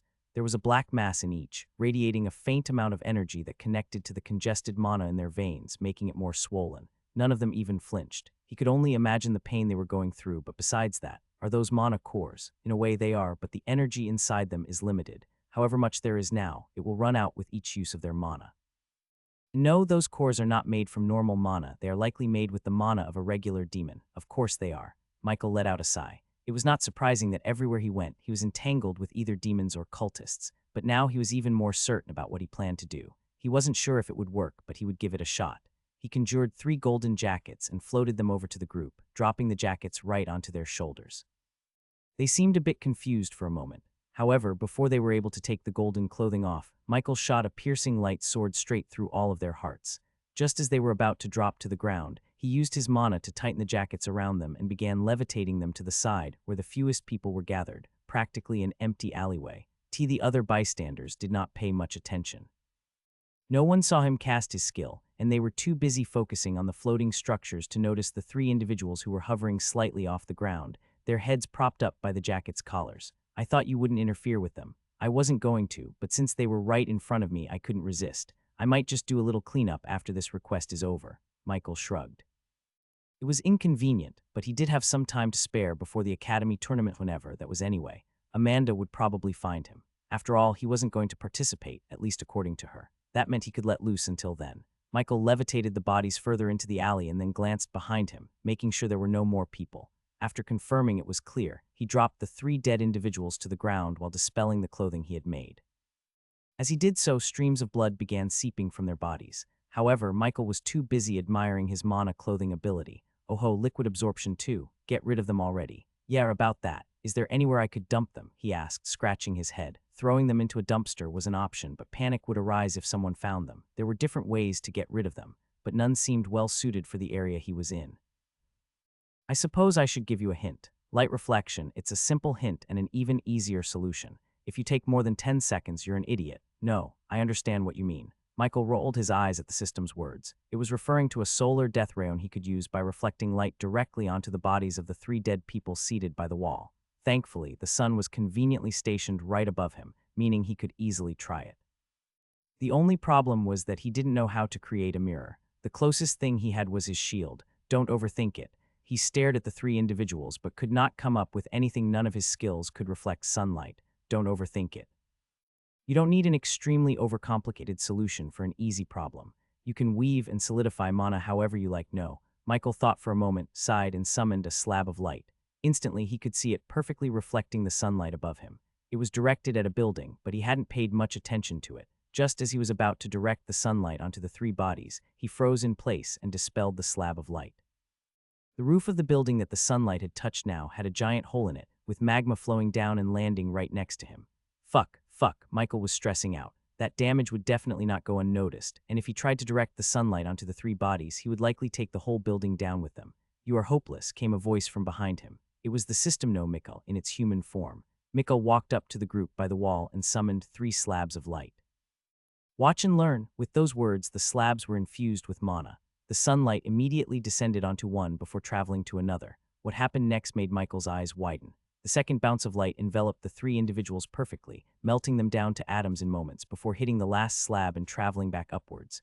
Mikkel smirked at him and disappeared, his voice once again resounding in Michael's mind as the system. That's how you do it. Better remember it, yeah. Michael was still speechless. It wasn't every day he got to witness such lethal skills. A single beam of sunlight had pierced a building's roof and melted people in moments. But he didn't have much time to dwell on his thoughts, as for a single second, he saw tens if not hundreds soft red dots in a building not far away. Just as quickly, they all disappeared, leaving only a few mixed with green. Zooming in for a closer look, he realized it was the same building he was supposed to go to the base of the evangelists. Michael immediately summoned his sword of light and stepped onto it, flying straight to the top of the building. He would kill them nonetheless, but maybe he could get some information out of them while he was at it. As he thought that, he noticed someone sitting on the rooftop, smoking a cigarette without a care in the world. Much like the previous cultists he had encountered, his hair was pure white, and his mana seemed abnormal just like the group of 3 Michael had killed minutes earlier.